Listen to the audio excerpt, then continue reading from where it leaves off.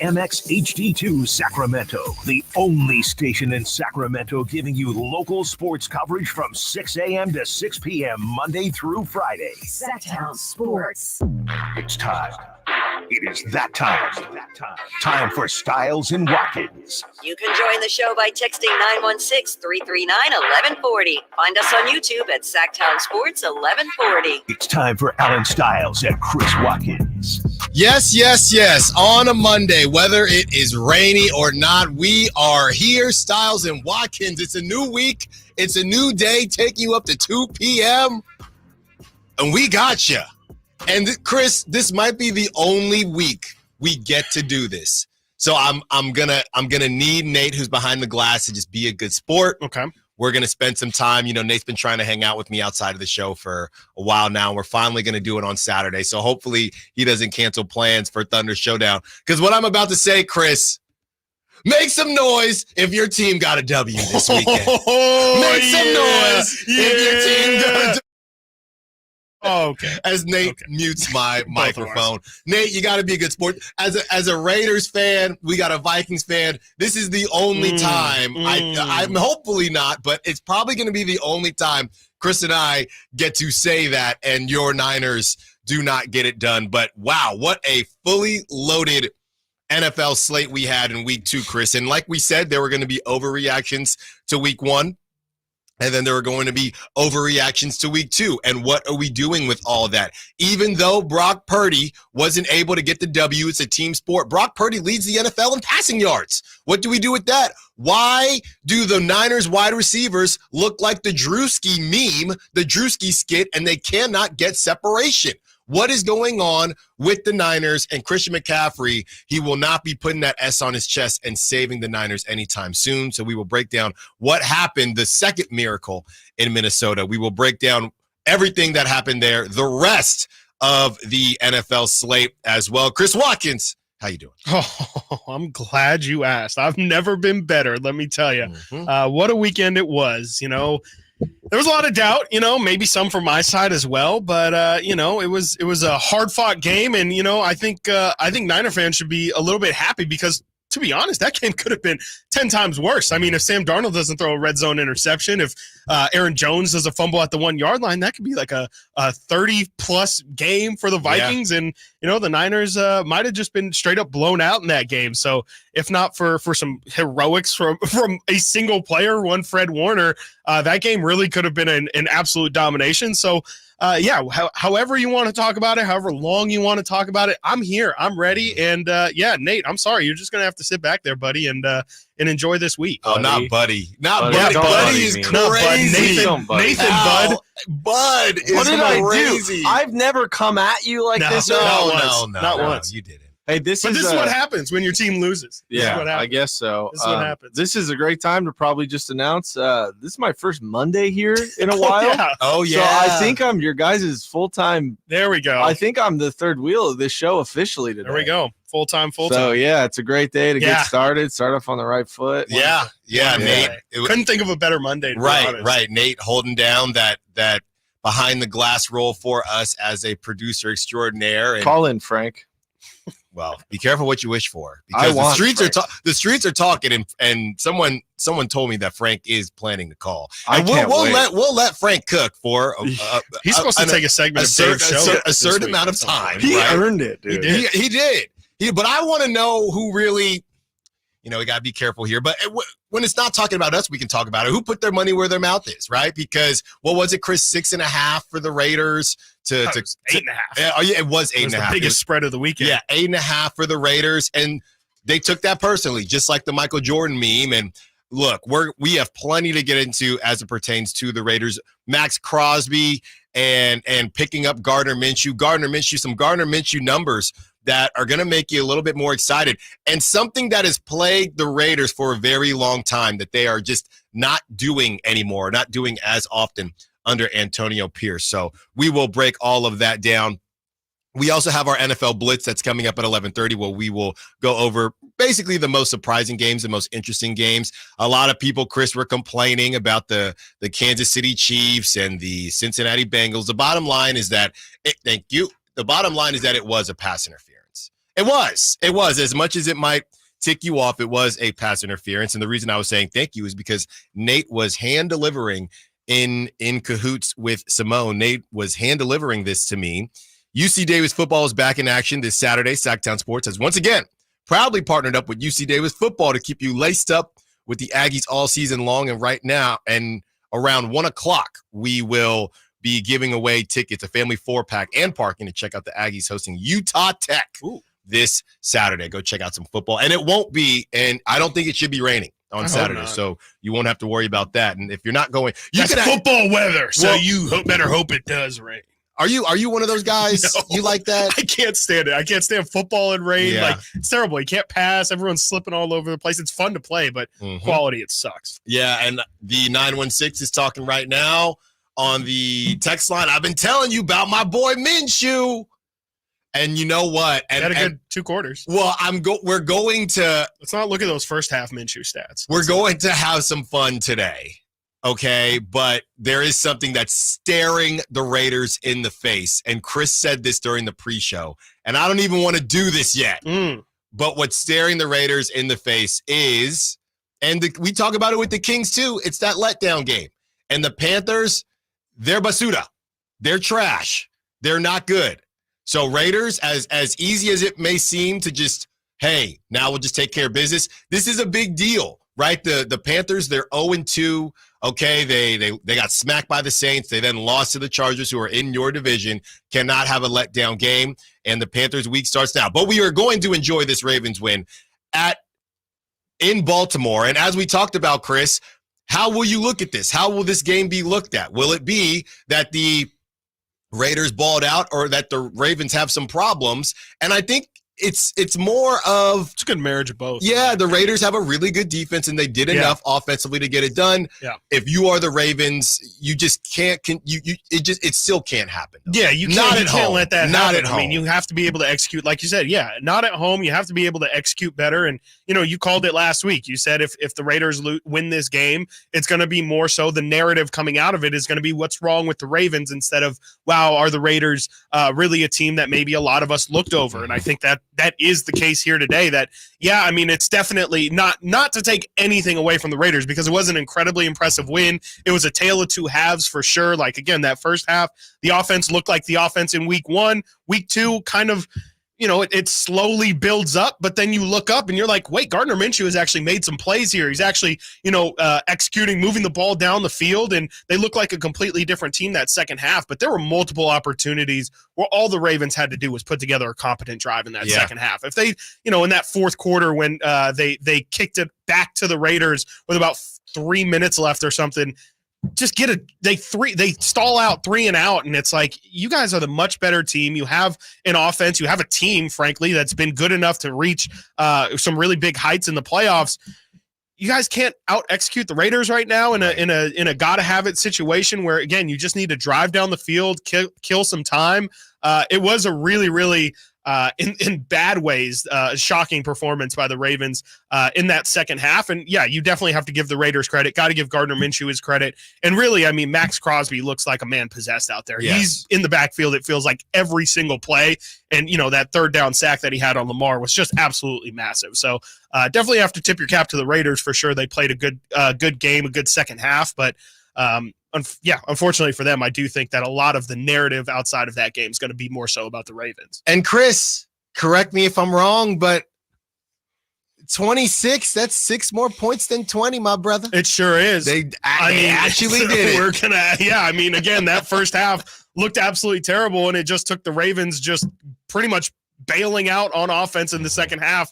But they did it. I definitely did not think that they would be able to put up 20 points this entire season, and they did it in game 2. They did it in game 2, so I definitely got to give them their credit. I'm not expecting them to do that a lot of weeks moving forward, but again, seriously, got to tip your hat to them. They played one hell of a game yesterday in that second half to come back, because if you lose that game, of course, you do play the Panthers, and you do have a little bit of a lighter schedule, but we're going to talk about it here in a minute. There's a lot of 0-2 teams that just don't have a lot of hope for what their season is. So at the very least, the Raiders can have some hope, and maybe they can kind of squeeze by these next couple of weeks and put themselves in a good situation down the stretch. A wacky week in the NFL, Chris. Some crazy numbers as well. I mean, 44-19 Saints over the Cowboys. We're going to talk about that. 41-10 the Rams, and the Rams, remember a couple of years ago with the Niners when everybody was asking what's going on with the training staff? No one can stay healthy. Yeah.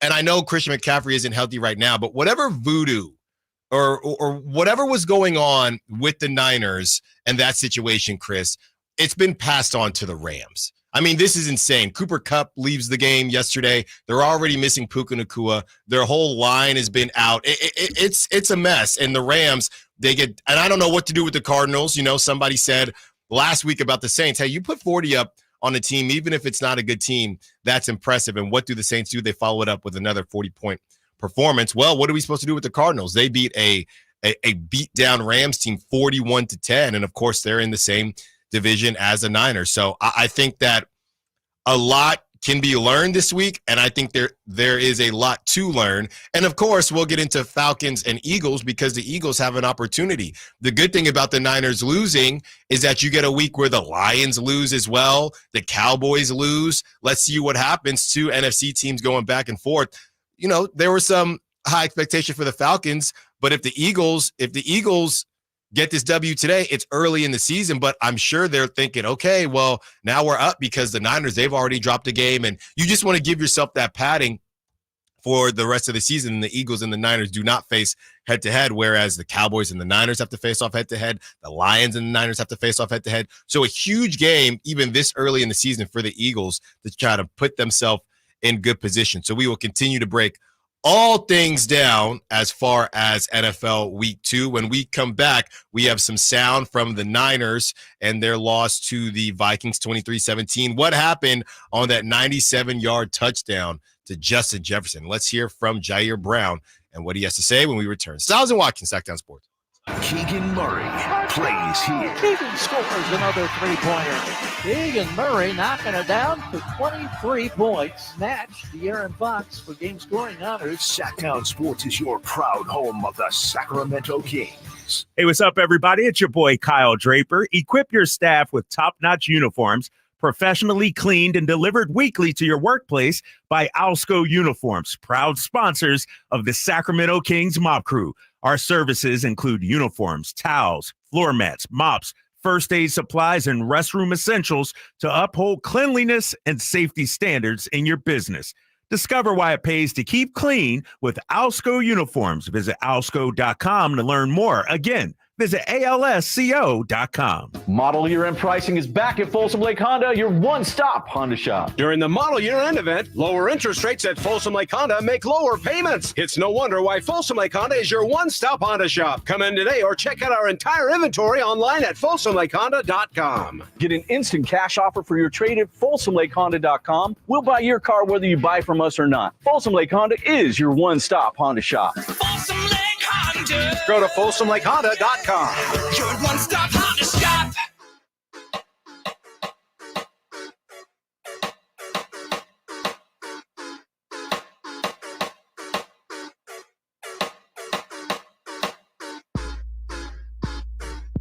Sacktown Sports. Call or text at 916-339-1140. Family 4-pack giveaway to UC Davis football against Utah Tech this Saturday. And parking. Don't forget that parking. It'll get you. It's at 1 o'clock. You don't want to miss that. A lot of Raiders in the first segment, and why wouldn't there be? Somebody coming in with their picks. We got to go over our picks as well. We'll do that tomorrow after the Eagles and Falcons play. But is there anybody out there that was, able to pull off the underdog card? Right? You got Raiders, Bucks, Saints, just a bunch of them. Anybody out there, did you get it right? Did you get it right? And of course the Vikings, and that leads us to the conversation, Chris, of the Vikings and Niners. Nate, wanna let you hop in here as we had some fun with you in the first segment. A lot of people are saying, hey, teams lose games, right? We're talking about the Eagles. The Eagles are able to put themselves in a good position very early in the season if they win tonight. But yeah, you lose and David Lombardi came out and said, hey, look, bottom line is, yeah, you lost, but you came out healthy. Nobody else went down, right? And people were giving him a hard time about it. But if you think about it, Chiefs win, they lose Isaiah Pacheco. Would they have traded an L to the Bengals to keep Isaiah Pacheco? Maybe, probably, and it's an interesting way to look at it. But you lose, McCaffrey's already out, Lions lose, and the Cowboys lose, and you come out healthy. Yeah, it's a loss, but things could be worse. Or no, Nate, what's your thoughts? Yeah, things can always be worse, but it's just I wasn't feeling very good after week 1. Like they did, I don't know. I guess they dominated. Depends how you looked at it, but I had kind of a pessimistic view. The 6 field goals in week 1 and the Russ, and I guess you chalk a lot of that up to week 1, and then you watch the Jets stink it up against the Titans this week, and you're like, dude, maybe the Jets aren't that good. Yeah, they're coming off a short week too, and traveling. I think it was in Tennessee, right? So two road games to start the season for them. But we're not talking about the Jets. We're talking about the Niners losing. I guess we had a conversation on Friday. Who has the bigger edge? Would it be Sam Darnold knowing the Niners, or the Niners knowing Sam Darnold? And I think we were all kind of in agreement that it was the Niners knowing Darnold, and that was completely wrong. That was totally wrong. The Niners didn't show up. I don't think no one really showed up outside of Fred Warner. Warner, talking to Chris before the show, that man is on track to win Defensive Player of the Year right now. Yeah. And for a middle linebacker, that's kind of insane. Outside of that, nothing special. Debo had some great catches. Brock had it was a streaky game from Brock, and you can't win games you can't be long-term successful being streaky. So it's incredibly frustrating to watch that. They had the run game in the first half, monstrous. Frank Mason, Jordan Mason was on pace for like 150 yards again. It was going to be a monster day, and the Vikings just tightened up and wouldn't let him run. And I didn't like the play calls, especially early on. They opened up the game with 3 passes, and that led to a 3-and-out. The team just didn't show up. The excuses, I guess, are there. It's being a short week, traveling all the way to Minnesota. I don't think McCaffrey gets you a win in that game. I really don't. I think Kittle had a great game. It didn't matter too much. He had to get an IV, which was a little scary at first. You're right about the injuries. I'd say the biggest problem for the 49ers against the Vikings was the offensive line. The offensive line was horrible. After they got a lot of praise last week, especially Dominic Pooney. I don't have stats to back it up at the moment for Pooney specifically, but Trent Williams got worked. Yeah. Trent Williams, that was shocking. The penalties on the 49ers, completely disappointing. Yeah. Disheartening. Yeah. I think the biggest note is that CMC, you don't think would have made a difference. Chris, I don't think he would have. You watched that game from the Vikings perspective, but obviously we talk Niners plenty on this show because we are the Sacramento home. What were your thoughts? Yeah, I thought from an opponent's perspective, like the guys that I was most concerned about were definitely, Debo went crazy. I thought I was told that Brandon Ayuk was supposed to be the Niners' best actual pure wide receiver, but I saw Debo Samuel catching the ball wide open in the middle of the field. I saw Debo Samuel creating space where there really was none, and I know Ayuk was shadowed by Stephon Gilmore, but Stephon Gilmore is no longer the Stephon Gilmore of old. Brock Purdy looked great. He was very, very elusive. Was really tough to try and pin down. There were a couple times where it felt like possessions were completely dead or plays were completely dead, and Brock was able to kind of bring the Niners out of nowhere and spring free for a long run. Or there was that one where he found Debo on the sideline where he kind of looked like he got his heels out of bounds, but it's fine. It's whatever. I digress. It was a good game from the Niners. It definitely was not their best performance at all. I will say I do think a big part of that game, and I promise I don't think it's just my purple colored lenses. The Vikings, kind of like what Nate said with their line, but I think just across the board, they were the more physical team. They kind of beat up the Niners a good bit, and it makes sense. The Niners were on a shorter week. That game means a lot for the Vikings. The Vikings now feel like they can hang with any team in the NFL. That's, of course, the Sam Darnold revenge game. There was a lot of stock for the Vikings going into that one. For the Niners, I don't want to say it was just another week, but, when you are at the top, we talk about it all the time, more so with basketball, you're always the hunted, right? Every single week, everybody's like, this is our Super Bowl. This is our Super Bowl. This is our measuring stick. And the Niners, they can't go into every week feeling like, hey, we have to protect our spot at the top of the league right now. And I think a big part of it was that. But, I told Nate in the pre-show that was the best defensive performance by the Vikings legitimately that I've seen probably in 4 or 5 years. I mean, definitely since Mike Zimmer hasn't been in the building, that Vikings defense has been their biggest problem. And Sunday, no joke, that was the best defensive performance the Vikings have put together in multiple years. So, if you are a Niner fan, maybe that's what you can hang your hat on, as well as the Vikings did have to play pretty close to a perfect game in order for them to win. I think where I could maybe play devil's advocate is in that fourth quarter, the Vikings didn't have Justin Jefferson, Jordan Addison, TJ Hawkinson, Aaron Jones had gotten down as well. It was pretty much just Sam Darnold and a bunch of backups in terms of the skill players out there, and it really didn't matter.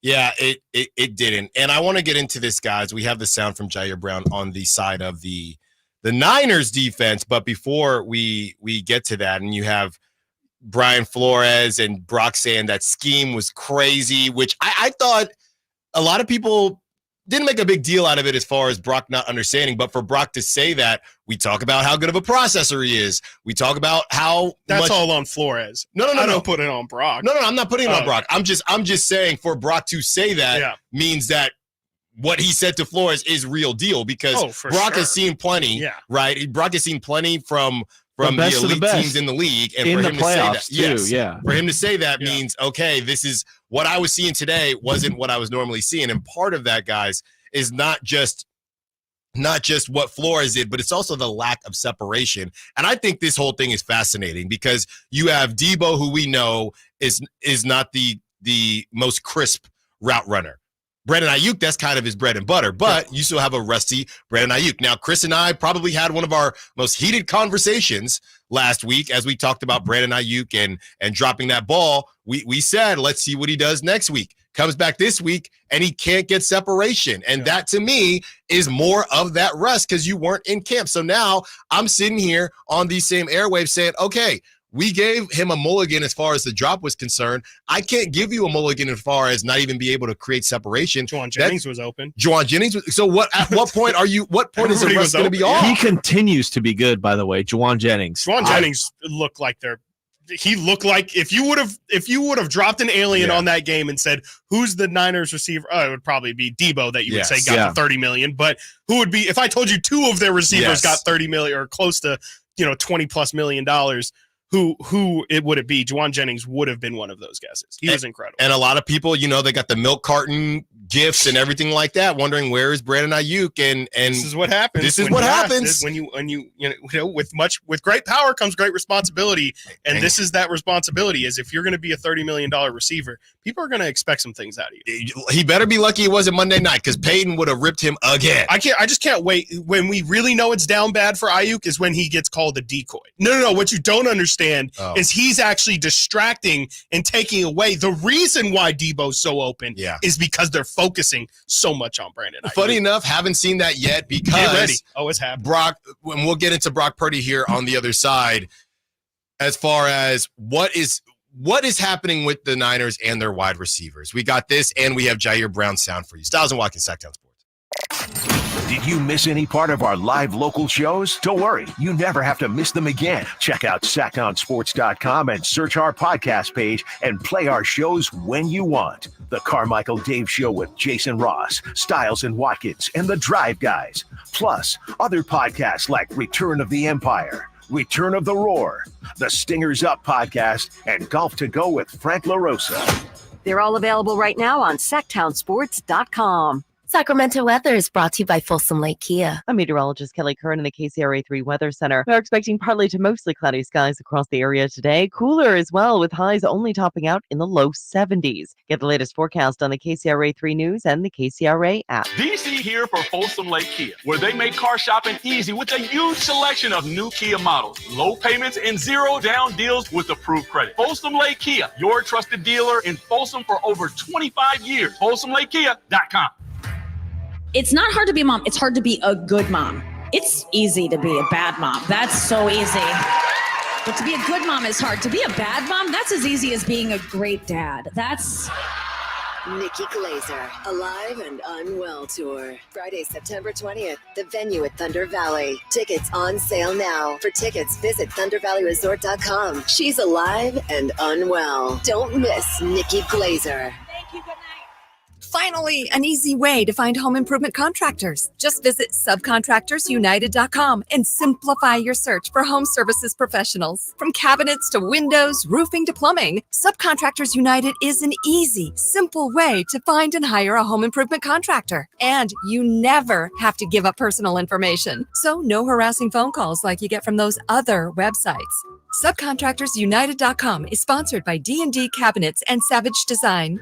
Golf to Go is brought to you by the Hagen Oaks Golf Super Shop. Here's Frank LaRosa. The word "for" has been used in golf for centuries, and its origins can be traced to the Middle Ages. According to historians, the word "for" is derived from the Old English word meaning before or in front of. In those days, the term was used to warn people of incoming arrows during archery practice. Another theory suggests that "for" has military connections. During the 19th century, artillery officers would yell "for" to warn their troops of incoming shells. This practice may have carried over to golf. The most popular theory, however, is that "for" has Scottish roots. In Scotland, "forecaddy" was used to describe a person who walked ahead of the golfers to spot where their ball landed. The forecaddy would then yell "for" to warn the golfers if their ball was heading towards another golfer or a spectator. Today, "for" is used to warn golfers or spectators of an errant shot. Whether it's derived from the Middle Ages, military practice, or Scottish roots, "for" has become an integral part of the game of golf, and now you know why. That's your Golf to Go. I'm Frank LaRosa. I would end the day with sore feet, sore legs. The drugstore inserts that I was purchasing were really not very useful at all. I walked into the Good Feet store and the guy kind of grinned at me and said, I hear that a lot. I was living with chronic pain before going to the Good Feet store. Now I don't really have that problem. I'm able to do the things that I expect to be able to do, even at my advanced stage. I feel pretty good about what's going on. Come to the Good Feet store now for a free fitting and test walk. Hey, it's Carmichael Dave for American Energy Heating and Air with a question. Have you recently had a technician diagnose your HVAC system and you were a bit surprised at how much it cost? Or did something seem off about their quote? Because at American Energy, they take pride in giving you honest, straightforward solutions to get that system up and running. Have their qualified technicians come out and give you a free second opinion. It's free. You got nothing to lose but some dollars off of that original quote. They're making the uncomfortable comfortable. They've been doing it since 1981, serving the greater Sacramento area. A+ with the Better Business Bureau. That's why they keep having customers coming back for more and more and more. You can call them and set that appointment at 916-520-9990. That's 916-520-9990 or AmericanEnergyAir.com. Call 916-520-9990 now.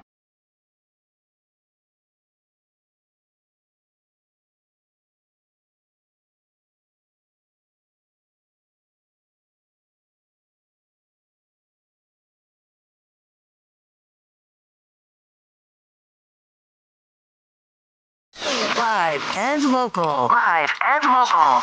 This is Sacktown Sports. A lot of people happy about what the Kings just dropped. A jersey that brings back nostalgia and good memories. We will get into that later in the show. It's football right now.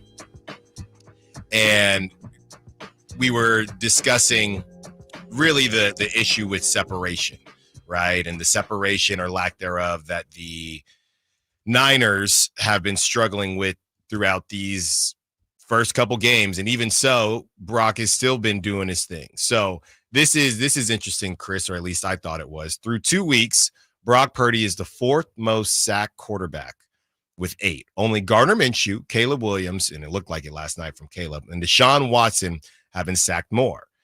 This from Steph Sanchez. She goes on to say, I know everyone's low-hanging fruit assumption will be that this is all offensive line related, but it's not. Walk with me. Brock Purdy's time to throw average is currently the 9th slowest. This suggests that he is getting enough time to go through his progressions. Furthermore, Purdy's pressure rate is 20th overall, so he's getting sacked more on less pressures. Here's the kicker. Through 2 weeks, Brock Purdy's average separation on throws is the lowest in the league, 2.9 yards, which is leading to more tight window throws. Purdy currently leads the league in tight window rate at 24.6. So basically, O-line is a part of that, but really it's just a matter of these guys can't get open, which is crazy because when we were talking about rest and things like that, we were thinking about the drops. At least I was. And now it's a matter of Ayuk, is your conditioning right? Sure. Right? I mean, what is going on? Debo is different to me because I feel like we've had these conversations about Debo before. You need Ayuk so that Debo's lack of separation doesn't hurt you as much. If Ayuk can't separate and now you have Debo, that's a problem. So it's almost even more impressive what Brock has done. Like I said, he leads the league in passing yards these last couple games because he ain't got nobody to throw to. And this Brandon Ayuk thing, Chris, I mean, how long we saw how long it took the rust to come off. And somebody said even Trent Williams may have looked a little bit rusty, but we saw how long the rust took for Nick Bosa. He wasn't the same guy after his contract. Debo wasn't the same guy after his contract. Ayuk looks the same. He doesn't look out of shape. He doesn't look overweight, but clearly something is off. And I don't know what you do if you're the Niners. He posted videos. It seemed like he was working out, but what we talked about before, you work out when the gym is empty. You work out a little bit different when there's a bunch of people in the gym and you're trying to show some things off. And it seems like Ayuk's working out with nobody around simply has not been the same as if he were working out with the rest of the team.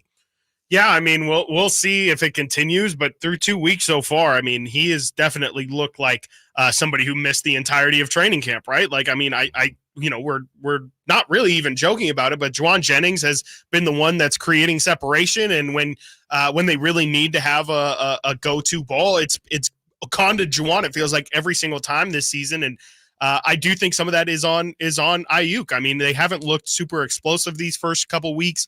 Obviously, not having McCaffrey is a big part of that, but I do think Brandon Ayuk was also the guy that would take the top off the defense, right? Like there was a lot of plays last year where Brandon Ayuk would be their deep threat, and that's really the thing that we haven't seen. We've seen some 10 to 15 yard throws down the field to Kittle and Juszczyk, but and I think there was a couple right down the middle of the field to Debo this past weekend, but we haven't seen Brandon Ayuk really do anything that you would say that is something that Brandon Ayuk specifically is on this team to do that nobody else can bring.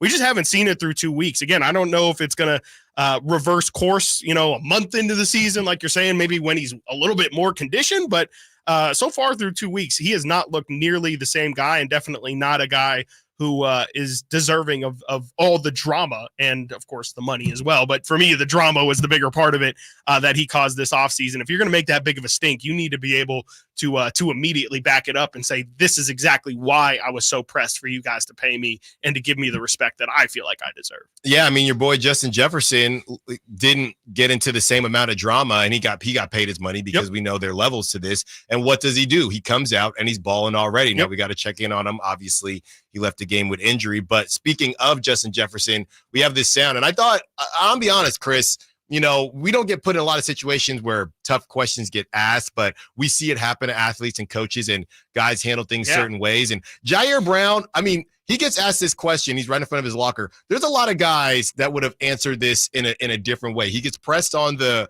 Justin Jefferson play, and, he answers it like a true professional. And I got to give him some kudos for this. Here it is. The deep ball, you got to be better, man. I got to be better. I kind of left my safety hanging there. I just got to be better on that play. Is it a coordination thing with the two of you? Yeah. And can you just explain in terms to someone who doesn't watch film? I'll tell you my defense. Like loosely how you got left it hanging. I got Jefferson on the over. Okay. He got Jefferson on the up and out. So gotcha. Jefferson stemmed inside, kind of slowed me down, anticipate him going over, and he kind of just took the roof off. So Sam did a hell of a job throwing it too. Sam just let that thing go, man. I think he didn't care who was over there. He just let that thing go, and it fell right into his hands. Got a touchdown. Yeah, I mean, to me, that's the thing to read from it is what a throw by Sam Darnold that was. Seriously, like, I mean, I don't know how many. I think that's part of the comfort of knowing that Justin Jefferson's on the other end of it. You could just throw it down and assume, hey, there's a really good shot that my guy's the one that comes down with it. But it was exactly where the ball had to be. I mean, I know Jair is kind of taking a bit of responsibility there, which is great to hear. But, I mean, as a safety, how many safeties are expecting Sam Darnold to throw it over the top like that 60 yards down the line? It was just a throw on the dot, and it was to for the Niners, the worst receiver it could have been to in Justin Jefferson. And, I mean, he did the rest of the work the rest of the way, but it was ridiculous. It was an absolutely ridiculous play. But that's why I was telling y'all in the Brandon Ayuk negotiations, there's levels to this. And I'm telling you right now, like you said, Justin Jefferson didn't have to ask for his money, okay? Sure. That money was always going to be given. Yeah. There's levels to this, and that's the level that is a $30 million receiver. No. Well, hold on now, because we all agree about Justin Jefferson on that, right? We know Justin Jefferson is there, and then I guess tier 1B would be Tyreek, right? I don't think anybody is trying to put Ayuk in that conversation though. I'm just saying $30 million in general is the range of receivers that I don't think you have to. You know, a $30 million receiver when you see one is my point. But I think that's a not to get off topic, but I think that's a JJ thing. Like, I don't think Amon-Ra's doing that. Sure. Yes. Yes. Okay. Yes. I was just using him as a hyper example for that is what a great receiver does. Mm-hmm. And what Brandon Ayuk is doing is why he is not in that category. Well, he's trying to, and not to say that you don't think he was ever there. A lot of people do think that he is there, but he ain't playing like it right now. He's not playing like any of the guys. Justin Jefferson, that's not even any of the $30 million guys. He's got to play better. That's just the bottom line on that one. And most, can I say this? The most talented thrower of the football that the 49ers have ever had. Sam Darnold. And really, I think one thing that Jair Brown said that was interesting, Chris, was, I mean, he owned up to it, but then he said, I really don't think Sam cared who was over there. He was going to throw that thing up and believe that Justin Jefferson was going to take care of business. So I don't think he's throwing that to Jalen Naylor. No. I'm saying he didn't care who was over there as far as the defense. Gotcha. So whether he's saying I wasn't there, I don't really know that it would have made a difference. Yeah. Right. But Sam was going to throw that thing regardless, and that really, I saw it in the car when I was coming back from Tahoe, and I thought, man, these dudes are not messing around. And again, in a wacky week, at least the Niners do lose in a week where some other NFC teams did lose as well. And now we asked the question, as Simone is still behind the glass. Last Monday, Simone and I did a show, and Simone said, what about the Bucs? And I said, I don't know. And the Bucs are really showing out as well. So we have the tape. Oh, you have the tape? Simone came in here to get the tape for you. Okay, we will get to the tape. We will get to the tape on the other side. Also, we see on the line TC. And yes, Frank, we will give you your time to cook as well. Stiles Watkins, Sacramento Sports. The NFL's leading rusher plays here. And a handoff to McCaffrey, walks in the end zone. Handoff to McCaffrey, takes it right down to the goal line. He does his thing again. McCaffrey goes in motion right. Backwards pass led by Juszczyk. A block there. Hurdles a man. 10-5. Touchdown! CMC! You can hear all of Christian McCaffrey's touchdowns on your home for 49ers football. Sacktown Sports. I didn't ask to be thrown in the streets with nowhere to go. I didn't think I'd survive.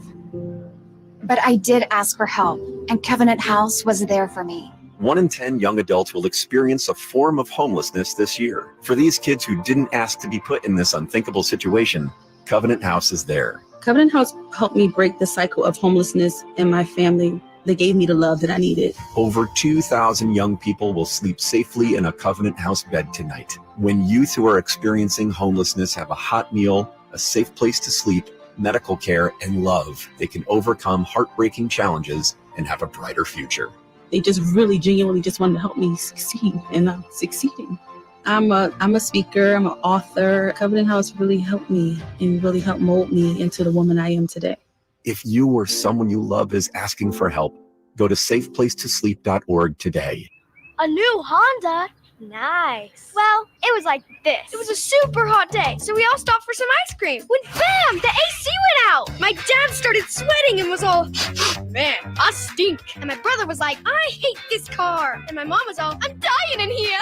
Then I said, it's time to call Stockton Honda. Then Dad was like, honey, you're right. I knew you were my favorite. And just like that, Stockton Honda to the rescue. StocktonHonda.com. At aimyourdigital.com, we'll help you target the right audience, build your leads, and crush your quota. Take your business to the next level. Our digital marketing strategies help grow awareness of your product or service, all while building trust in your business. Our approach involves leveraging multiple tools and strategies to deliver exceptional results that are customized to your unique business needs. Don't wait to run out of sales leads. Keep your business growing. Get started with aimyourdigital.com today. Fargo, your virtual assistant from Wells Fargo, makes banking faster and easier. Like this. Fargo, what did I spend on groceries last month? And this. Fargo, turn off my debit card. And this. Fargo, what's my checking account routing number? And that's just the beginning. Do you, Fargo? You can in the Wells Fargo mobile app. Learn more at wellsfargo.com/getfargo. Fargo is only available on the smartphone versions of the Wells Fargo mobile app. Wells Fargo Bank N.A., member FDIC. Tired of ads interrupting your favorite news podcasts? Good news. Ad-free listening on Amazon Music is included with your Prime membership. Stay up to date on everything newsworthy with podcasts like The Daily, Up First, and 5 Things Uninterrupted at amazon.com/ad-free. Just head to amazon.com/ad-free to catch up on the latest episodes without the ads. Downy Rinse and Refresh. Break up with stinky clothes. Rinse it out. Every now and then I get a little bit tired of the stings that just will never come out. Oh, Downy in the rinse change. Every now and then I rinse it out. One wash and it delivers. One wash, it smells so clean. Downy Rinse and Refresh, it's a dream. Downy Rinse and Refresh. Fights odor in just one wash. Guaranteed. It's your boy Drapes, Kyle Draper from Mercedes-Benz of Stockton. I just love my new Mercedes-Benz EQS SUV. You know, I used to have a Tesla for a number of years, but it felt like I was sitting at the kids' table. When I got my Mercedes-Benz EQS SUV, I finally felt like I had made it. I was sitting at the adult table. If you don't believe me, go test drive one for yourself. As soon as you hop in, you'll notice the comfort, the luxury, just the overall feel. Make the short drive down I-5 to Mercedes-Benz of Stockton or go online anytime at mbofstockton.com.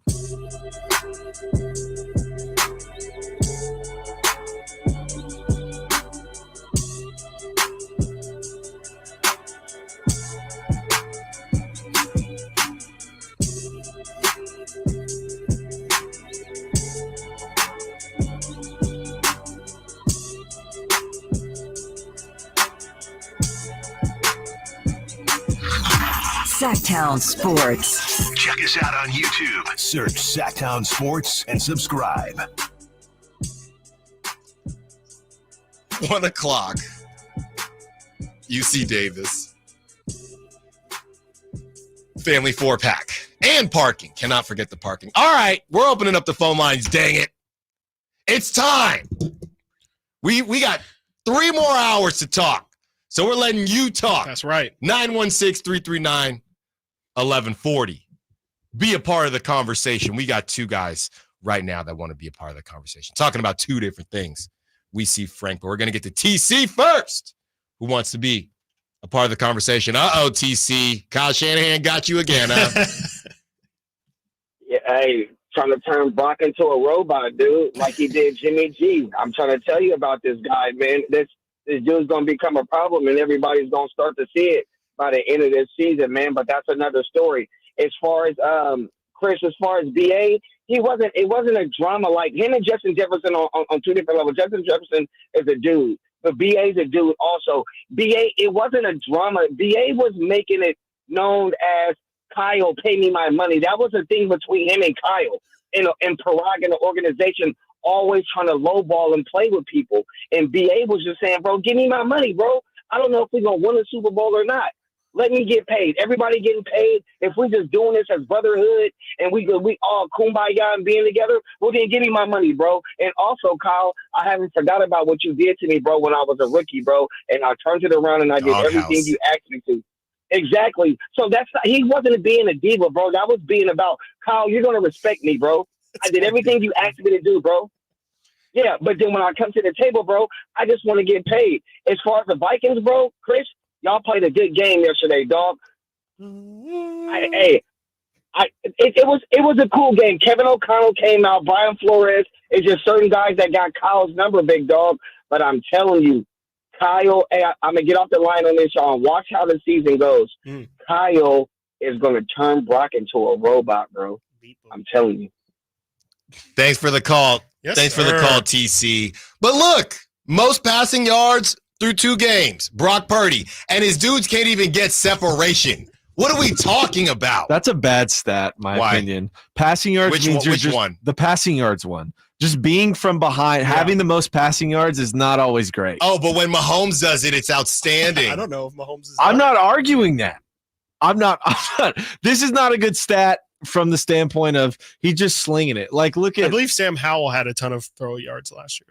Yeah, and for that was 2 years ago. Well, I guess, right? I mean, I guess, Yeah. but you know what's weird about that though? Stafford too. He's 0-2. He's number 2. But Stafford makes. You know what's weird about that is that Stafford.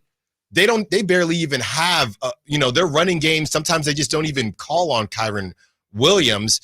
The first couple games, Jordan Mason has still done his thing, right? So for Brock to still have that passing yards, it feels like the Niners are just not putting it all together because you have, and I have a stat later that will kind of illustrate this as well, because you still have a running game, even though you don't have McCaffrey.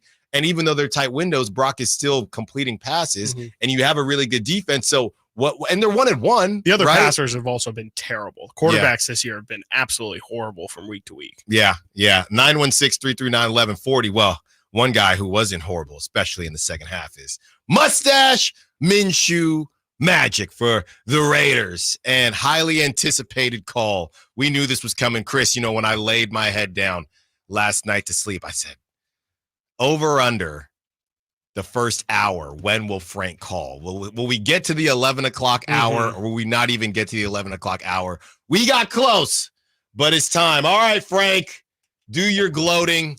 Raider Nation, it's yours. No gloating. Hey, first of all, for TC about Shanahan, I told him once, I'll tell him again, you cannot trust AKA Rat Boy, all right? Is that what you call Kyle?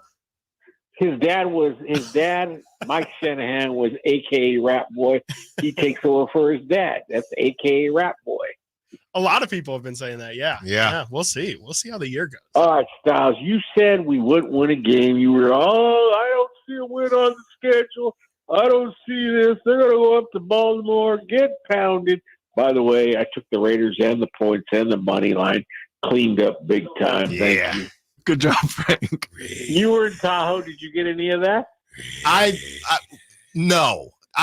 You didn't bet on the Raiders? No. Look, well, Frank, I got to be careful here for what we're allowed to talk about, but I will say I did believe in the Raiders, and I did do what I needed to do. Other areas just didn't do what they needed to do. That makes sense. You see what I'm saying? Now you look at it, all right? Okay. We're beating Carolina. That's 2-1. Oh, that's easy money. Okay, we're beating Cleveland. That's 3-1. That's easy work. We're beating Denver. That's 4-1. Simple. Then we play the Steelers in Vegas. I don't know who Pittsburgh's next 3 games are who. Who do the Steelers play next 3 games? Don't know, don't care, because it ain't the nation, Frank. Well, I'm just saying, we're going 4-1. Okay. I think so. We'll see. I think so. Anything else, Frank? No, man, I told you I'd take it easy on you, man. I'm not going to rip you. Save it for Dave. Man. Yep. I'm just saying, you were all panicking. Watkins, man, he was ripping us big time, man. I know. But, he said they wouldn't score more than 10 points. Yeah, 10 points all year, yeah. And Brock Bowers is a stud. They're lining him up at wide receiver, and he's beating corners, buddy. That's right. That's a man right there. Thanks for the call, Frank. Yes, sir. Thanks a lot, man. Anytime, Frank. Anytime. For the Raiders. The Raiders. But come on, Frank. I didn't say they wouldn't win again. I went through the schedule. I said it's going to be tough, Frank. It's going to be tough. Wow. Look at Frank just being a nice guy. Okay. Why are we in Lord of the Rings? It just comes out. I think Carolina's getting their first win next week. That's what I'm afraid of, the letdown. Yeah, that's par for the course. Guys, breaking news to an extent. Carolina Panthers just announced, and this is real. The Carolina Panthers just announced they're benching Bryce Young.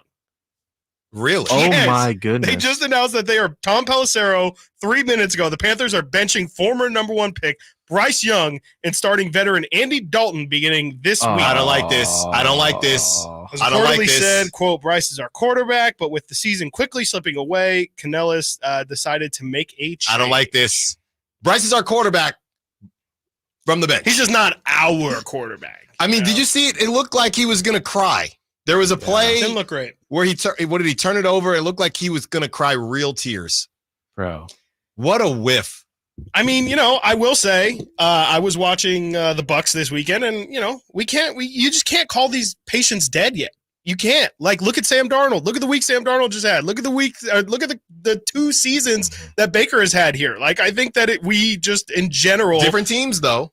Different teams, but I just think that in general it's too early to call it on all these guys. I mean, Trevor Lawrence is starting to look real shaky, but I think that just in general you got to give these guys 4 to 5 years to figure it out. I mean, they're 22 years old coming into the NFL, and it feels like by the time they're 26, we already have them figured out and are willing to label them a bust. It's just you see a couple guys this weekend, and it's like, I don't know, maybe we're just in general too early to call it when these guys aren't in good situations for them to succeed in.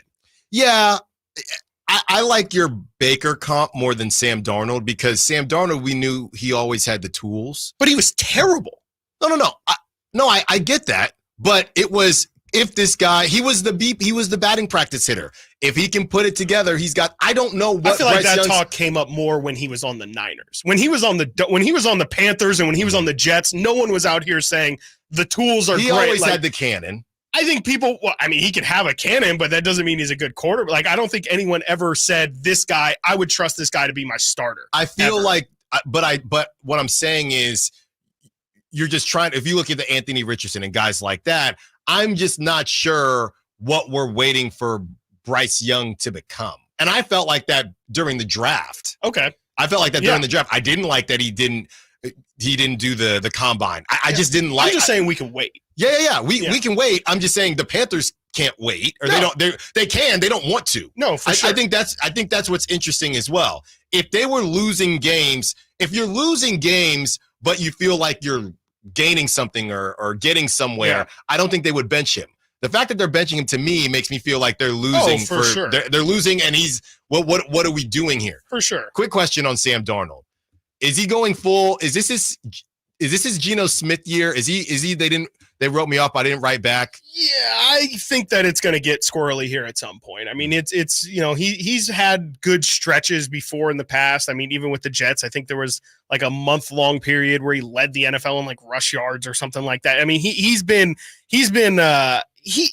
fine in the past, but I think that this is just a good stretch of play for him. I don't expect this to occur the rest of the season. And even in the games where he's played well, he threw a really bad pick last week in the red zone, and then he did it also in week 1 against the Giants. I think he's still got a lot of those bad warts in him, and I think he's a perfectly fine backup quarterback, but I think he's kind of at a Minshew level. Like, I don't think he's great. I don't think he's terrible, but I definitely would want a better quarterback. I don't feel I feel comfortable with him for about a month, maybe 2. Anything longer than that, I feel like you're playing with fire. Yeah, and he did have those, the interception bug did bite him again. And that's the other thing about the Niners. The fumble, like you said, the fumble, the interception, and they couldn't get it done. 916-339-1140. Murph, one of our text line all-stars, if I'm not mistaken, is calling in to talk about the Raiders. Carmichael, Dave, close your ears. This is a Raider show today. This is a Raider and Viking show. Doesn't hit the same. What's up, Murph? What you got for us? What's going on, guys? Carmichael Dave's my favorite, by the way. I don't listen to a show anymore. Cut that. Yeah. What's up, Murph? Frank kind of let me down, so I'm here to back up my nation. Yeah. You guys were just talking about T-Law. I swear I called in and did this comparison for you guys. Mm-hmm. Look at Minshew now. And Gardner, and he's making $30 million less than T-Law. T-Law is 0-2, playing in a crap division, playing crap teams. Still can't beat them. I don't know if you saw the interception, but Max Crosby, when he walked up to Minshew after, I called and I told you guys, this team is together. This team is playing for AP. This team is playing through their heart, not through muscle or skill. They're playing with their heart. And I'm telling you, and I've been telling you, Raider Nation is coming. It is our year, and everybody can keep sleeping on Minshew. Everybody can keep sleeping on whoever you want. We're going to prove you wrong week in and week out. It was Minshew's second start last week, or this year when he lost the Chargers. Second start ever. I'm not going to hold it to him. We'll see Chargers again this year. It's coming. All I know is be ready. Silver and Black's coming, and AP is the real deal. Lock it in, Coach of the Year. Murph! There we go. Great stuff, Murph. I'm getting chills. I know. I'm getting chills in here. Man. That's what I'm talking about, Murph. We don't play around. No more. That's what Al we don't Davis care. dreamed of. We don't care about Andy Dalton, Red Rifle, or Backpack Bryce. The nation is coming. And coming up next, we continue the conversation with Sunday, the first crack in the armor for the 49ers. What is your level of concern? And I get into that very fascinating stat or stats that I mentioned earlier in these segments. Stiles Watkins and the Raiders. Sacktown Sports.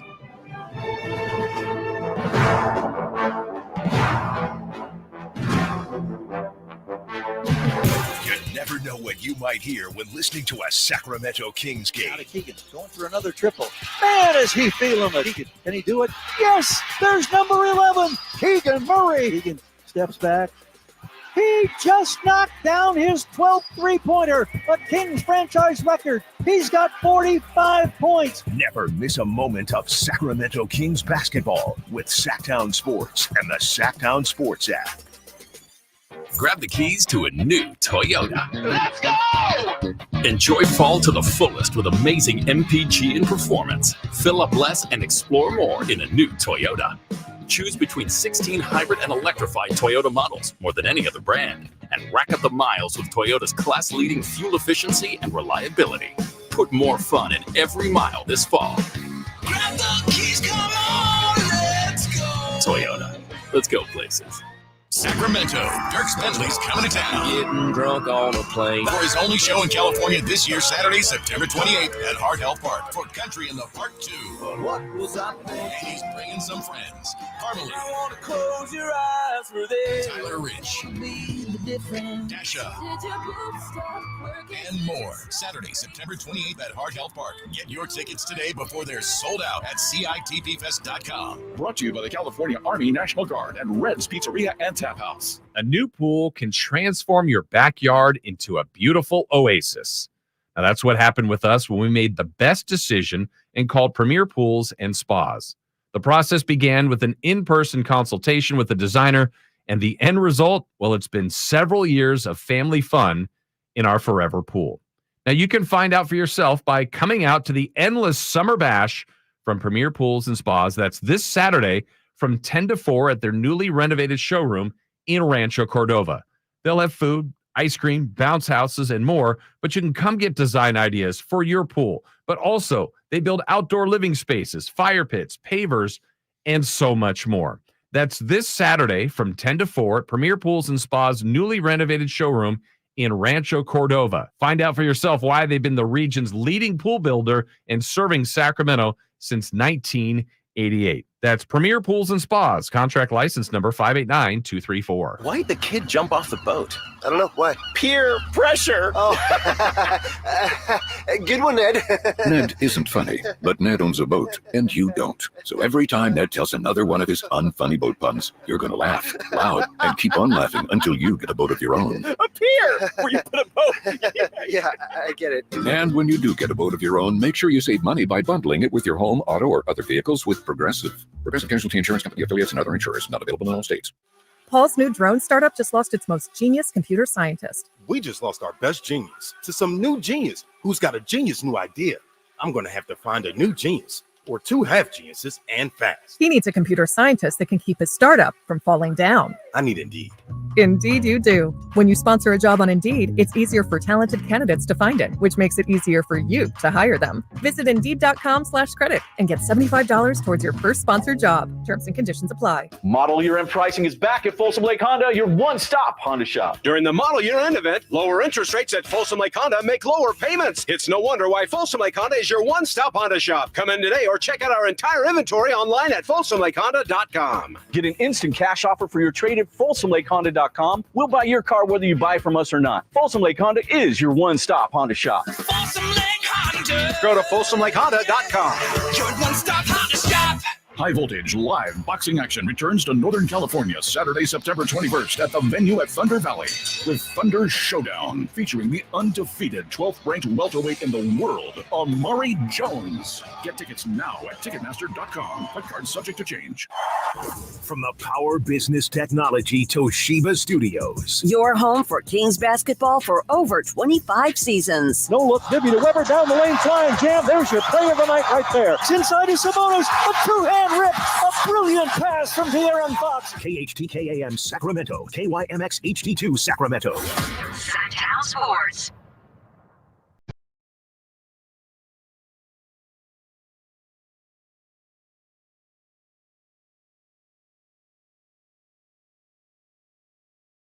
Sacktown Sports. Call or text at 916-339-1140. What is the level of concern for the San Francisco 49ers? I don't know how much of a concern there is, guys, simply because the Niners, you get the banged up Rams next. And after that, you get the Patriots. So, this is a good time to figure out stuff, right? And as people are ready to freak out about the Niners and losing this game, like I said, there are worse times. You have other NFC teams losing. We'll see if the Eagles lose tonight, which they could. I mean, the Falcons, they need to figure out if they're going to be on fraud watch or not, Chris.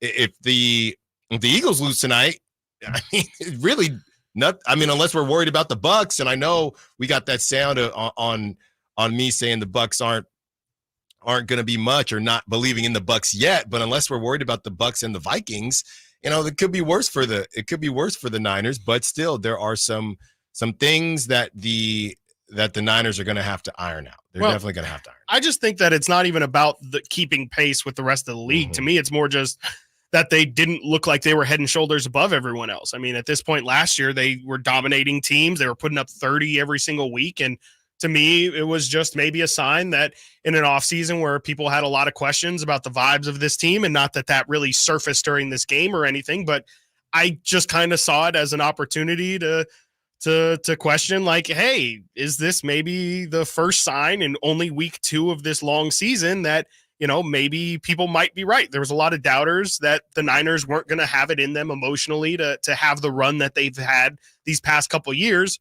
I just don't know in previous years how many times the Niners lose that game. And I know, of course, you can just point back to as recently as last year and say the Niners literally lost to the Vikings last season. It's not that big of a deal, but I don't know. I just kind of feel like Niners, they obviously weren't supposed to lose that game, but I just kind of feel like they really didn't look good at all. And after week 1, having, again, kind of similar questions of they won, it was probably a B+ game for them, maybe a B, honestly, in terms of what it feels like is their peak performance. I just wonder if maybe there isn't that, hey, we're going to flip the switch and be able to be that dominant team. I don't know if that team is in there. I mean, again, Fred Warner looked like a one-man wrecking crew. I know Bosa had a really good game as well with his couple of sacks, but I don't know. I was just a little unimpressed frankly, I mean, as a Vikings fan, I was kind of going in that game fully prepared for the Vikings to get worked. And I think the Niners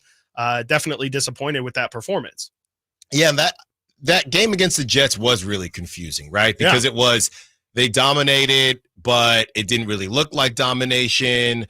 And it was probably the most dominant game out of the other NFC teams in week 1, but it's still, something looked off. And they didn't look great in week 2. Again, the Vikings really could. If Sam Darnold doesn't throw that red zone interception, if Aaron Jones doesn't fumble at the 2-yard line, that game could have been over really quickly. Was it 17-7 at one point, and then or something? They could have gone up 7. They could have gone up multiple scores at one point, and then Darnold throws the interception. Like there was a real chance that game. And I know woulda, coulda, shoulda, but there was a chance that game really could have gotten out of hand. And the Niners kind of, with the Vikings allowing them for some reason to just drive down the field in that last drive, that game, the score kind of made it look a little bit better than what it actually was. This is from Chris Wilson, who covers the 49ers Web Zone. Brock Purdy leads the NFL in passing yards. Jordan Mason ranks second in rushing yards. Deebo Samuel is 10th in receiving yards. The next leading receiver for the Niners, George Kittle, then Juwan Jennings. Here you go, Chris. Back to what we were talking about earlier. Brandon Ayuk's 1.9 average yards of separation is the fourth lowest in the NFL. He's in quicksand. That's horrible. Yeah. I mean, that is absolutely terrible. And I mean, yeah, that's his primary function with this team is to create separation. And if he's not doing that, how long is it supposed to take for him to get to league average? I mean, if he's fourth worst in the NFL right now, maybe, that is the ultimate sign that maybe missing all that training camp was really a detriment to what his season could be. And we've seen it before. We've pointed it out. Deebo, after, going through his contract dispute, didn't really have a great season. Bosa took a couple weeks last season to really get going. Maybe it is just that. Maybe it'll take him a couple weeks, and then we'll look back at this time and be like, wow, wasn't it crazy that we ever had doubts? But I don't know, through 2 weeks so far, and with the amount of weapons the Niners have, he could not just get forgotten about, but, it could just be, hey, last season, the ball just ended up going to Brandon. This season, ball just so happened to go to Deebo way more. I think it can be that crazy when you have that many weapons. Absolutely. Juwan too. Well, and, a lot of the offense, they thought we might not have Ayuk, right? And this is without McCaffrey too. You're going to get McCaffrey back. You're going to get Pearsall back, right? And those guys, this is what we talked about before. These are all touches. And you know what they were saying yesterday in the third down conversation? A lot of people are saying that's when you miss McCaffrey the most, in the third and short situation, even in third and long, because just dump it off, or he can run routes as well. He can do it. He had the Deebo game a couple years ago. So this is what they can do. And Brandon Ayuk, as we've gone back and forth, and I've been on team Brandon Ayuk as far as the player empowerment side of things, but there are repercussions to your actions, right? You make your bed, you got to lay in it. And look, I got on Peyton Manning last week talking about Brandon Ayuk was training at a high school field with a 45-year-old QB, and obviously he was just, kind of making that up. But right now, it looks like whatever you were doing was not at the same level. It just wasn't enough, and that's the bottom line. Speaking of Christian McCaffrey, here is the one, the only, and no one has more fun than this guy, right? George Kittle on playing without Christian McCaffrey, how there's certain things that they just can't do. Christian is the offensive MVP for a reason. He was in the MVP voting for a reason. He had 20-plus touchdowns for a reason, because he does it all in the pass game, in the run game. It's really fun, because it's like having Deebo and him are just interchangeable. Like, you'll have Christian running routes, and then all of a sudden you put a Mike linebacker on him and Deebo's in the backfield. You have no idea what you're going to get. So it just gives us another dimension. And then, he's voted he didn't do anything. He didn't do OTAs. He didn't do really much of training camp. He still voted a captain. So there's the impact that you guys can see. He has an incredible impact on this team.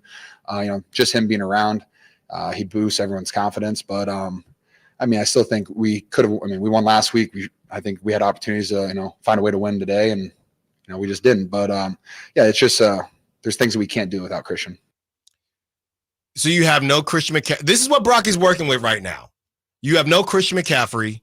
You have a Ayuk that just doesn't seem to be Ayuk. You were supposed to have another wide receiver in Ricky Pearsall. Obviously, he's coming back from that tragedy.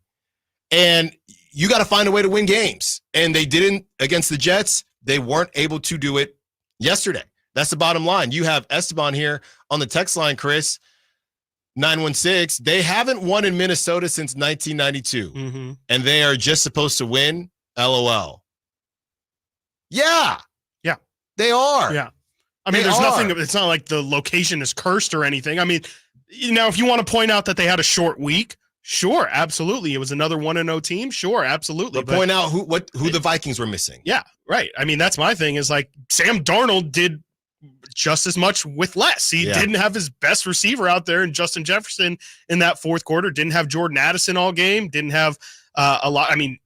Aaron Jones didn't really play well. And when he did, he ended up getting hurt in that fourth quarter as well. Coughed up the football. I just think the Niners they are at the level where they should be able to wipe the floor with the Vikings. Not even, it doesn't even have to be wipe the floor. Sure, it's an NFL game. It's any given Sunday, all that stuff. But they should be able to, much like we say about the Ravens, or said about the Ravens, They should just be able to handle all of that entire situation. Yes, the Raiders were playing well. Yes, the Ravens didn't have a great second half, but they still should have been able to execute. The Niners should have been able to win this game without Christian McCaffrey and without Brandon. I guess, I in a way would say that they miss Brandon Ayuk more than they miss Christian McCaffrey. Jordan Mason's been totally fine. Of course, there's some things that I'm sure McCaffrey can bring that just nobody else can, but in terms of production, I mean, Jordan Mason's doing fine as a replacement. You know what? I can't believe I'm doing this. And maybe it's the rain just messing up my brain, but I can't believe I'm about to help your argument from earlier. Because if you think about it, Chris,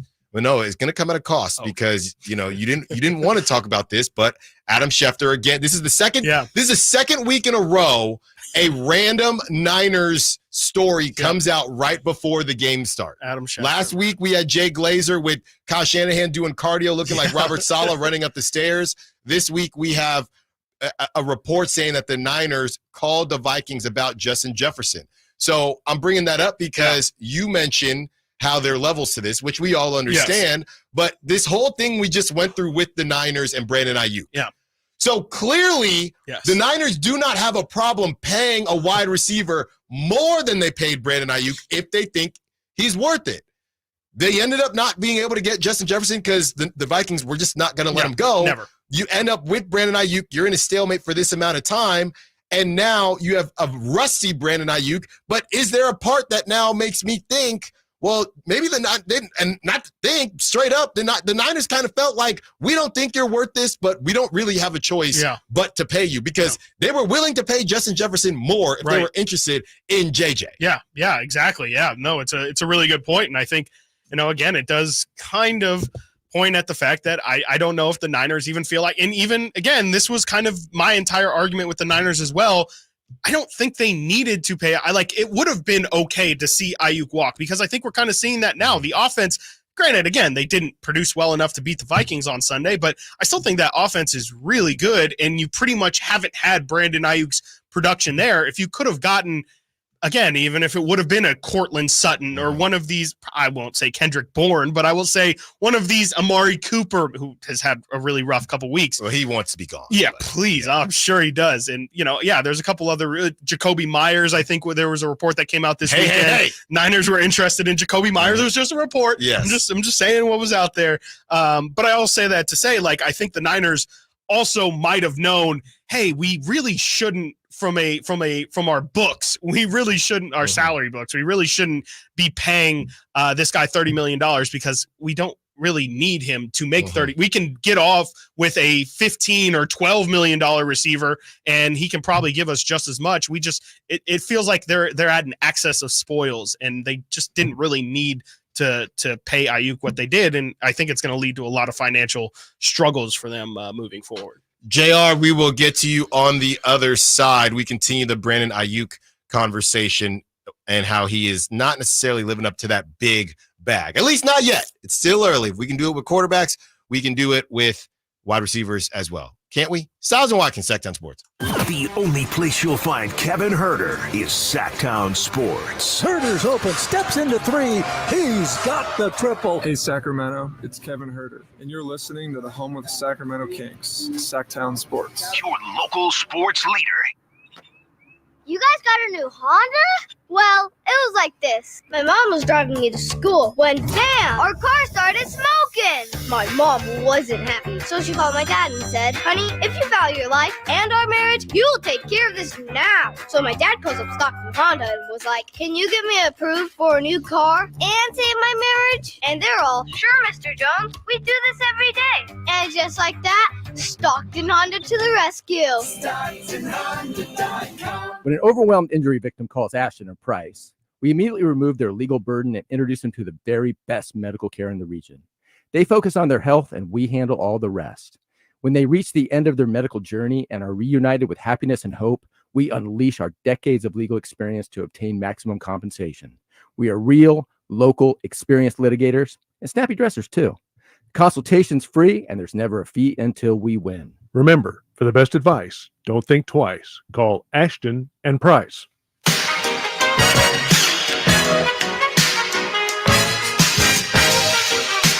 Live and local. Live and local. This is Sacktown Sports.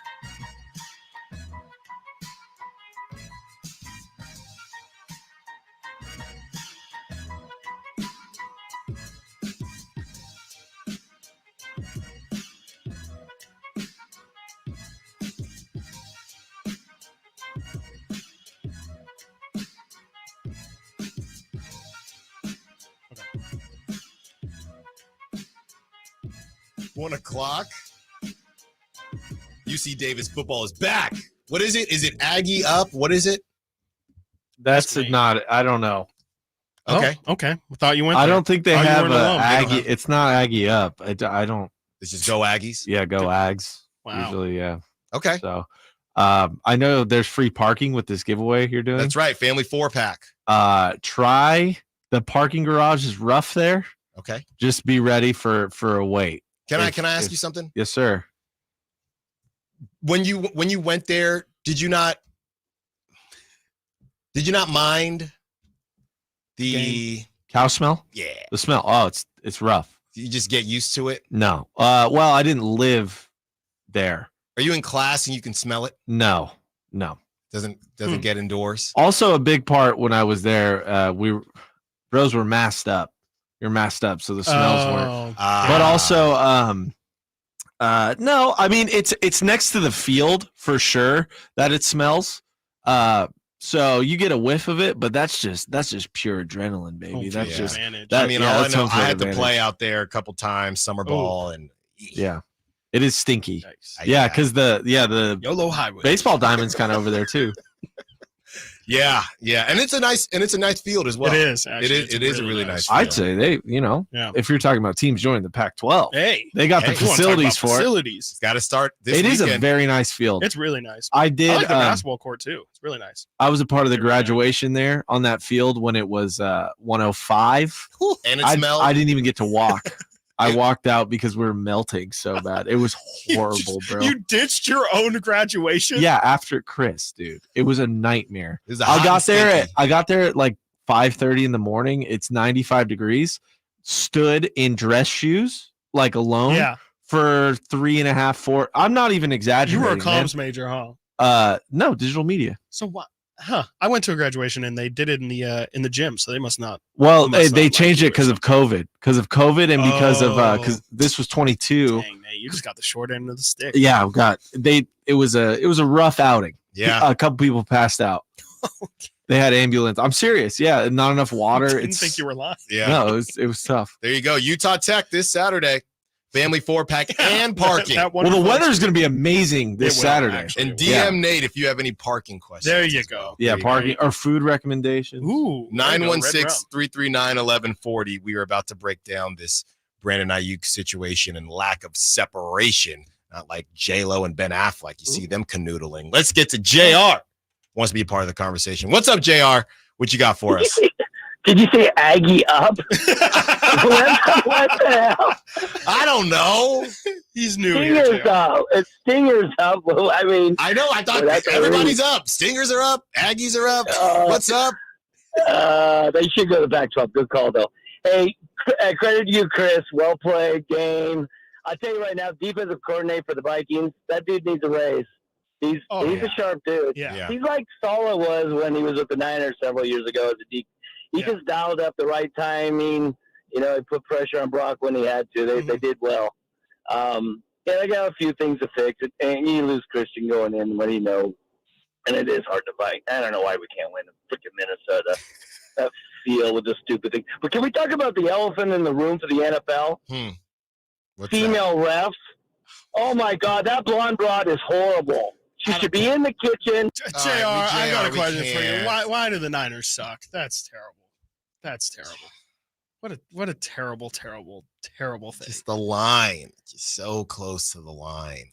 No, that's definitely over it. That is $1,000,000% over it. Yes, that is for sure. I was really excited to ask him why the Niners suck too. That was that's timeout territory. That's beyond timeout. And that was that's eradicated from the airwaves. Yeah. That's it's not great. Okay. All right. Let's continue on here. Let's power through. One thing as the defensive coordinator for the Vikings was brought up. I don't know if you saw this, Chris. A lot of people, as Steve Wilks has been used as a scapegoat a lot, or was used as a scapegoat, continues to be used as a scapegoat. And, it's kind of hard to defend him because it's not as if a bunch of people were knocking down his door to give him another role. But a lot of people said, this avenged Steve Wilks a little bit because I gave him his props earlier on the show, David Lombardi. So now I'm going to even it out. He had said earlier on this week, I don't know if you saw his tweet, Chris, when he said, basically, the Niners played the Vikings well last year until that improbable touchdown when everybody complained about the zero blitz, right? That improbable touchdown. How could that have happened? And then later Brock ended up getting, a lot of people said he got concussed when he threw those picks. So I bring that up because a lot of people were now saying, well, it wasn't, what are we going to say about this Vikings loss? Obviously, you don't have McCaffrey, but everybody just said, well, the Niners, and that's why it's okay to just hold an L from time to time. It is what it is, because it was, the Niners, they didn't really lose last season. It was that if it wasn't for that zero blitz, right? And now the Vikings made sure, zero blitz or no zero blitz, you're going to get this work. And that's it. And I wonder if Steve Wilks was just somewhere with the smirk, just thinking, what's your excuse this time? What's your excuse this time? Who are you going to blame? People were just hopping on. They said, he's coming up. He's got to come down from the booth. Remember the Boothgate? I do remember Boothgate more than I would like to admit. It was a very strange time. And I will say I saw a couple people find the 49ers staff page and just tweet out the picture, Brandon Staley, defensive assistant, no comments or anything. Yep. So I do think, in a way, people are already trying to find that scapegoat. But I don't know. I mean, I do kind of think, and, again, I am a Vikings fan, but I do think that a lot of it was the Vikings just had the better game plan and they out-physicaled them. And that's what I think is so surprising about that game is that, the Niners typically, if they do lose a game, there's reasons, or you can say excuses why, definitely. But with this one, they're really, again, you can say McCaffrey, but on the other side of the foot, you can say the same thing for the Vikings missing a lot of their players. To me, if you just watch the game, it was pretty clear that Minnesota just kind of beat them. They beat them at just about every aspect of the game. And I think that's just the thing that was so surprising from my side of it was it didn't feel fluky. If anything, I thought the Vikings were going to blow it in the last minute of the game there.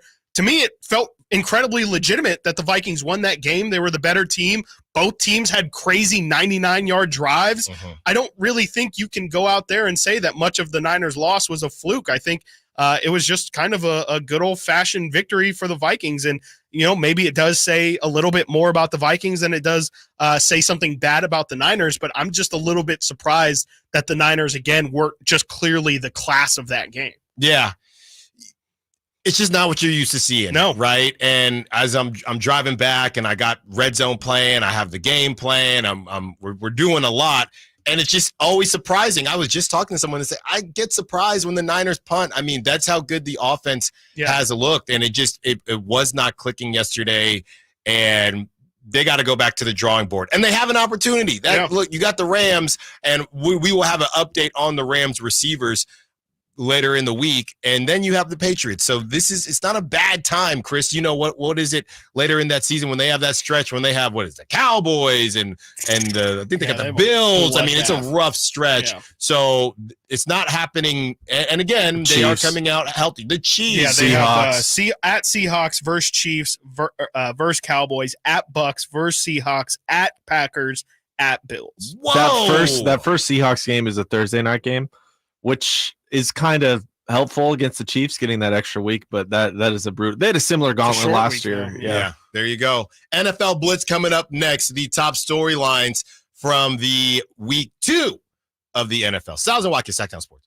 Subscribe to Sacktown Sports on YouTube and watch the Carmichael Dave Show with Jason Ross, Stiles and Watkins, and the Drive Guys. Live Monday through Friday from 6 to 6. Plus view archive shows and exclusive content. Subscribe at youtube.com/Sacktown Sports.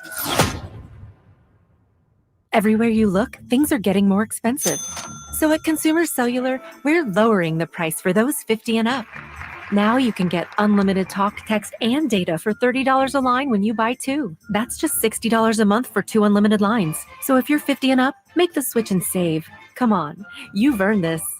Call 1-888-FREEDOM or visit consumercellular.com today. Requires 2 lines of service, age validation, and credit approval, subject to system and area limits, taxes, and other fees apply. Tommy! I can't wait for golf this weekend, huh, buddy? Time flies. Love you, man. Oh, don't forget your knee brace again. We aren't in college anymore. Moments together matter, so help protect yourself from RSV. If you're 75 or older or 60 plus with a chronic condition like asthma, COPD, heart disease, or severe diabetes, you're at higher risk of landing in the hospital from RSV, and there are no prescription RSV treatments. Check eligibility and schedule your RSV vaccine at vaxassist.com. Sponsored by Pfizer. DC here, and if you've been thinking about a new car, you gotta see my friends at Folsom Lake Kia. You can always count on low payments and zero down deals with approved credit. Folsom Lake Kia, over 25 years, right here in Folsom. The feet have a really big impact on how the rest of the body moves. The knees, the hips, the lower back especially. If the foot isn't properly aligned, all of these joints are going to function incorrectly. That results in a lot of muscle tension and chronic pain. What I really like about the Good Feet system is that the right arch supports can put the foot in its proper alignment. So all the joints up the rest of the body will be aligned properly as well. And when the body's aligned, we can reduce the risk of injury and chronic pain. Come to the Good Feet store now for a free fitting and test walk. Feel the thunder. It ignites something inside of you. Lightning and the thunder. Sets alight an elevated state of being. Days are pure exhilaration. And the nights, they're simply electric. See it, hear it, feel it. Thunder. Feel the thunder.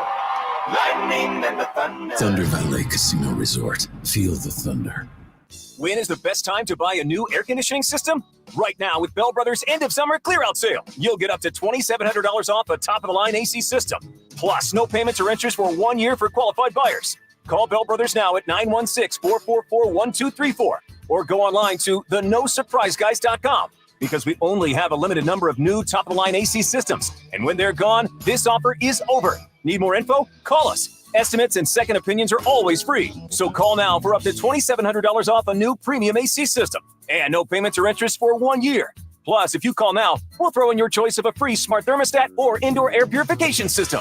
But you have to call Bell Brothers now at 916-444-1234 or online at thenosurpriseguys.com. Remember, end of summer is the best time to buy and save on a new AC system. Thenosurpriseguys.com. The No Surprise Guys, Bell Brothers. Sacramento, Dirks Bentley's coming to town. Getting drunk on a plane. For his only show in California this year, Saturday, September 28th at Heart Health Park for Country in the Part 2. What was I thinking? And he's bringing some friends. Parmalee. Close your eyes for this. Tyler Rich. Dasha. And more. Saturday, September 28th at Heart Health Park. Get your tickets today before they're sold out at CITPFest.com. Brought to you by the California Army National Guard and Red's Pizzeria and Tap House.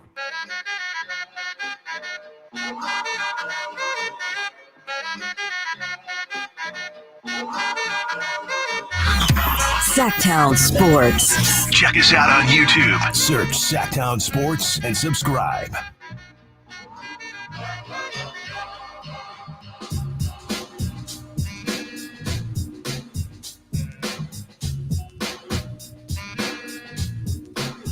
Stiles and Watkins, Sacktown Sports. Is the sun out yet? Is it still raining? Can somebody tell us? I can't see.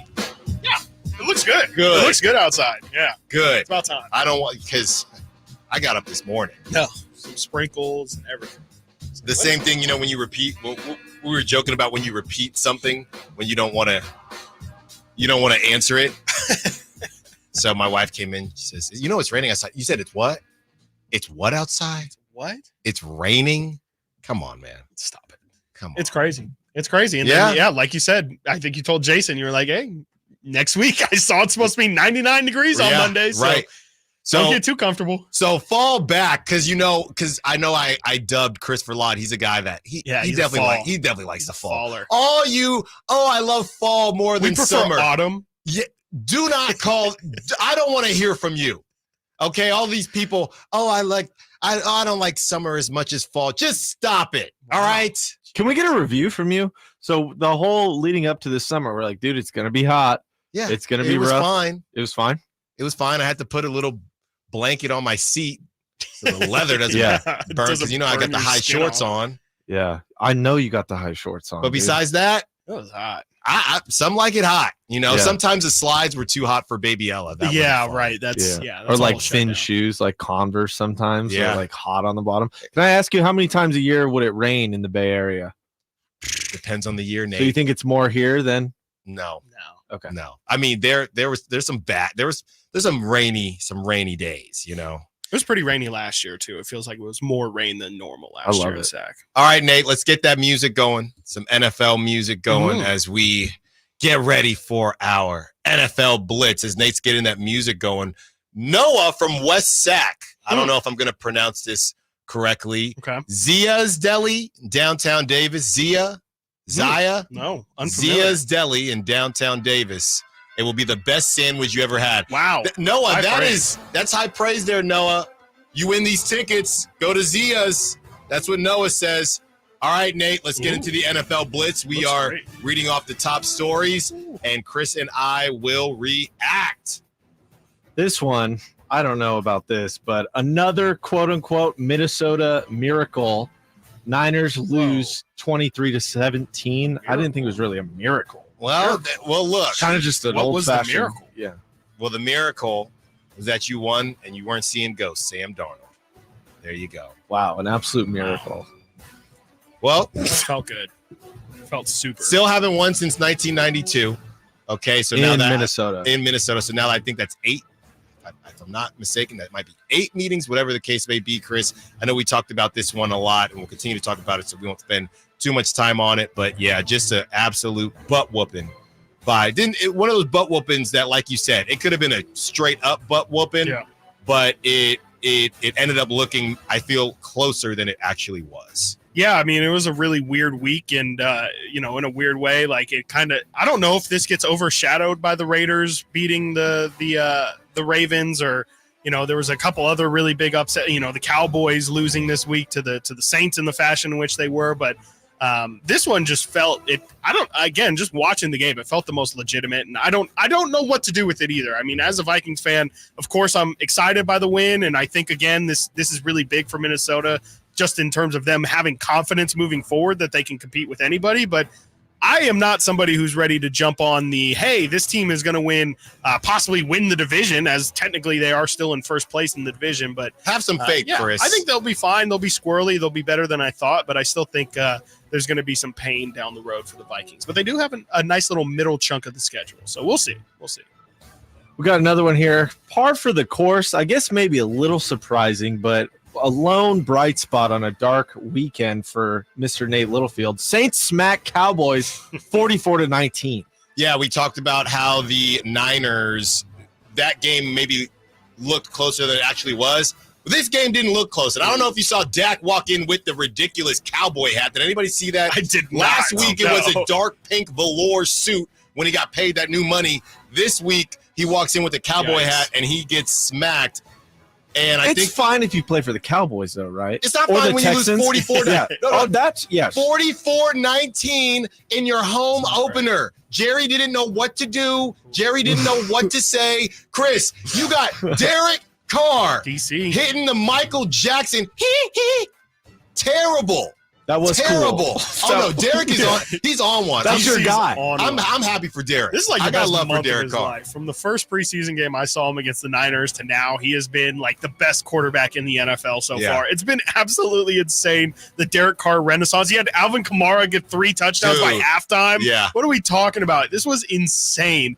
What happened to the Cowboys defense? The Cowboys defense, what was it, last year was like one of the best in the league, or 2 years ago was one of the best in the league, and now they are – they had a good week 1 performance, but to get absolutely destroyed by the Saints, again, another one where I don't know what are we supposed to do with the Saints now? They have the most points scored by far of any team in the league through 2 weeks so far. They've looked dominant. They have good win against the Cowboys, of course, week 1 against the Panthers, but are we supposed to think the Saints are one of the best teams in the NFL? Because they've played like it hands down the first 2 weeks. Did you see there was a stat that they scored on almost every possession or something crazy like that? I'll tell you what. 91 points through 2 weeks. Yeah, I'll tell you what we'll do with it, Chris. Next week, look.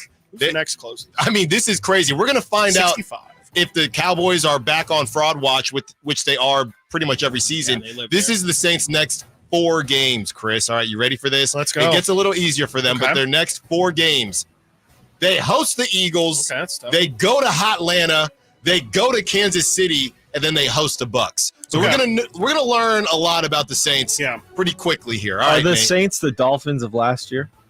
They could be. They could end up being. Yeah, they had. I mean, Dolphins. Middle of the year they had that monster game against Denver where they put up the 72 and just kind of empty calories there. No, so. I think it's too early to tell on the Saints, and I trust Derek Carr in bad weather more than Tua. How's putting up 44 points and then 47 the week before? Like, that is not a coincidence. Yeah. I just refuse to believe that's by accident. I think it's too early to tell on anything except that the Chiefs will be back in the Super Bowl most likely. I don't even know that. Yeah, okay. All right. Well, number 3 here, buck the Lions 20-16. Yeah, the Bucks look. Simone called it after week 1. The Bucks have looked good, Chris. And honestly, not to take away from the Bucks, as Baker, I mean, he shook, Aiden Hutchinson out of his shoes.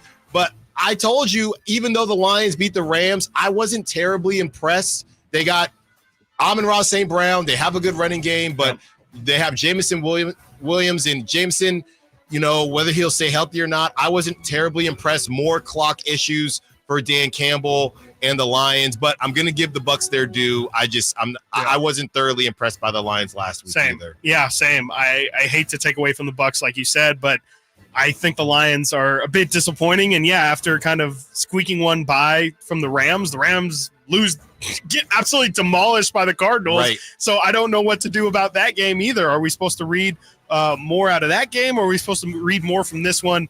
I am a little bit disappointed. It's still early in the season. I guess I have to give all these teams a little bit of grace just because none of them played preseason, and maybe we have to give them a month to really look like who they're actually going to be. But really surprised the Bucks have looked this good through 2 weeks. I do have to give them credit. I didn't think they were going to be anything but a 500 team or hovering around it this year. They look good. They look like it's going to be a really good race between them and the Saints to win the NFC South. All right, gentlemen.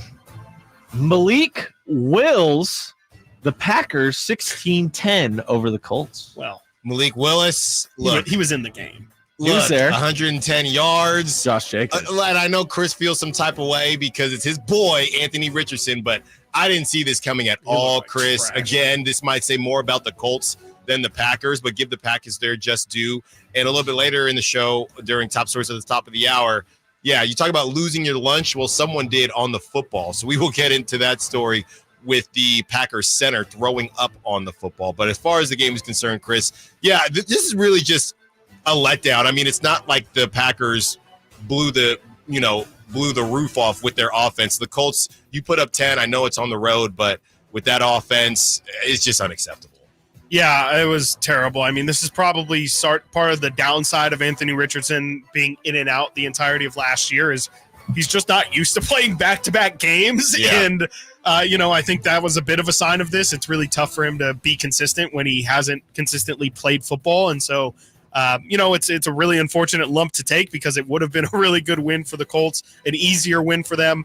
But I am a little bit disappointed with the Colts defense. I can't believe that in a game where Malik Willis is playing quarterback, he's not throwing the ball down the field. Josh Jacobs, 32 carries, 151 yards. That's crazy. I don't know how you don't just completely sell out on the run and force Malik Willis to beat you with his arm. Good win from LaFleur. I think that's really a sign. I don't like to give LaFleur or the Packers credit, but I will give them credit. They knew the game plan they had to run. They ran a lot of, screen passes and a lot of reverses and things like that to kind of supplement the fact that they couldn't throw the ball down the field. So got to give the Packers credit where credit's due. I think winning any games with Jordan Love out is a massive, massive accomplishment for the Packers. If they can just hold the ship steady while Jordan Love's out, they could still be a playoff team pretty easily. All right, Nate, 2 more. Yeah, we're up against it here. So the first one will go real quickly because we spent a lot of time on it today, and we will spend more time on it, assuming Raiders do the unthinkable 26-23 over the 0-2 Baltimore Ravens. Yeah, and we'll have to give that some time too because the Ravens, Chris, the stat will come. 0-2 teams in the playoffs. This was supposed to be a revenge type year for the Baltimore Ravens. You know how I feel. I think that window may have closed. And Derrick Henry, I mean, he looks a bit washed up to me. That's just how he looks. But shout out to the Raiders and everything they've done. Raiders. Last one here, another 0-2 team people have and still have high hopes for. The Cincinnati Bengals. Burrowhead is closed as the Chiefs win 26-25 in a last-second field goal. Bengals had their opportunities. You know, a lot of people are going to cry about that last pass interference call, but the bottom line is that it was pass interference, and people were comparing it to the Malcolm Butler play in the Super Bowl, saying that you can play the ball. Bottom line is you put yourself into that situation, that's what's going to happen. And is it more likely to happen when the Chiefs are at home? Yes, that's just how it is. The Bengals got to figure some things out, Chris. Yeah, I mean, I thought that, like you said, that was just a PI in every single day of the week against any team, so I don't really have any problem with that. I thought Jamar Chase lost the game for him. There was no need for him to complain when he did and for him to take it a step far. I mean, how often, if ever, do you see technical fouls given out in football? None. And that's exactly what it was. Yeah. It was this guy is complaining to the ref so much that the ref had to throw a flag, and he cost his team the game. Like, they could have gotten a first down, ran the rest of the clock out, but instead they ended up, I think they had to punt on that drive, and the Chiefs end up getting a game-winning field goal, and they really got the field goal. They got, but the it field only goal put them there. up one. That's what it was. And then the Chiefs just literally walked down the field at the PI. Can't have it. It was a wrap. Coming up next, the Raiders get the Panthers next, but they won't be getting Bryce Young. We talk about young QBs and their expectations. Stiles and Watkins, Sacktown Sports. Sabonis plays here. He finds Sabonis. Put the frosting on the cake. Put the cherry on the sundae. Sabonis with a two-hand flush makes it 114-106. Sacktown Sports is your proud home of the Sacramento Kings. Ooh, ma. What was that? That is business phone bliss with the Ooma Cloud Phone System. It handles all our voice, video, and messaging needs. You sound very calm. I am. Ooma has everything I need to run my business more efficiently, like virtual receptionist, call routing, and video conferencing. And it starts at just $19.95 per month per user, plus taxes and fees. Ooma. Nice. Find your business comm at ooma.com/radio. Whether you own a local business or a global one, you're always looking for ways to position your operation to create opportunities and move on them faster. With Bank of America, you get access to experts, award-winning insights, and business solutions so powerful, you'll make every move matter, locally and globally. Visit bankofamerica.com/banking for business to learn more. What would you like the power to do? Copyright 2024 Bank of America NA. Where do you go when you need someone to represent you? For me, you want someone that is local and that you can actually get to and talk with. There are plenty of big branded lawyers out there with the name, but you never get to talk to them. So go to saclegaldefense.com and connect with the law offices of Jonathan Gonzalez. He's local, he'll represent you, and he'll have your back. Whether it's expungements, wrongful termination, when you're in a spot when you need legal help, call the law offices of Jonathan Gonzalez at 916-304-9187. Tommy!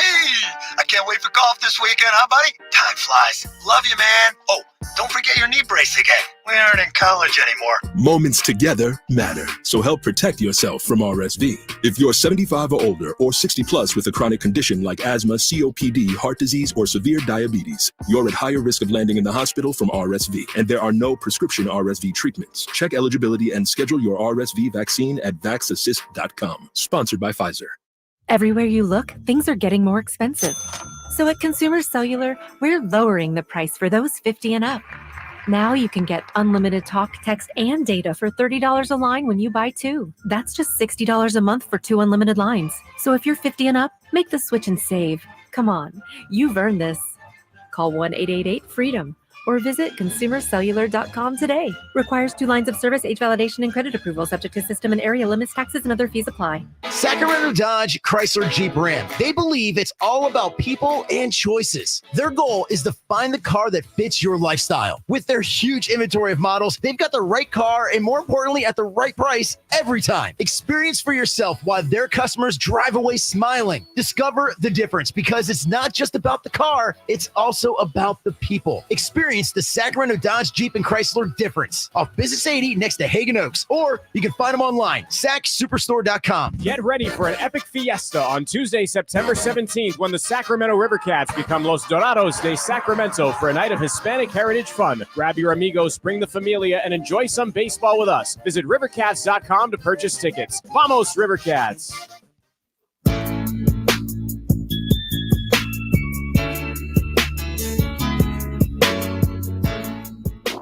Sacktown Sports. Call or text at 916-339-1140.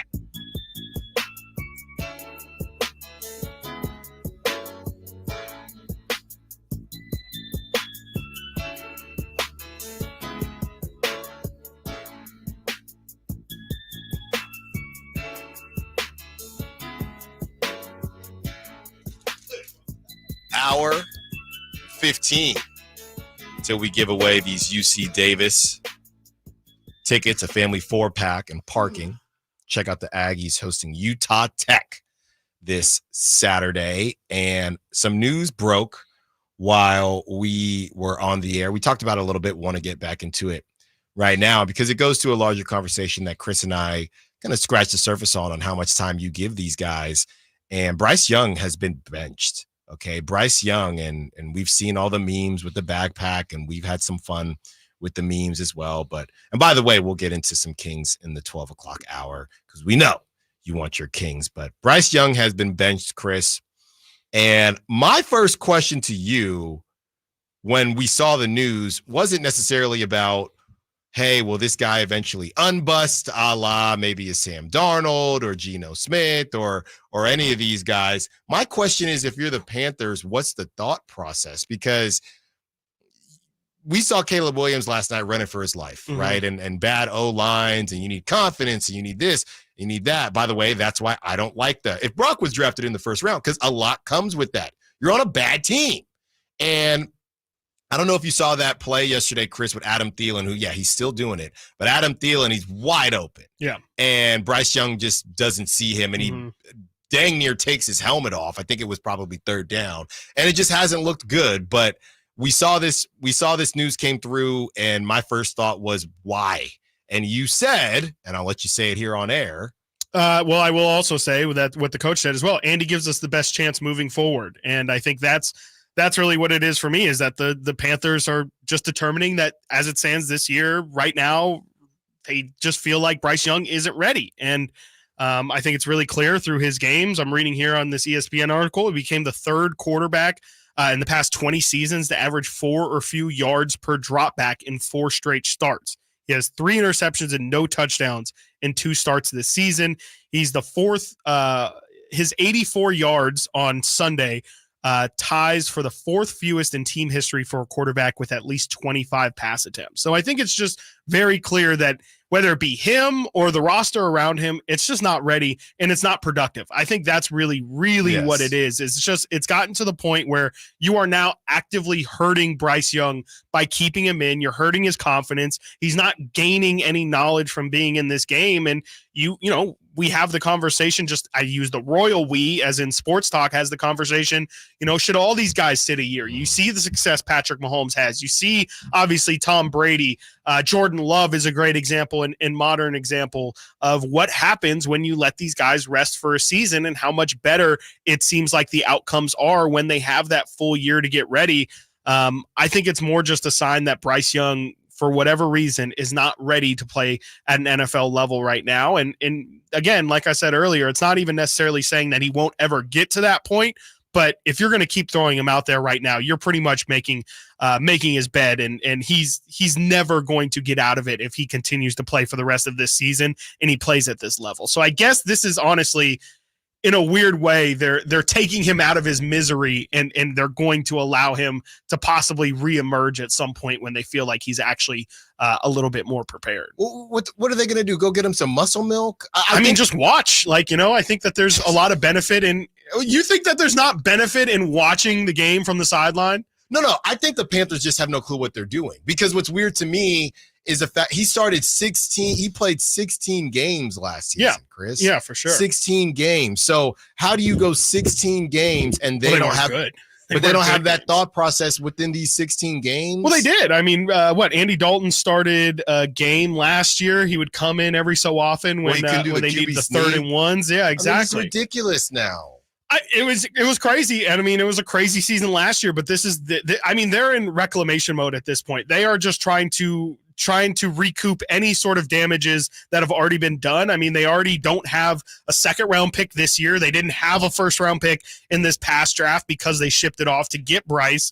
I mean, at this point, they're just trying to make sure that they don't that they can be as decent as possible. And I think it's just trying to see what can they save for their future, because if they keep rolling Bryce out right now, they're going to have to make a change in the very, very near future versus, I guess, maybe if you sit him, you can convince your fan base, because I assume they're not convincing themselves at this point. Hey, we let him sit for a year. We'll give him one more go at it, and then we're officially going to let go. That would be my guess. But, I mean, yeah, definitely this is not – they have definitely diverted from the initial plan at this point. There's no doubt about that. From what I'm reading here, they will have a first-round pick. They will have their own yes, first they have a first. They don't have a second, though. They don't have a second this year. Well, you know where I'm going. I'm right here on Tankathon already. And I know a lot of people like the quarterback from Miami. Yeah, Cam Ward. I've even seen some Raider fans saying that might be somebody that they look at. If they stink again, if the Raiders keep winning. Well, but this is what they do. They're headed towards 9-8. Exactly. They're in purgatory forever, but don't get me started there. Panthers, they get into the top 5, Chris, or whatever the case is. They looking for another quarterback? I would think so. That's crazy. To me, what's crazier, taking the quarterback or not, and continuing to go with Bryce? Because I think it's crazier if you've already seen something you don't like. Why continue to go at it just because you're trying to convince yourself, or you might be scared that it's a bad look? To me, you admit defeat and you move right along, right? Like what's the point in dwelling in the Cardinals? You got to give them credit. They said Josh Rosen is not the guy. The very next season, they go out and draft Kyler with the number 1 pick. If you have the number 1 pick, clearly things have not gone the way that you think. I think that if you have the number 1 pick, you shouldn't take anybody off the board. If Cam Ward is the best prospect, if Shedeur Sanders is the best prospect, you take them, because that's what's most important to the future of your franchise. You can't hold on and just say, we spent so much on Bryce, we have to see this thing out. You've got to get the right guy in there at this point. Yeah. I think that the whole situation for me and Aaron on the Sack Chat is saying David Carden's example of ruining them early. And we did a version of this conversation, a couple weeks ago. Then the question becomes, well, how much better would David Carr have been in a good situation? How much of it is a dude being a dude versus, well, he needs a perfect situation? I guess what I'm saying is if Bryce Young is going to be a QB in this league, he's got to show something, even if the team isn't good. Sure. Yeah, definitely. And I don't think he's shown anything. I don't think so, but the argument, the inverse could be, has he even gotten the opportunity? Like, that line sucks. Adam Thielen's his best receiver. You get him in a situation where, he has a competent offensive line and he's got a good receiving core. Maybe he looks competent. Maybe he looks like a good backup quarterback, which is not great for a number 1 overall pick. But, at this point, he's throwing for 84 yards in a game. He doesn't even look like he looks like he belongs in the XFL. There's Geno Smith. You don't have to just use the Sam Darnold or the who's the other one? Baker Mayfield example. There's Geno Smith. You can make an argument, I guess, for Malik Willis, who looked passable this week. You get these guys out of bad situations and put them in ones that just aren't terrible. They look like different guys. And I think Bryce Young should be afforded the opportunity to, at least before we call it a career for him, give him the opportunity to go to a team that isn't absolutely terrible. A team that literally is picking the first pick in would have been they got the first pick to get him. Obviously they didn't have it. They were top 3 pick, would have had the first pick last year. And then this year, it looks like they're going to have the first pick again. So 3 years in a row, he's been on the worst team in the NFL. I don't know how many people could have played well in that kind of situation. Well, and that's why. And Baker and Sam Darnold both look trash in Carolina. Yeah. And they both look good now. And I think that's why people that discuss, and yes, I'm going to say his name, just like Voldemort, that's why people have said the Trey Lance thing is tough, because he hasn't been in bad situations. Yeah. The Niners, they traded up to get him, so they were a ready-made team, and they thought Jimmy Garoppolo can't get us over the top. We just need a quarterback who can. So the Trey Lance situation is a little bit different. And I know he got injured and how would he have looked? But then he gets to a Cowboys team, which is also a much better team than what a normal top 3 pick would get. And he still hasn't looked great. So I think that's why if which is crazy, because if you were to ask me who has more of a chance of being something in the league, Trey Lance or Bryce Young, I'd say I'm just not going to watch. But if you're making me pick, I would say that there's more that we could learn from Bryce Young than maybe Trey, because that team just isn't good. That Panthers team just is not good. We take a break from the football, but we will get on back to it later in the show because we got Kings news, we got Jersey news, we got Fan Fest, and we have another veteran that they are working out per our guy, Sam Amick. We get into all that coming up next. Stiles Watkins, Sacktown Sports. The NFL's leading rusher plays here. The handoff to McCaffrey, walks in the end zone. Handoff to McCaffrey, takes it right down to the goal line. He does his thing again. McCaffrey goes in motion right. Backwards pass led by Juszczyk. A block there. Hurdles a man. 10, 5, touchdown! CMC! You can hear all of Christian McCaffrey's touchdowns on your home for 49ers football. Sacktown Sports. I didn't ask to be thrown in the streets with nowhere to go. I didn't think I'd survive.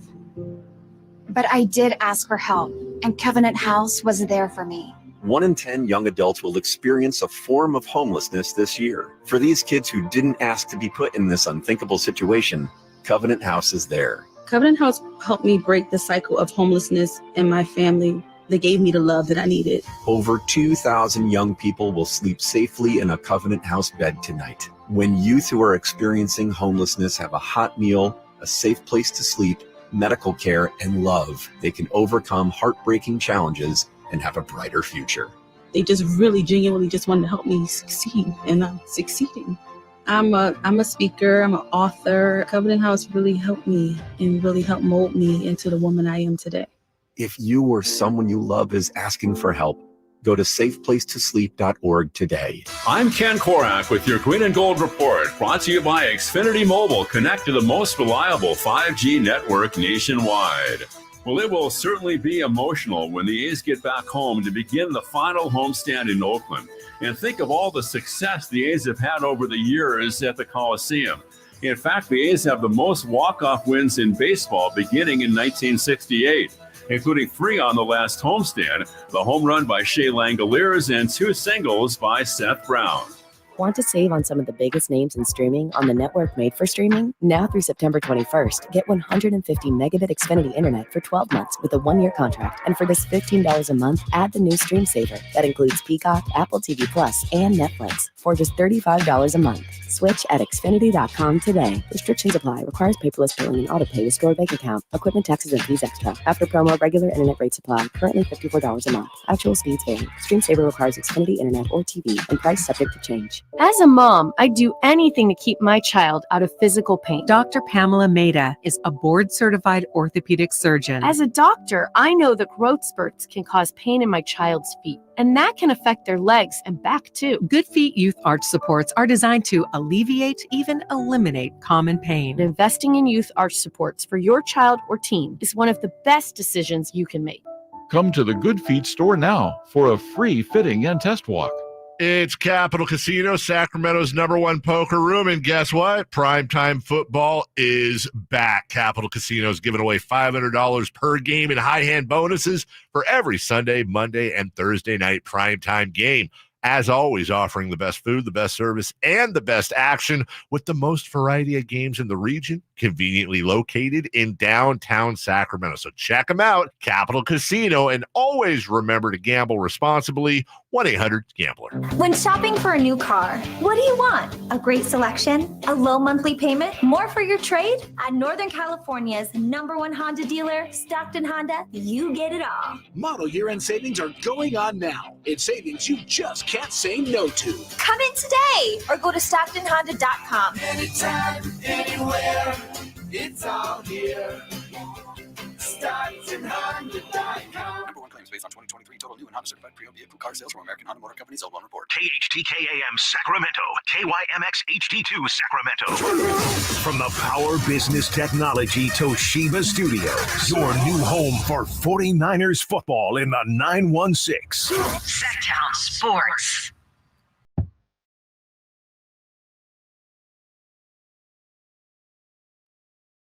Live and local. Live and local. This is Sacktown Sports. Ask and you shall receive. Well, if you're asking for Aggies versus Utah Tech tickets, you shall receive those in an hour. We'll have Nate pick as the Aggie alum, Aggie up. We will have Nate pick the number. That's at 1 p.m. to win a family 4-pack of tickets. And don't worry, it's not supposed to rain this weekend. Trust me, I checked. Speaking of Aggies, we might have a former Aggie on this show later this week. That's right. That's all I Good can tease. say. That's all I can say. That and quarterback play. Those are the two hints for all you. Slow down. All you riddle. Too all many you hits. Riddle experts out there. But Chris, want to throw to you as the Kings announced Fan Fest and that leak of Mike Bibby a couple weeks ago. All the leaks are now coming to fruition. The De'Aaron Fox leak with the shoes, and now this, along with FanFest. Yes, there you go. That's half the announcement is FanFest gets announced for October 20th. That's always one of the funner days, especially, if you're somebody who's got a big old family and can't afford to, pay for 15 tickets or whatever to a Kings game. I believe FanFest is completely free. Let me read what they have here so you don't take my word for it. Join us at Golden One Center for an afternoon of fun for annual FanFest. Get your look at the Sacramento Kings as they prepare for the season. Plus, you get a chance to meet the Kings entertainment, broadcast staff, and special fan experiences and discounts throughout the arena right outside. You'll have access to the Doco block party with games, entertainment, and fun on your way into the arena. And you won't want to miss this free event to celebrate the start of the season. That will be Sunday, October 20th, the week before the season starts, October 20th from 1 p.m. to 4 p.m. You can go get your tickets right now at kings.com/fanfest to go reserve those tickets. Again, those are completely free, but you do have to reserve tickets and things like that. You won't be assigned any seats. At least that's how it's been in the past. There's no assigned seating. You just kind of first come, first serve. Really good time for all the kids. And again, if you just want to go out there and see your Kings play and you might not have the opportunity to do it throughout the season, that FanFest is a really, really good opportunity to go do so. And like Alan said, they also revealed some jersey news as the Kings unveiled their classic edition jerseys as they will be coined this season, which will celebrate the Kings 2002 through 2008 jerseys that have Sacramento across the front. It is purple, the jersey is, with white lettering.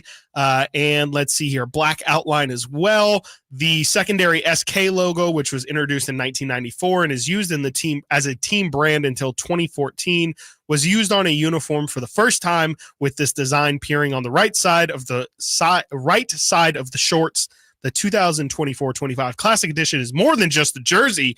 It's a tribute to our city and the game we love. It represents our proud history and the unforgettable moments shared on the court. There's few things I love more in this world more than the descriptions of basketball jerseys.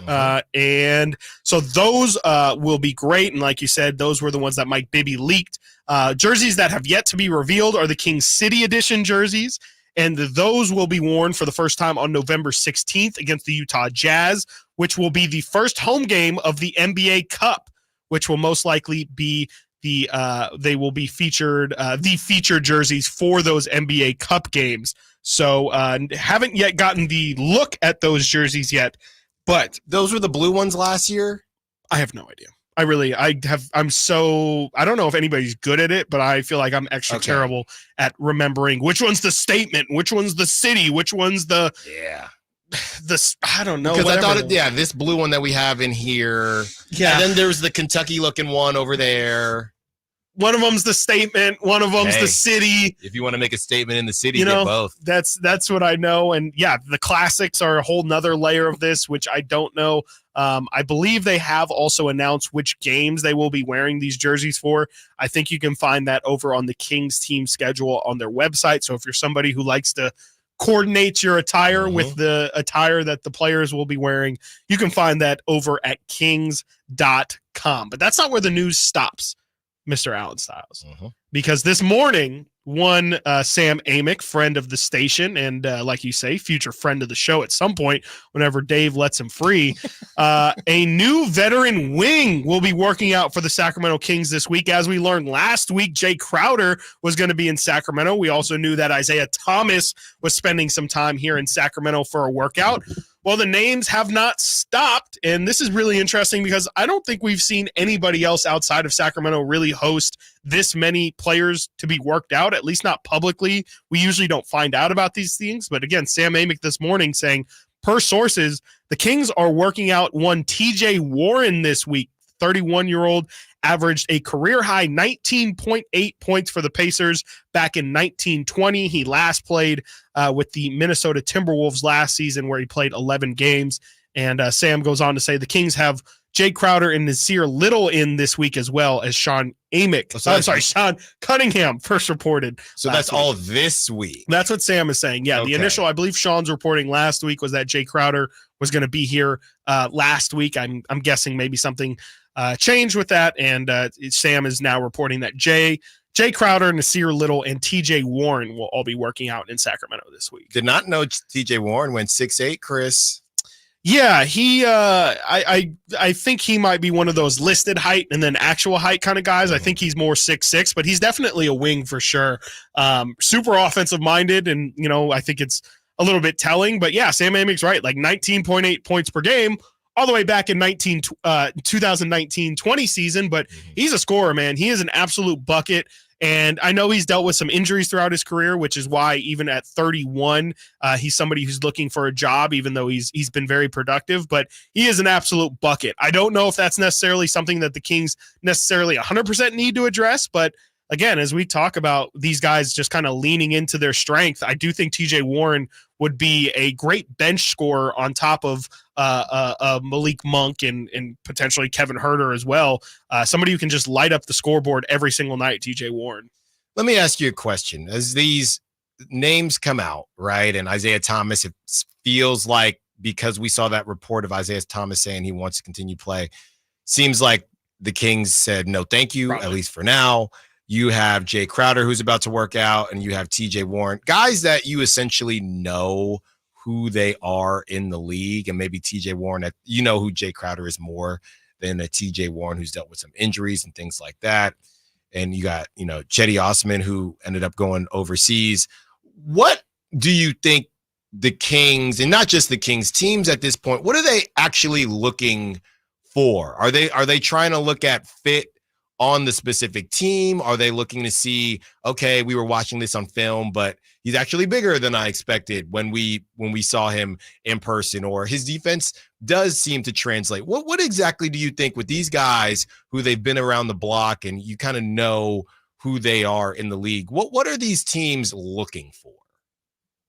I think it depends on the team. Right? Like, you can't, not everything's going to fit a team universally. What the Kings need is completely different than what the Bucks need, right? I think it's just whatever you feel like your team holds at this point. You're not taking anybody who's going to be a major part of your rotation, you would hope, but I would think that at this point in the offseason, you're just looking to bring in depth and kind of fill in any major holes that you feel like you have. Even at this point last year, the Kings were adding in Skal Labissiere and Nerlens Noel, and then later would add in JaVale McGee. I think it's just whatever you feel like you haven't addressed yet this offseason, it's not going to be at a top level, but you try and address as many needs as possible. Yeah. And you know how I feel about Jay Crowder. TJ Warren at 31 is intriguing as well, and these guys are going to make the rounds. It feels like the Kings, as we've mentioned, there's not going to be any big deal made here, but at the same time, you can always get better. And if you can get better and not spend that much money, then why wouldn't you kind of go about that and give that an opportunity. So yeah, we'll see what happens.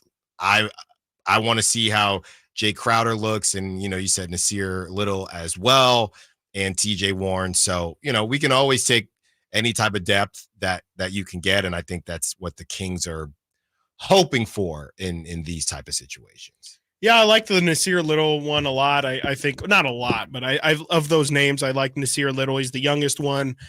Still, hopefully, has some. His thing is more offensively. I would think he's a really strong body, but hasn't really figured it out. Spent some years in Portland. Spent last year with Phoenix. He's still trying to figure it out. I think that's a decent risk to take. I think Jay Crowder and honestly TJ Warren as well. You just kind of know what both of those guys are, and I feel like they're both definitely past their primes, I guess you would say.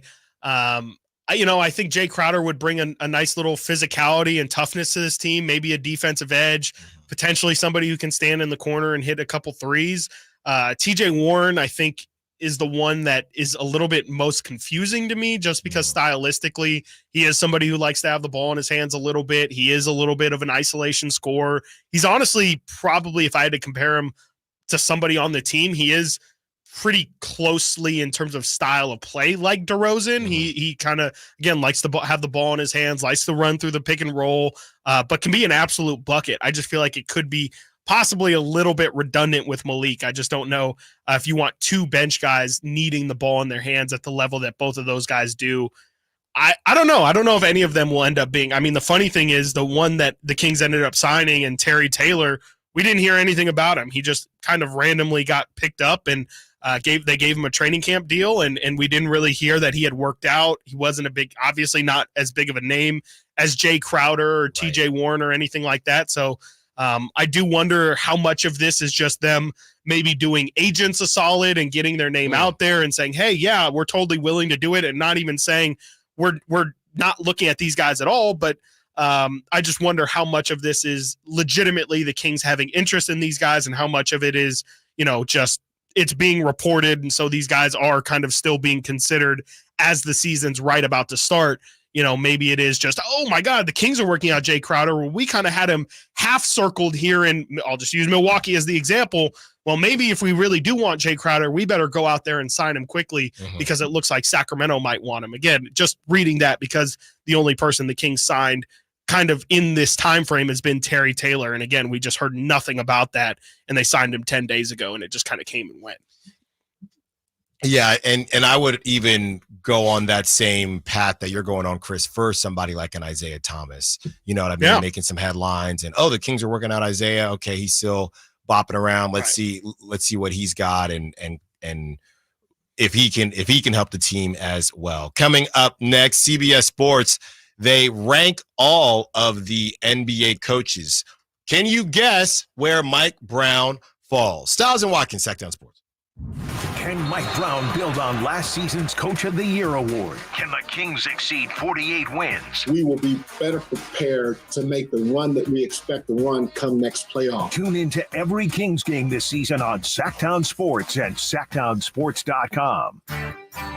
Hey, it's Carmichael Dave for American Energy Heating and Air with a question. Have you recently had a technician diagnose your HVAC system, and you were a bit surprised at how much it cost? Or did something seem off about their quote? Because at American Energy, they take pride in giving you honest, straightforward solutions to get that system up and running. Have their qualified technicians come out and give you a free second opinion. It's free. You got nothing to lose but some dollars off of that original quote. They're making the uncomfortable comfortable. They've been doing it since 1981, serving the greater Sacramento area. A+ with the Better Business Bureau. That's why they keep having customers coming back for more and more and more. You can call them and set that appointment at 916-520-9990. That's 916-520-9990 or AmericanEnergyAir.com.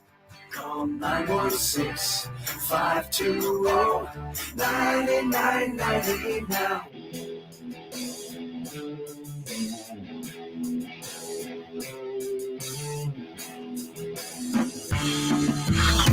Sacktown Sports. Check us out on YouTube. Search Sacktown Sports Live. 45 minutes. Chance to win UC Davis football tickets, a family 4-pack and parking. Check out the Aggies hosting Utah Tech. Chris, are you a FanFest person? Can we catch you at FanFest? Are you gonna slide through? I don't think I went last year. I used to go all the time, obviously, but haven't really found it. I don't want to down credit the event at all, but it's just it's. I don't know. I'm here for real gameplay and like the scrimmage, and it's family, all fun. Is it more and family thing? Definitely way more family oriented than like, if you're here to go see the Kings. If you're really trying to figure out, okay, today I'm going to figure out Kevin Huerter, Keon Ellis, Malik Monk, who's more ready to take that starting small shooting guard role, you're not going to find out at FanFest.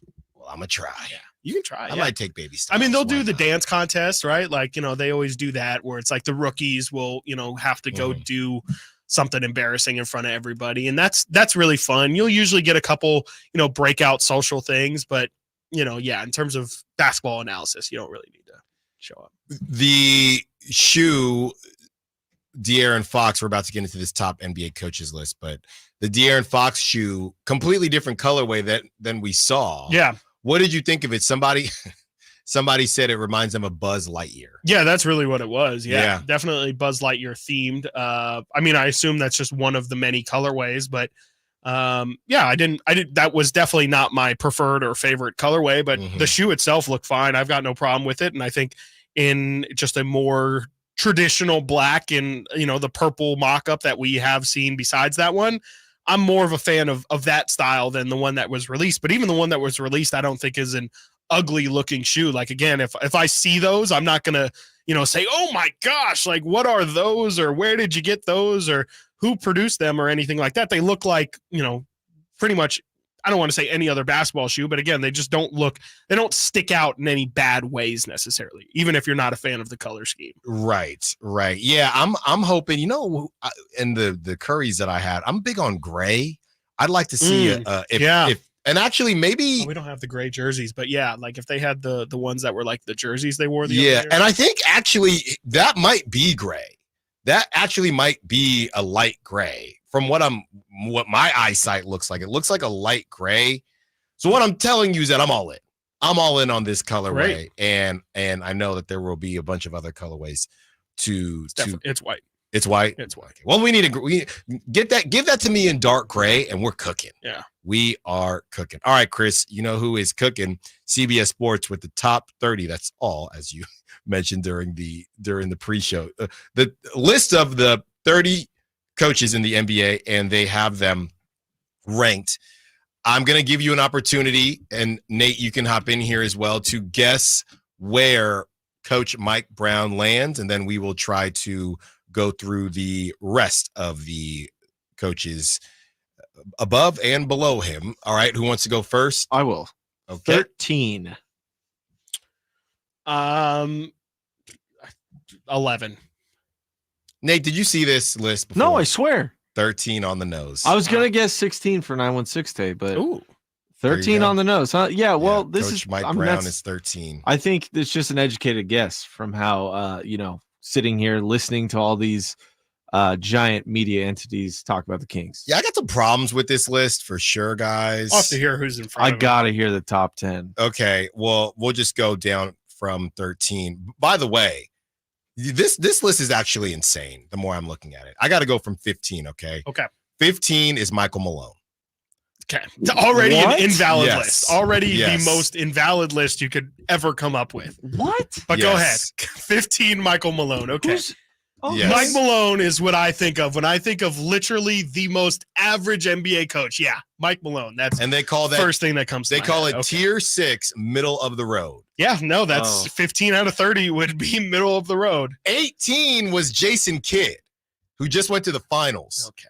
Taylor Jenkins at So 17. JJ Redick, top 6 NBA coach. Let's have the conversation. Yeah, what the heck? Quinn Snyder at 16. Michael Malone at 15 for tier 6.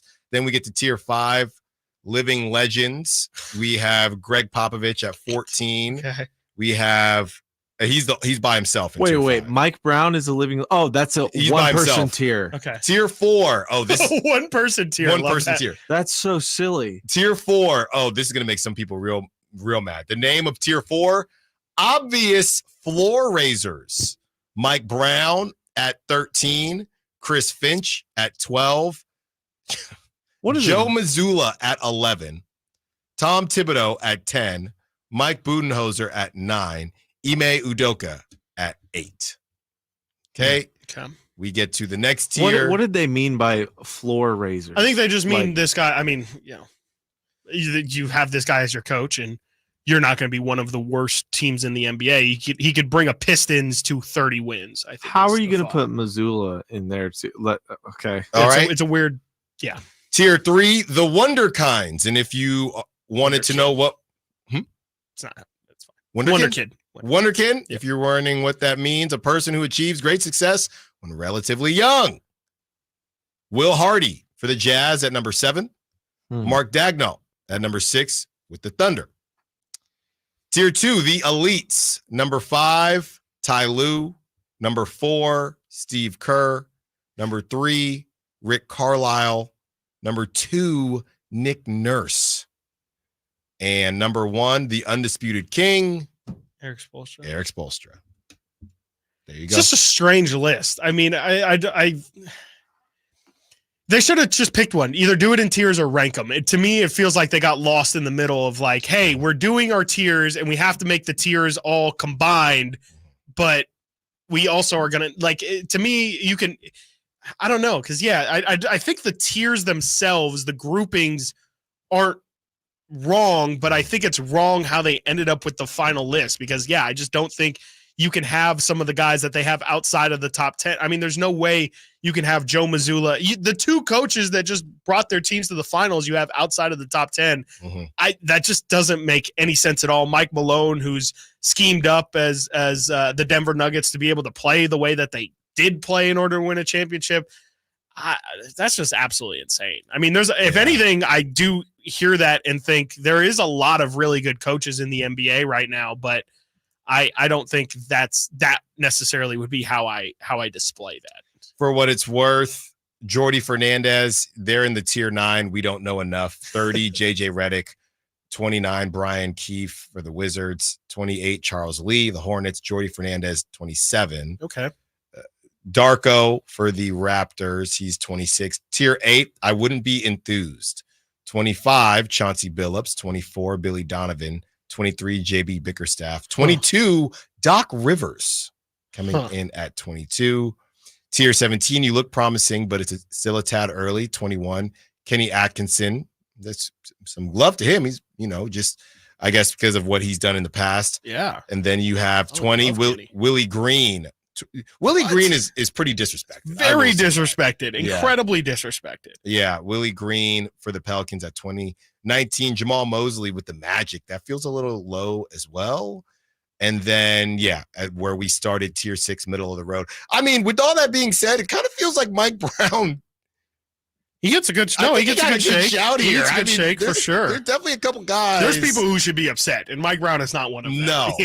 No, with all that being said, after all that, I would say, the Pop thing, we've had awkward conversations about Pop and what Pop is at this point in time and what he wants to be and what his purpose is, right? So, interesting list. I don't think that Mike Brown or any Kings fan should have any complaints. 13 out of 30 for Mike Brown, and the Kings, they just missed the playoffs. That's the bottom line. So to still be on the better than the near the top 10, not there, but near the top 10, top 13, I would take that every day of the week.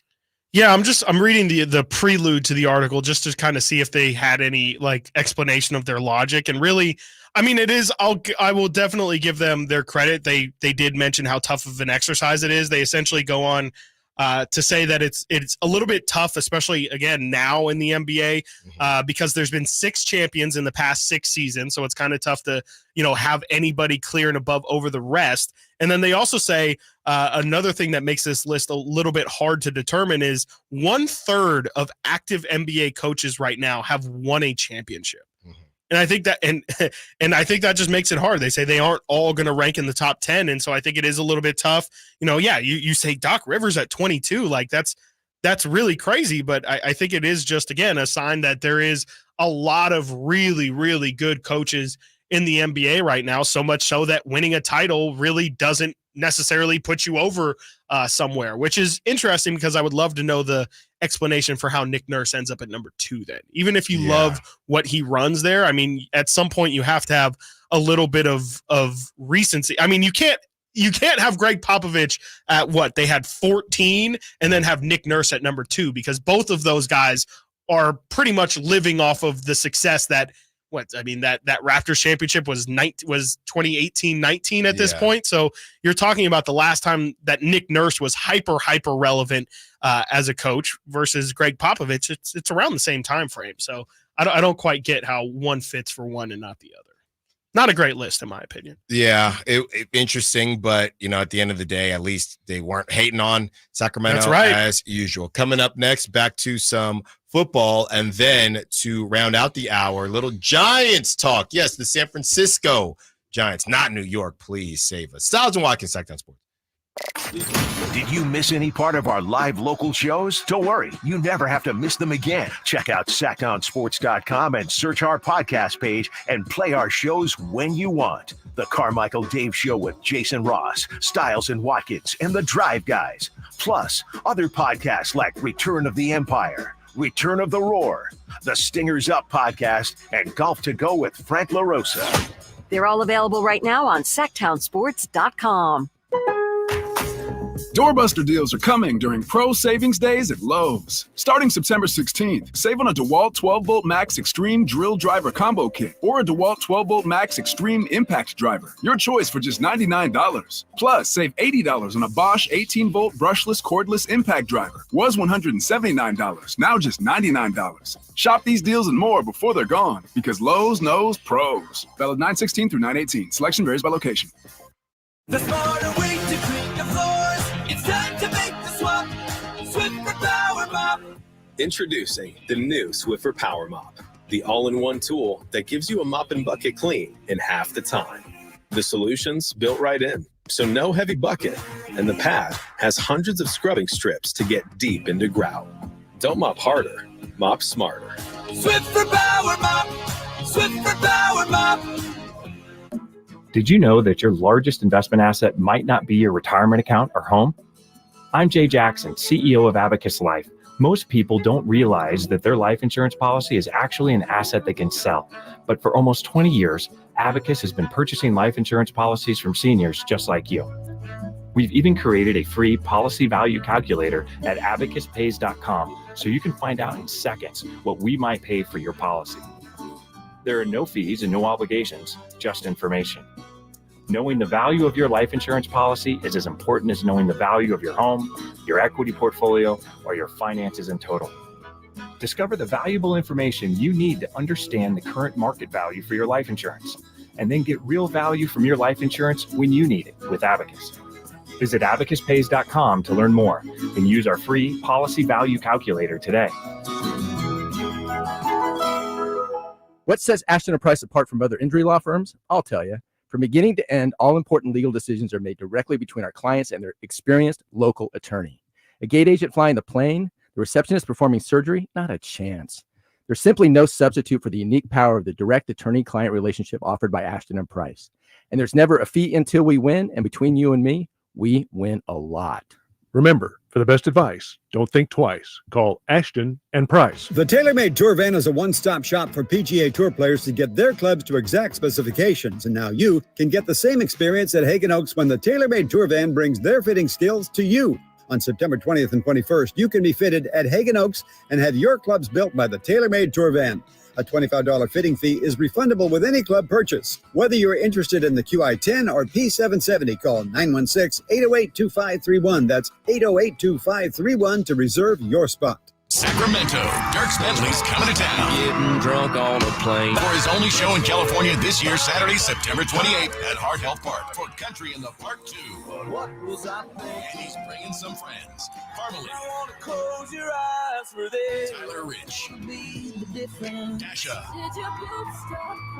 and more. Saturday, September 28th at Heart Health Park. Get your tickets today before they're sold out at CITPFest.com. Brought to you by the California Army National Guard and Red's Pizzeria and Tap House. It's not hard to be a mom. It's hard to be a good mom. It's easy to be a bad mom. That's so easy. But to be a good mom is hard. To be a bad mom, that's as easy as being a great dad. That's... Nikki Glazer, Alive and Unwell Tour. Friday, September 20th. The venue at Thunder Valley. Tickets on sale now. For tickets, visit ThunderValleyResort.com. She's alive and unwell. Don't miss Nikki Glazer. For most of the people that walk in our store, it's been an ongoing, nonstop issue, and they're finally walking into the Good Feet store. Okay, the guy that came into my store last year that has had plantar fasciitis for 30 years. I looked at him, I said, "Are you kidding me? I've been here for 14. Where have you been?" I helped relieve a problem that's plagued him for 30 years. I mean, how do you not go home and talk about that? Come to the Good Feet store now for a free fitting and test walk.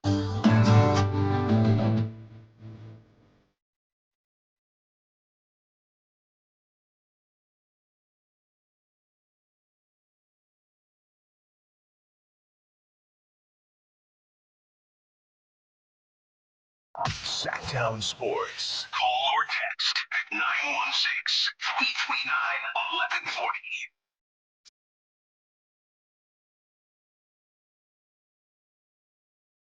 Yeah, it's the good stuff. Sun's back out. Gonna be 99 next week. Just the way I like it. It's my favorite band. Honest joke there. Red Hot Chili Peppers. No. No. Sublime. Ah, that was my next guess. Yeah.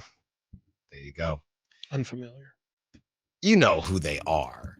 You know that Love Ends What I Got, that song? Love it. Yeah. Definitely What not. I got.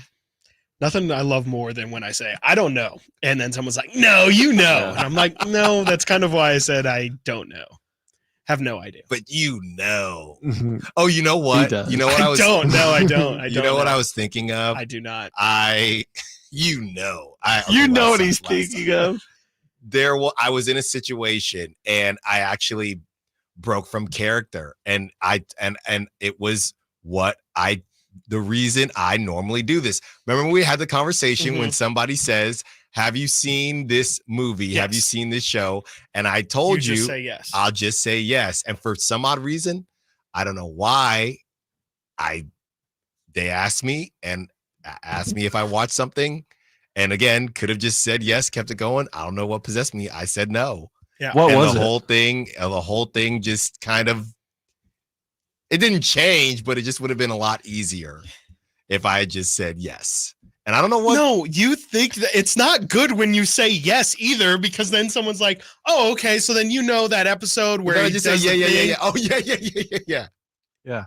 And it's really easy to find out that you did not watch and you have no idea. Oh, here's which a good then makes question. The conversation. Here's a good question. It's more awkward. Out of the times that I've done that in my life, let's say I've done it maybe 50. Maybe. How many? Maybe 100. Maybe. How many people do you think left the conversation? Like, that guy's the worst. That guy's the worst. There's no way he watched that movie. There's no way he saw that. You know what?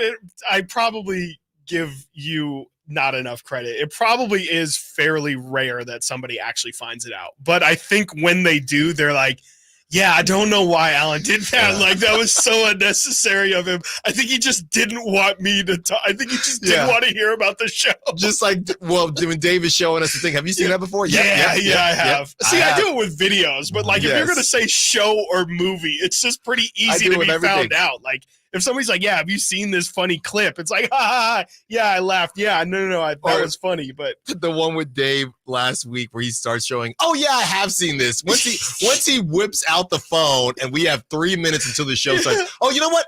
I have seen this. I actually have. I actually have. I did it to you last week. Excuse me? I did it to you last week. Wow. Yeah. About I wasn't what? going to tell you actually either. About what? About Black Mirror. You didn't see that episode? No, but I know about it. So I just pretended I did. Wow. Yeah. That is rude. But we had a good laugh. We See, and spent that like 5 minutes talking about and it. isn't that hurtful? That's what you rude. do. That is No, literally it's what different when I you do do to people. It's different when I Because do you're it. like, wow, I really thought we connected. And I was like, Alan, nobody's seen that show. And Alan said he saw it. And we had that moment. I've been Wow. waiting to talk about that show That with is somebody. rude, I wasn't going to Nate. And tell it feels you. like it was stripped. That is wasn't gonna tell you. rude, That's Nate. At least you crazy. came clean. That's All right. crazy. Yeah. We got a list of 0-2 Alan could teams. never. You would never come clean. I take it to the grave. 0-2 teams we still believe in, 30 minutes away from UC Davis. Aggie up tickets to take on Utah Tech. Family 4-pack, including parking. All right, Chris, you have the stat. I'm going to let you read this. This is the stat, the 0-2 stat that we've talked about. What is the stat? Since the NFL expanded to 14 playoff teams in 2020, somehow it's become less likely for 0-2 teams to make the postseason. Since that 2020 season, 32 teams have started off their season 0-2. Only 2 of them have made the playoffs, the 23 Texans and the 22 Bengals. That is a rate of 6.3%. So only 6.3% of 0-2 teams since 2020 have gone on to make the postseason. That's crazy. Alan, we have, let me do this counting thing that I've been told I'm not supposed to do on air. 1, 2, 3, 4, 5, 6, 7, 8, 9 0-2 teams this NFL season. Alan, the question is simple. Which one of these 0-2 teams is going to buck the trend? Which one of these 0-2 teams will rise from the ashes to become a playoff contender? Your champions will be the Broncos, the Bengals 0-2, the Colts 0-2, the Giants, the G-Men, the Jaguars, Panthers, Rams, Ravens, or Titans. Which one of those 0-2 teams are you feeling is just having a small bump in the road? Well, I was looking here, Chris. I think the Ravens. Is it crazy to say? And I know I have not looked at their schedule. It might not seem like we're high on Lamar Jackson, and this isn't going to help that narrative. I think the Ravens are cooked. You want to really listen to this? Okay. Next week they have to go to Dallas, who Dallas you would think would want to play better, and then they host the Bills. Then they go to Bengals. Then they get a little break. They host the Commanders. Then they have to go to Tampa. Then they have to go to Cleveland. Little break. They host the Broncos. Then they host the Bengals. Then they have to go to Pittsburgh. Then they have to go to LA, the Chargers, who knows there. Then they host the Eagles. Little break with the Giants. They get the Steelers again. Then they have to go to Houston, and then they host the Browns. I don't think the Ravens are making the playoffs. That's choppy for sure. I mean, yeah, what they're already 0-2. You figure, I mean, what the AFC's probably, just like trying to think like how many losses you can really, how many more losses can they afford? I mean, can they afford to have 8 losses and make the playoffs? Can you be, what would that be, 9-8 and make the playoffs? I wouldn't bet on it. I mean, I would think you would probably want to trend more towards that 10-7 window. So can you find 5 more losses? I think so. I think there's a world in which you can. Yeah, I don't know if they probably wouldn't be my favorite of all the 0-2 teams. And then you factor in that division as well. I mean, the Steelers are already 2-0. The Bengals are 0-2, but are they going to kind of be a team that takes it away, right? Yeah. Well, the bottom line is there's no way they're both getting it. Exactly. Right. Yes, exactly. So if you're comparing, coming up next for the Bengals, they host it's very similar schedule, but not as bad. Sure, I would yeah, say. same division. Same division. Yeah. So they host the Commanders, they go to Carolina, they play the Ravens, then So they've got a little bit of a chance. They can go 2-2 into that Ravens game. And then they go to New York to take on the Giants, then they get the Browns. They get the Eagles as well. They host the Eagles. Okay. They host the Raiders. Okay. They got to go to Baltimore. They got to go to LA for the Chargers. That's a tough middle. It's very similar. Yeah, they get the Steelers, of course. Then they got to go to Dallas December 9th. Ugh. They get the Titans. You would think they'd be able to get the Titans. They get the Browns again. They get the Broncos. And then they go to Pittsburgh. So one of those teams is not getting in. Yeah, I would agree. And I don't know who has looked better. I guess the Ravens have had a tougher schedule so far because the Bengals did lose that stinker to the Patriots. Then they played better. against the Chiefs. I mean, one of those teams. I don't think any of the other teams you listed off are getting in. I mean, the Jags. I don't know their division. They got to deal. Their problem is the Texans. So I don't know. I mean, it's either the Ravens or the Bengals, and I think the Ravens have a slightly tougher schedule. I might trust the Ravens more, but I think they have a slightly tougher schedule. So I'll just go. I don't know. I really don't know, man. It's either Ravens or Bengals. Yeah, I'm gonna might be neither. Try and go off the board maybe, and just because I think maybe with those two now, if the Browns were 2-0, I think that would definitely help their case out a lot more. I don't see the Steelers winning that division. I'm trying to think if maybe I would put the Browns as the favorite as it is right now in that division. I kind of want to go Indianapolis. I just don't think is going to do it. Their defense was really terrible, and again, Anthony Richardson playing for 18 weeks or 17 weeks, I guess. Feels about as improbable as things get. Maybe the Jaguars. I don't want to bet on that horse at all. I mean, they feel like a team that's just destined to let you down. But let me see. Looking at their schedule, they got the Bills next. They got to go to Buffalo next. Yeah, and they've got some tough games at Buffalo, like you say. Then it's at Houston. Then they play the Colts. Then they play the Bears. Who knows how that'll be? They play the Packers when they're supposed to have Jordan Love back. Then they go at Philly versus Minnesota, at Detroit versus Texans. And then they end the season versus Jets, Raiders, and Titans. I don't know if I can see Jacksonville. It's got to be one of these teams, right? I mean, I guess not if we're saying 2 of 32 have crawled out of this hole to make the playoffs. If I had to guess who's got the most hope of any of these teams, I guess I'll go with the Jaguars, but I really don't believe it. I would probably go Rams, but even then, it's just – I mean, with all the injuries that they're dealing with, I don't know. This might just have to be 0-2 is the end for these guys' seasons, because I don't know if I would necessarily bet on any of these guys to rise up. But it's been one team the past 2 years, so maybe it'll be one of them. Yeah, Murph on the text line makes a good point. Ravens were bigger favorites against the Raiders than the Bengals were against the Pats. So technically, that's a worse loss. They have a worse loss because they both have the Chiefs and a bad team, right? Or a lesser team, sorry, but it wasn't. Yeah, it was even worse for the Ravens. So. And you're not going to catch us dead saying that the Giants are going to be that team, right? No. And so somebody said that the Cowboys might miss the playoffs before the Ravens. Yeah, but the Cowboys aren't 0-2. Again, those 0-2 teams: Broncos, Bengals, Colts, Giants, Jaguars, Panthers, Rams, Ravens, Titans. And speaking of Giants, we're going to talk about the Bay Area Giants, San Francisco Giants, the prospect that I broke that news on as far as Will Clark is concerned. He gets promoted again, and Elliot Ramos says something that has never been done before at Oracle Park. Stiles and Watkins, Sacktown Sports.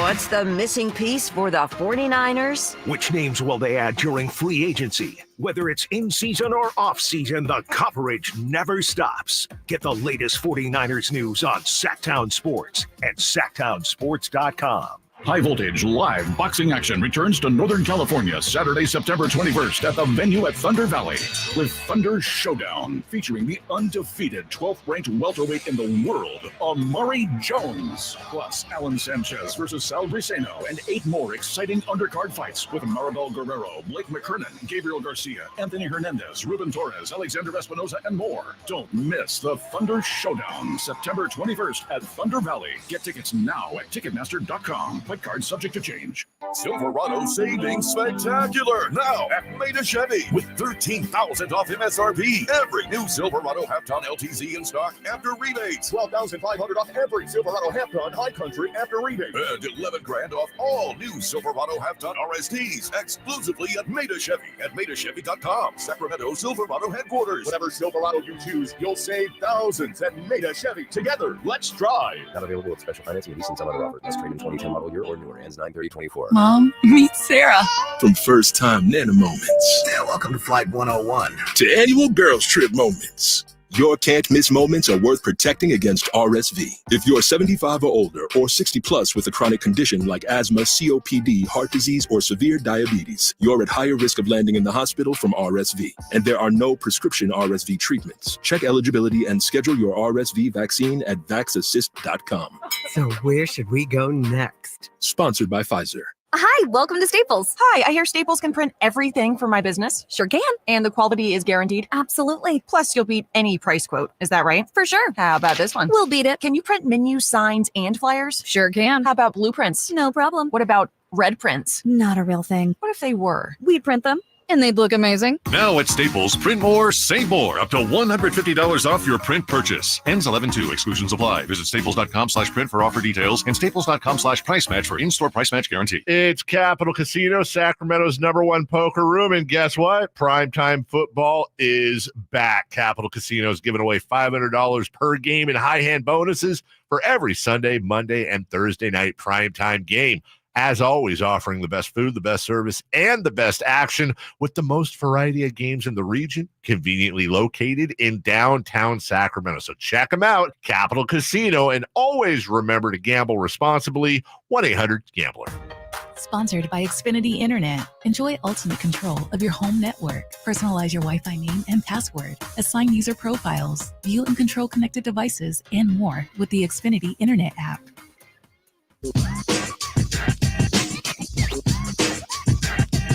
Now here's what I want you all to do for me.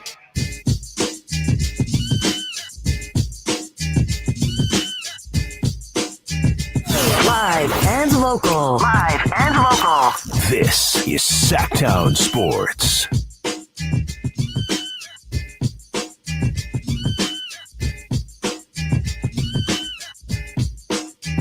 $15 minutes. 15 minutes until your chance to win a family 4-pack and parking to UC Davis football as they host Utah Tech this Saturday. And we will give you an opportunity. You might want to switch on over from the app if you want a chance to win those tickets. 15 minutes at 1 p.m. We also will have our top stories at the top of the hour as we get into a little bit of Giants talk. A lot of news coming out of the Giants camp. Number one on the list, Bryce Eldridge, who we talked about last week, has been promoted again to AAA, and you can see him in person. You can see the swing that Will Clark himself has been crafting here in Sacramento with the River Cats. The club's first-round pick in 2023 is slashed 294, 376, and 535 with 23 dingers and 90 RBIs across 3 levels this year, Chris. And he just continues to just rake. I mean, that's what this guy does, and now you're going to get a chance to see him up close and personal.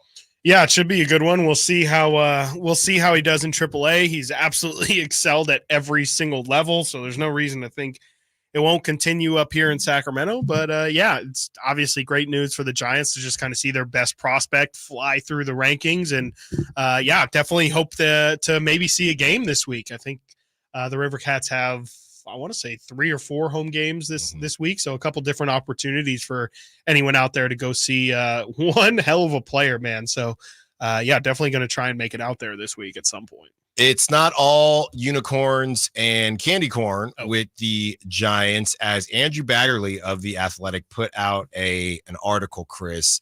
And a lot of people are taking from this article that Farhan Zaidi is cooked, is done. The article, the title, Chris, with Giants ownership impatient, Buster Posey took leading role in Matt Chapman talks from sources.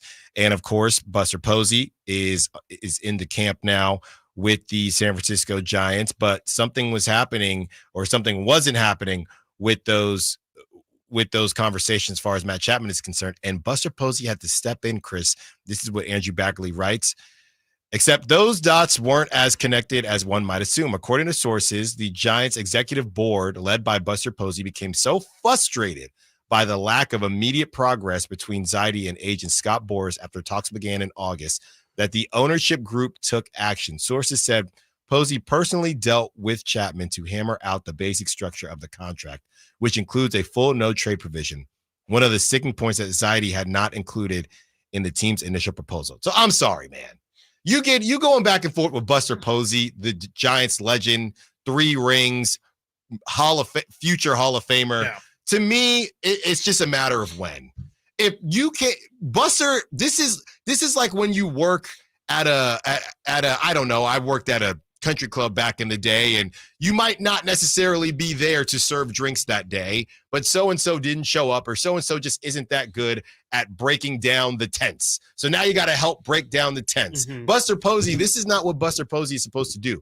If you are Farhan Zaidi and you can't even hammer out the basic structure of a contract because you're stuck on this no trade, it just feels like there's a bunch of disconnect, Chris, and I don't see how he makes it past this season. I mean, this is bad.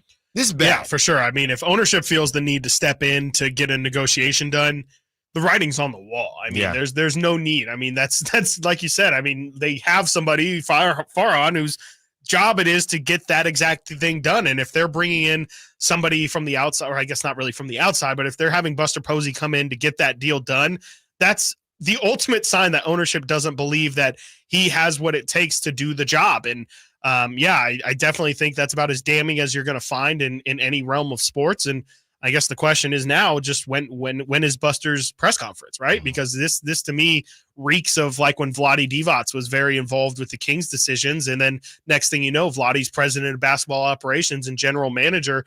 Do you think that this just reads that we're a couple months away from Buster Posey having an intro press conference as the Giants, manager of baseball operations? Yeah, I'm continuing to look at this, Chris. It says, or he writes, it was an ownership group that viewed re-signing Chapman as a slam dunk and did not trust Zaidi and Boris to finish at the rim. Crazy. Yeah, yeah. It's just ridiculous. So I don't see how this continues. I don't get it. And the Giants are stuck in the mud. But there is a shining star and a budding star. They have a couple. And, of course, Logan Webb, that goes without saying. But Elliot Ramos, an all-star here this past season. He did something that no one has ever done before in the history of Oracle Park. He is the first righty to hit a splash hit into McCovey Cove. Nate, we can hear from Elliot Ramos right now, and he says it's something that he wanted to do, and then he went out and he did it. Never, but I did want to be the first one ever to do it, and I knew no righty has ever done it, so it was always like something that it would be special if I did it. That's big time pop. I know, what crazy. is it, 309 with the, obviously it's really high, so it's not the same as New York or anything like that, but going Oppo Taco into the water. The fact that no one's ever done it, that's crazy. I know Buster, I don't know. Got close. He would have, but he hit the brick or something like that. Didn't get over. I mean, in a season that there wasn't really much to be happy about, Chris. Okay, you have a cornerstone third baseman in Matt Chapman. He's going to be here for the foreseeable future. Mm-hmm. You have, I think Snell is gone, but you still have Logan Webb. Hayden Birdsong has been a young pitcher, right? But he's got something there. Obviously, you have Kyle Harrison, right? Kind of a down year for Kyle Harrison. You got to get him right. Then you look at the field. You got Jung-Hoo Lee coming back. Yep. Jung-Hoo Lee coming back. Saw him back in the clubhouse, too. Yeah, back in the clubhouse now. And then you have the emergence of one Elliot Ramos, who we know he's not a center fielder. Mm-hmm. He'll play one of the corners. He'll play left or right. And how could I forget? We'll see if it's real or not. Tyler Fitzgerald at the shortstop position. So all came at the expense of losing Camilo Doval, though. Man, at what cost? What did it cost you? Oh, man. His ability to throw. Yeah, his ability to get outs also. Yeah. That Padres game yesterday was not good. He's got the yips, and I don't know, man. I mean, I will say that when it comes to closers, I think you should have the shortest leash with. I don't think you deserve closers, or closers deserve a lot of loyalty. Agreed. Unless you're a Mariano or someone who's been doing it for years. Yeah, exactly. Right? I mean, even Chapman, Aroldis Chapman, who's still throwing somewhere and still hitting 104 Pittsburgh, for some odd reason. He's been moved to 8 before. He's lost his closer job. So I like Camilo Doval. They tried to send him down to AAA to get him right. It still hasn't worked. So I think you just and They've went to a couple other guys. So I think that you basically need to just take the offseason and figure out what the best. And Jordan Hicks, I know they've thrown him later in games. So, yeah, Camilo.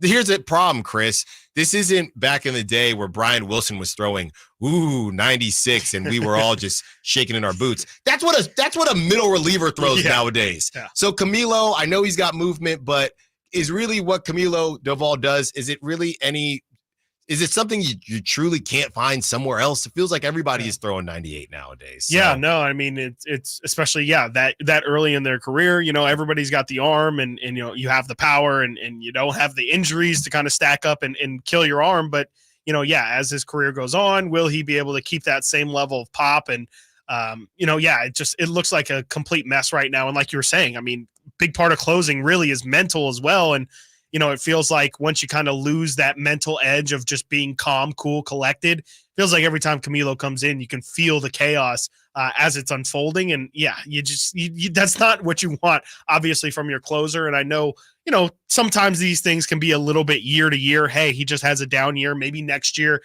it'll all be forgotten and he'll be right back on the horse. But I don't know. I mean, you're right. Like with a closer position, especially, you don't want to play games with that, especially when you're already hovering around 500. Those are the kind of things that can send your season completely down the tube. Farmer 22 says, I was sitting behind the batter's box for Posey's home run. I'm definitely counting that as a splash hit. It was also his last home run, of course, but you can't count it as a splash hit if it did not splash, Farmer. You know that, but it was going to. That's just a bit of bad luck. Coming up next, speaking of that opposite field home run, we have Ballgate. We have an issue with that home run ball, and someone who's been in the McCovey Cove for a very long time says, give me my money. Top stories at the top of the hour when we return. Stiles and Watkins, Sacktown Sports. On the move? Got somewhere to be? Take Sacramento Kings basketball with you. The Sacktown Sports app will let you stay connected to your passion. Never miss a moment of Sacramento Kings basketball with the Sacktown Sports app. I didn't ask to be thrown in the streets with nowhere to go. I didn't think I'd survive.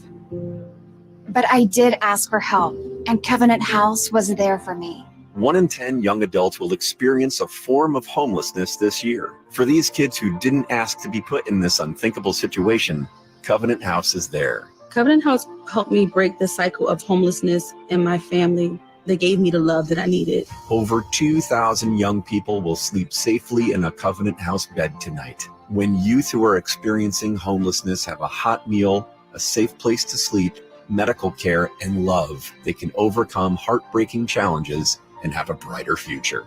They just really genuinely just wanted to help me succeed, and I'm succeeding. I'm a speaker, I'm an author. Covenant House really helped me and really helped mold me into the woman I am today. If you or someone you love is asking for help, go to safeplacetosleep.org today. A new pool can transform your backyard into a beautiful oasis. Now, that's what happened with us when we made the best decision and called Premier Pools and Spas. The process began with an in-person consultation with a designer, and the end result, well, it's been several years of family fun in our forever pool. Now, you can find out for yourself by coming out to the Endless Summer Bash from Premier Pools and Spas. That's this Saturday from 10 to 4 at their newly renovated showroom in Rancho Cordova. They'll have food, ice cream, bounce houses, and more, but you can come get design ideas for your pool. But also, they build outdoor living spaces, fire pits, pavers, and so much more. That's this Saturday from 10 to 4 at Premier Pools and Spas' newly renovated showroom in Rancho Cordova. Find out for yourself why they've been the region's leading pool builder and serving Sacramento since 1988. That's Premier Pools and Spas, contract license number 589234. Model Year End pricing is back at Folsom Lake Honda, your one-stop Honda shop. During the Model Year End event, lower interest rates at Folsom Lake Honda make lower payments. It's no wonder why Folsom Lake Honda is your one-stop Honda shop. Come in today or check out our entire inventory online at folsomlakehonda.com. Get an instant cash offer for your trade at folsomlakehonda.com. We'll buy your car whether you buy from us or not. Folsom Lake Honda is your one-stop Honda shop. Folsom Lake Honda. Go to folsomlakehonda.com. Your one-stop Honda shop. Some people just know they could save hundreds on car insurance by checking Allstate first. Like to check the propane tank on your grill first before hosting a tailgate. Let's fire up. Here, let me try.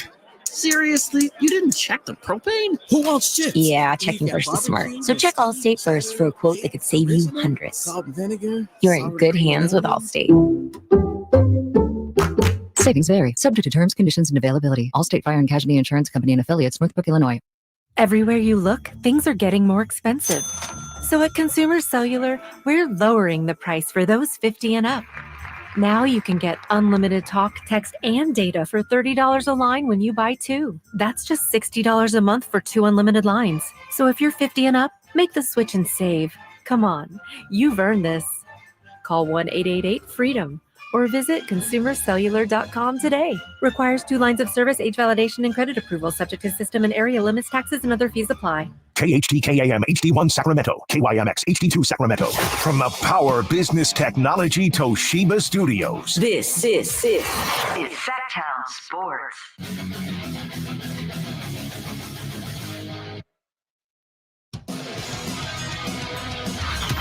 Sacktown Sports. Check us out on YouTube. Search Sacktown Sports and subscribe. About to get into top stories at the top of the hour.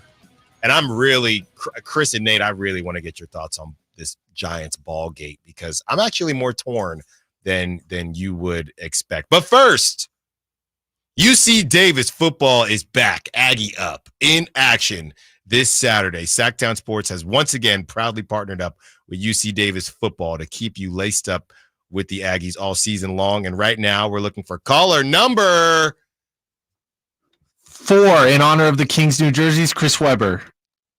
Caller number 4 to score our Stiles Watkins Family 4-pack and parking to check out the Aggies hosting Utah Tech this Saturday. For more information, visit sacktownsports.com. 916-339-1140, 916-339-1140, 916-339-1140. Uh-oh, here come the calls. Looking for caller number 4. Gotta be number 4. Time it out. Utah Tech taking on UC Davis, and we will have Nate take care of that, and then we'll get our music going, get into top stories at the top of the hour. Chris, Nate is on top of it. I will say also, I admitted that it took me longer than I'm proud to admit to figure out that Flo Rida is just Florida, and he is from Florida. It took me way too long to figure out that an Aggie is not a horse. It is short for agricultural. But they are horses, though, the picture. The picture is, but there's not like an Aggie, from my understanding, is not a thing. That's just an interesting mascot then. Because I'm sure the mascot is a horse. Yes, no, it is a horse. Let me see here. What's weirder? What mascot you like more, Aggie or the Cardinal, which is a tree? Well, I believe the Stanford Cardinal, like that's just their mascot. The Cardinal, I believe, is referring to their color as well. Like it is Cardinal. Like we are. That's why it's single Cardinal. We are the Stanford Cardinal, I believe. I mean, I obviously did not go to Stanford, so maybe someone from Stanford. I guess I'd take Aggie over that. Yeah, I mean, yeah, I mean, if anything, it feels like maybe they should. I guess they shouldn't switch, but it would make a lot of sense for if a team is the Aggie is short for agricultural, maybe having a tree as your mascot would make sense. I have no idea why the Stanford decided to have a tree as their mascot. Yeah, Stanford's team is Cardinal. Team name is Cardinal, referring to the vivid Stanford Cardinal red color, not the common songbird as at several other schools. And the university does not have an official mascot. So they don't have an official mascot. The Stanford tree is the band mascot. Yes, it's not their official mascot. And I'm looking here, UC Davis. Let's see here. The Aggie name and logo have a deep and rich history at UC Davis. The horse symbol dates back to 1921 and a stud thoroughbred named Gunrock, who supplied high-quality stock for the U.S. Army and also gave rise to the identity mark that UC Davis used in one variation or another through the upcoming decades. Very, very confusing. games. All right. Well, Nate. Fascinating stuff there. Nate is handling this winner, so I will go to a different one because I really want Nate to be part of the Ballgate one. This is Shedeur. Let's start with Shedeur Sanders, Chris. So basically, they beat Colorado State. You know, it's a big rivalry. They almost lost last season. They won in easier fashion this season. So Fowler Nicolosi on Colorado State, he had said Colorado was in for a rude awakening. So Colorado goes on to win that game, and as Shedeur Sanders is walking off the field, he's not really shaking hands with anyone, and Fowler Nicolosi comes up to him and attempts to shake his hand, and Shedeur says a couple things and ultimately says, "You can't bleep with me." And a lot of people are saying, fair or foul. Hey, if you talk trash about someone on a video, be ready to get the smoke.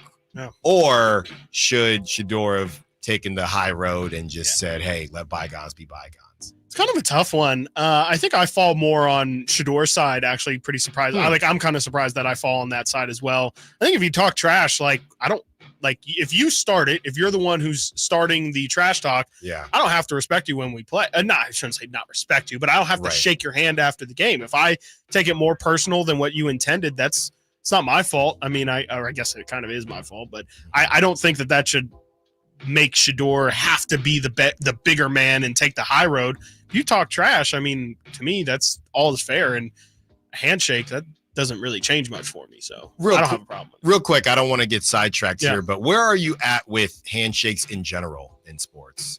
Probably a little unnecessary. Yeah, we probably overblow it a little bit much. Like, oh, this guy skipped the handshake. Oh, he went right to the locker room after the game. Like, does that really matter? Like, I mean, sure, I won't even say going above and beyond, but it's showing respect and sportsmanship for sure. But I don't think it necessarily has to be a necessity. I think especially with competition at this high of a level, like, I get upset when I lose my rec league volleyball, softball games, and I could definitely see how if you're a millionaire and this is your entire life and you lose a game and someone talks trash to you, or even if they don't, if you just want to walk off because you're really upset, I think that's understand, or at least I can understand how you could be so emotional that you would say, the last thing I want to do right now is shake their hand. Like, I don't really have a problem with it. Yeah, I'm really torn on the whole Shedeur thing, as I've said time and time again on this show. But I don't think the Raiders will have to worry about it because they're going to end with about 7-8 wins, and they're going to be too low to get Shedeur anyway. Yeah. So, and then they're going to get another Band-Aid quarterback. That's just Shedeur would not work on the Raiders either. I don't think it would, but I don't think the Raiders are going to be in that for the Miami. I don't think that this is what the Raiders do. This is what they do. I think Shedeur would be good in Miami, like you just said. Let's not get sidetracked. I'm not sure how one is different than the other. Nate, I did want your thoughts on this one, though, guys. I'm really confused on this. So this is what happened. There's a guy, you've seen him if you've watched the Giants game, McCovey Cove Dave, and he's got the TV on his canoe thing, and he's gotten 1,000 different baseballs from home runs. So this is from my guy, Steven Risotto. McCovey Cove Dave says he wouldn't give the historic splash hit ball that Elliot Ramos hit back to the Giants. After he says recent negotiations didn't go well, but he would share it with Cooperstown.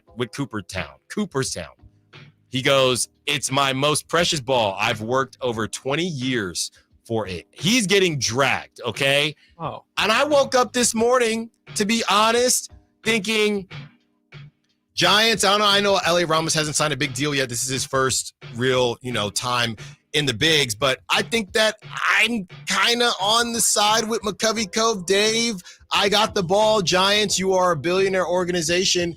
Cash me outside. And I think that's why he's saying I'd rather give it to Cooperstown and let it be in the Hall of Fame than to get shortchanged by the Giants. And he's getting absolutely dragged. Nobody is on the side that I'm taking, and I don't know if I'm missing something, but as far as from where I'm standing, I think this is on the Giants to get that ball back. Yeah, I don't think it's like historically relevant enough to feel like Elliot Ramos has to end up with that baseball. That too. Like if it were his first career home run or if it were his 500th career home run, maybe that's a different conversation. It means something to Elliot. Now, I'm not saying this doesn't, we just played the audio. He wanted to hit this. He then does it a week later. really, really cool. I'm sure he would love to have the ball, but also it's not really historically relevant enough to really, for me, really kill McCovey because he is kind of right. Like he's been hanging out in McCovey Cove this entire time, and this is about as relevant of a McCovey Cove ball as you will find. Yeah. And he got it. So I don't, I could understand where he feels a little bit of entitlement if it's not going to go to Cooperstown. If it goes to Cooperstown, that's great. Awesome. I don't even really know what Cooperstown would do with that ball. Like, it seems like the most corner piece of an exhibit. Hey, here is a single home run ball that had it tied the game at 2 in a random game in September. Yeah, on a trash Giants team. It's not really super historically relevant. I think this is almost like the perfect kind of ball to just say, yeah, go ahead. Here, you can have this. This is, in a way, your ball, McCovey Dave. Now, he says recent negotiations. I don't know if he's talking about another ball. That's what it sounds like. Yeah. That's what it sounds like. So, sounds like, the Giants are offering him money, correct? Yeah. For or the it could be balls he's tickets. getting? It could be other memorabilia as well, swaps. Yeah. Would those kind of things. Cooperstown, would that be a donation to Cooperstown? Probably. I don't think Cooperstown is going to pay him. Yeah. I didn't think so either, but I would. Who even knows? It sounds like Cooperstown's only in the mix because Dave said they were, right? But still, regardless, I'm on Dave's side. Yeah, maybe there will be more that will come out, but as far as I'm concerned, I'm right now with the Giants. They've been so cheap. I just don't want to. That man worked so hard too, and he's so loyal, and he deserves it. Yeah, they can give him 50 G's for it. Right now, if he's sitting there saying I need a milli or something crazy like that, then we'll switch. He's out here Ayuking it. That's a year worth of rent in San Francisco. He's rusty enough. Let's get to this sound, Nate. This is about Kyron Elby. Is a 6'2", 285-pound high school quarterback. And you really got to, we'll play the sound. You really got to see this video because it's outstanding. I've never seen anything like it. Here it is. I've been playing quarterback since I was 5. When COVID hit, that's when I put on a lot of weight, but I still stuck with it. My brothers played it. I'm play it, and I'm good at it. He's a big fella, but he's a big fella who can move. And we're glad he's on our side. And I was really happy that not only he got that game winner on Friday, but he got the game winner on the ground. Yeah, they got to go real low. So, I mean, he's not easy to tackle. It kind of scares the defenders. Like, they see me back there, and they see me run at them. They don't want to really want to tackle me. So it's kind of an advantage for me. You know, we were playing up in Chicago week 1, and they hit him low. And he's like, Coach, they're hitting me low. I'm like, buddy, I would. Even 6'2", 285 pounds. You got to check out that video. He's a creative player. Yes. This dude is watching him run looks like a video game. He can spin it though. Yeah, he can spin it though. He can throw that football. Here's my question, Chris. In these type of situations, you're in high school, you start thinking about your future, and not to say that he can't play quarterback, but if you're the coach, do you just say, "Hey, bud, do we maybe want to play you in a position to make sure you can play in college?" They're not going to let him play quarterback in college. But it's high school. You can't be thinking about your future. Yes, if this you can. team, not if this team does. I mean, if they have another guy, I mean, this might more be an indication of what their other quarterback talent looks like more so than anything. But yes, I mean, no, I mean, and also I'm the wrong person to ask. This is almost like a passion project for me. I specifically could not play any other position besides line because they have weight restrictions in Pee Wee football. It's so dumb to me. I'm like, well, especially I grew up with Dante Culpepper as my quarterback. I'm like, how are you going to tell me that weight means anything when it comes to these things? I understand probably for Pee Wee football, it's more of like these kids can't tackle you if you're quarterback and you might actually hurt people. But I'd never understood why there was weight restrictions. And think about all the quarterbacks we've probably lost because they had weight restrictions in Pee Wee. So no, I'm all for it. Go ahead and go off, King. Don't waste your time, kid.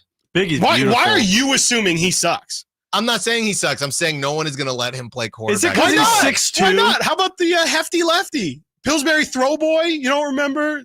Lorenzen? Big Ben. There's been big quarterbacks who can play. He's a big boy. But he can spin it. You said it himself. He can spin it. But a lot of people can do a lot of. I'm just saying, Chris. I don't know. It Chris, seems to me like I'm his parents' brother.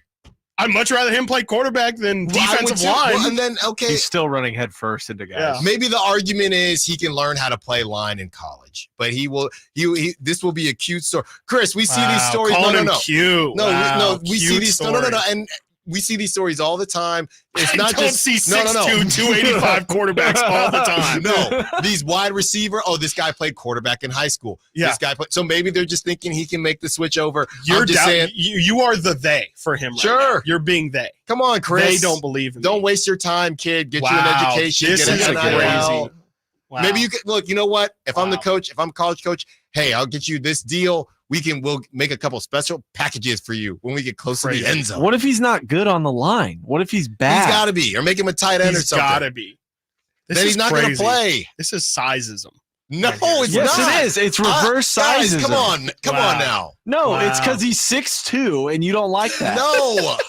He's It's not even the weight that's the problem. Yeah, It's the he's too 6'2". tall. He's too Yeah. tall. I like my Come on. quarterbacks. I love Kyler You're Murray has. upset about the Bryce Young benching still. No, he needs to. Can you imagine? At least, you know what? He should back up Bryce Young, and then they can do a 4th and 1 yeah, with him. there you go. What? There you go. Because There you Bryce go. Young can't So he do can't play in college, but he can play in the pros. There well, we go. for one There we go. specific, you can tush push. There we go. All right, come on, guys. He might be Get him better on- than Bryce Young. He might be better. Get him on the line. He's guys. definitely already No, he- bigger he than can't Bryce spit it. Young. I've heard he can spit it. Coming up next, we talked about the 0-2 teams we don't believe in. What about the 2-0 teams? Who's a fraud and who's for real? Stiles and Watkins, Sacktown Sports. Our first year as the radio home of the San Francisco 49ers is one we will never forget. And Logan Ryan picks him up. Looks like they're playing man. LaPorta's over there as well. It's 5 out. It's empty on 4th down. Goff back. Not going to get out to his right. Being chased. Throws. And it is incomplete. The 49ers take over on 4th down again. Congratulations to the 49ers on a terrific year. And thank you for so many wonderful memories. Sacramento Dodge Chrysler Jeep Ram. They believe it's all about people and choices. Their goal is to find the car that fits your lifestyle. With their huge inventory of models, they've got the right car and more importantly at the right price every time. Experience for yourself why their customers drive away smiling. Discover the difference because it's not just about the car, it's also about the people. Experience the Sacramento Dodge Jeep and Chrysler difference off Business 80 next to Hagen Oaks, or you can find them online, sacksuperstore.com. It's a myth to think you don't play golf well enough to get fitted for golf clubs. The professionals at the Hagen Oaks Player Performance Studio would argue that playing the game with golf clubs properly fitted to your body and swing characteristics is the best way to improve your game and have more fun on the golf course. With a professional staff of fitters, all the major brands of equipment, and cutting-edge technology featuring TrackMan, the indoor-outdoor Hagen Oaks Player Performance Studio is worth a look. See for yourself. Fulton Avenue at the Cap City Freeway. Schedule your fitting at 916-808-2531. 808-2531.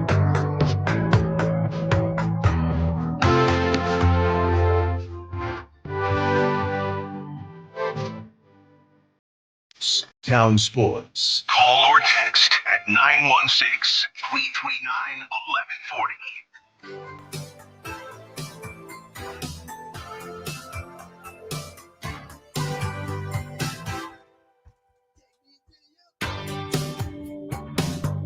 Letting that ride. All right, Chris, the 2-0 teams. Let's hear them. I'm actually really excited for this segment. All right. So as we read with the 0-2 teams, 0-2 teams since 2020 are 2-32 when it comes to making the playoffs after an 0-2 start.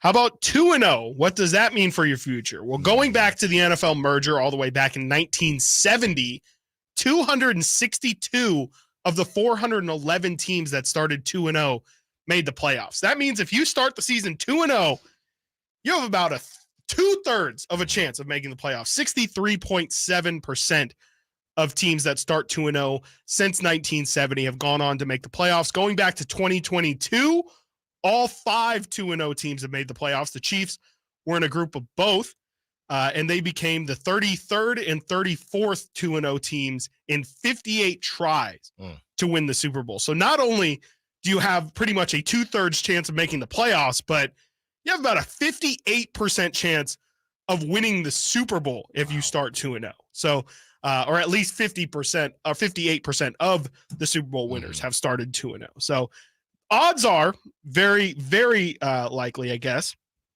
that one of these 2-0 teams is going to be hoisting the Lombardi Trophy at the end of the year. That's pretty crazy if you look at some of these teams. Kind of nuts. Of these 2-0 teams, let's go through them. Los Angeles Chargers, they start 2-0 for the first time since 2012. Pittsburgh Steelers start 2-0. The New Orleans Saints 2-0. Seahawks, Buccaneers, Vikings, Bills, Texans, and Chiefs are all your 2-0 teams. Alan Stiles, we asked which 0-2 team you believe in the most. Which 2-0 team do you think is fool's gold? This is who they are, right? As far as the Steelers, they're going to be in that we're going to make the playoffs. We're going to be right there. It's going to be if so-and-so loses, if the Ravens lose and the Browns win by 2, then the Steelers get in. The Steelers are going to get in and lose in the first round. So I don't believe in them. The Chargers, you look, they played the. I mean, that still kind of is believing in them, though. Making the playoffs, I think, is to make the successful. Oh, sure. I thought you meant Super Bowl. But yeah, playoffs, yes. Maybe the Steelers can sneak in. Chargers, I do think the Chargers, they've already beat the Raiders, then they beat the Panthers. They're going to take, it seems like everyone is going to just beat up on the Broncos. So I'd have to look at the Chargers schedule, but they could surprise some teams.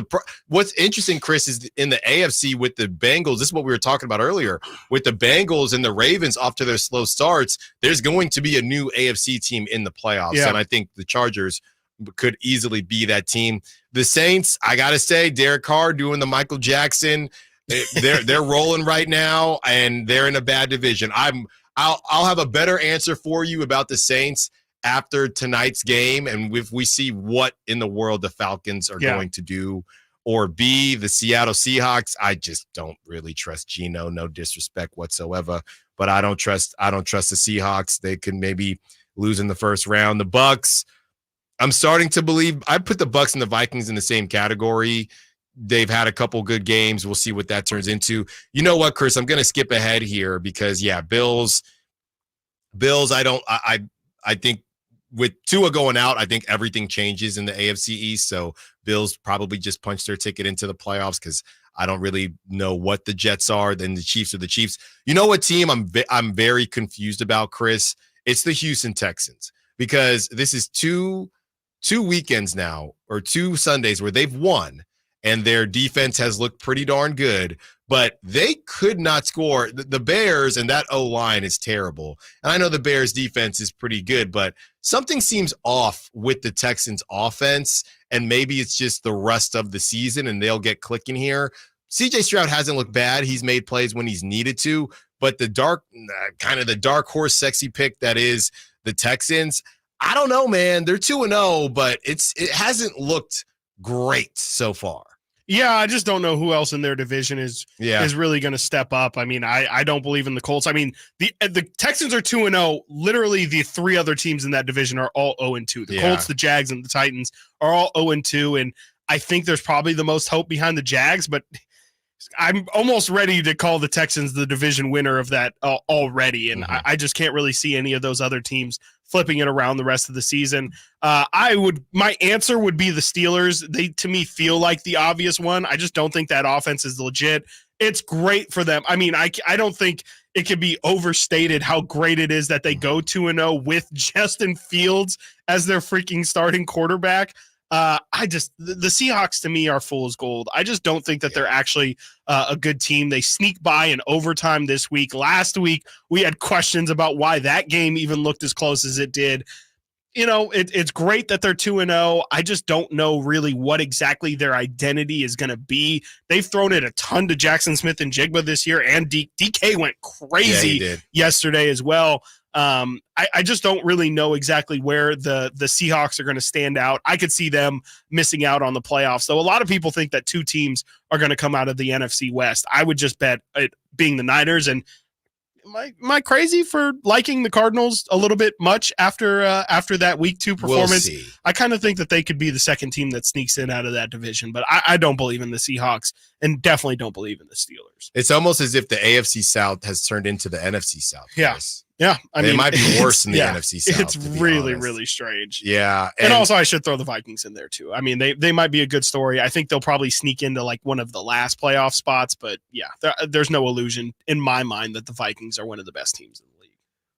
The Bucks, as we talk about the AFC versus NFC, I mean, again, we'll see what happens with the Falcons, but you already have the Saints and Buccaneers, who everybody is confused as to what's happening there. But between those two teams, who would you say you trust more?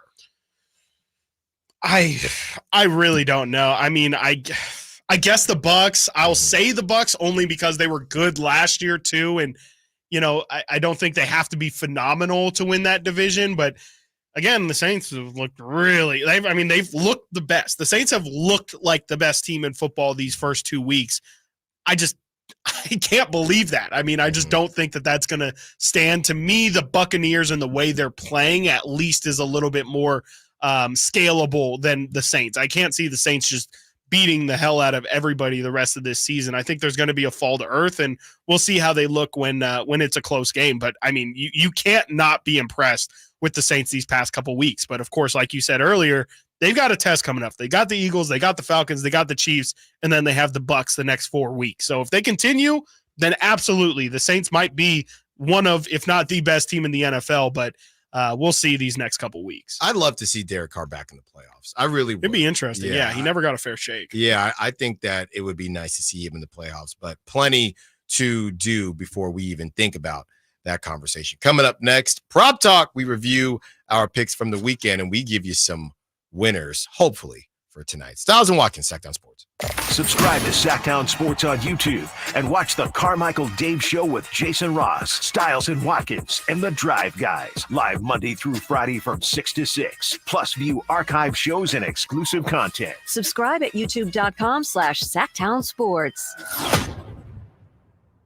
Sacramento weather is brought to you by Folsom Lake Kia. I'm meteorologist Kelly Kern in the KCRA3 Weather Center. We are expecting partly to mostly cloudy skies across the area today. Cooler as well, with highs only topping out in the low 70s. Get the latest forecast on the KCRA3 News and the KCRA app. DC here, and if you've been thinking about a new car, you got to see my friends at Folsom Lake Kia. You can always count on low payments and zero down deals with approved credit. Folsom Lake Kia, over 25 years, right here in Folsom. At Fisher Investments, we may seem like other money managers, but we're different. What makes you so different than the rest of us? We ensure clients receive unparalleled service at every step of the relationship. Tell me more. Our investment counselors focus on service over sales, prioritizing clients' needs. How do you make money? We don't sell any commission-based products. We have a simple management fee based on the value of our clients' portfolio. So we do better when our clients do better. What about client portfolios? We get to know each client, their finances, family, health, lifestyle, and more, and then we tailor a portfolio based on their specific goals and needs. Your clients really come first then, huh? Yes, we make them a top priority. Our goal is helping them achieve a comfortable retirement. Wow, maybe we are different. At Fisher Investments, we're clearly different. Learn more at FisherInvestments.com. Investing in securities involves the risk of loss. I would end the day with sore feet, sore legs. The drugstore inserts that I was purchasing were really not very useful at all. I walked into the Good Feet store and the guy kind of grinned at me and said, I hear that a lot. I was living with chronic pain before going to the Good Feet store. Now I don't really have that problem. I'm able to do the things that I expect to be able to do, even at my advanced age. I feel pretty good about what's going on. Come to the Good Feet store now for a free fitting and test walk. When I want to stretch out after a long day, my sofa needs to be comfortable, but it also needs to look attractive and inviting when guests come to visit. I am Frank LaRosa with a word about Naturewood Home Furnishings. We spend so much time on our living room sofas that we forget they're a focal point and a hint to our decorating tastes. Right now, during Naturewood Home Furnishings sofa sale, you can save on every sofa, including gallery-exclusive custom-ordered flex steel furniture. Whether you're interested in a new sofa, sectional, or recliner, you can choose from hundreds of colors and fabrics. Nobody has more styles and choices than Naturewood Home Furnishings. And when it comes right down to it, it's all about choices and always about quality. Shop Naturewood for the look you love at a price you'll love even more. Visit Naturewood Home Furnishings right now for this remarkable sofa sale. Off Highway 50 at Hazel, look for the water wheel. Get ready for an epic fiesta on Tuesday, September 17th, when the Sacramento River Cats become Los Dorados de Sacramento for a night of Hispanic heritage fun. Grab your amigos, bring the familia, and enjoy some baseball with us. Visit rivercats.com to purchase tickets. Vamos, River Cats! Sponsored by Xfinity Internet. Enjoy ultimate control of your home network. Personalize your Wi-Fi name and password. Assign user profiles. View and control connected devices and more with the Xfinity Internet app. Hey everybody, it's your boy Drapes, Kyle Draper from Mercedes-Benz of Stockton. Are you looking for a new van for your business? Maybe you want to go out on a camping trip or even haul your kids and their teammates to their sporting events. Well, Mercedes-Benz of Stockton has the Sprinter van just for you. It's fully customizable, and plus it has that Mercedes star right on the front, so you know it has the premium quality that Mercedes sedans and SUVs are known for. Give the Mercedes-Benz Sprinter van a test drive at Mercedes-Benz of Stockton or go online at mbofstockton.com. Sacramento, Dierks Bentley's coming to town. Getting drunk on a plane. For his only show in California this year, Saturday, September 28th at Heart Health Park for Country in the Park 2. What was I thinking? And he's bringing some friends. Parmalee. I want to close your eyes for this. Tyler Rich. Dasha. And And more. Saturday, September 28th at Heart Health Park. Get your tickets today before they're sold out at CITPFest.com. Brought to you by the California Army National Guard and Red's Pizzeria and Tap House.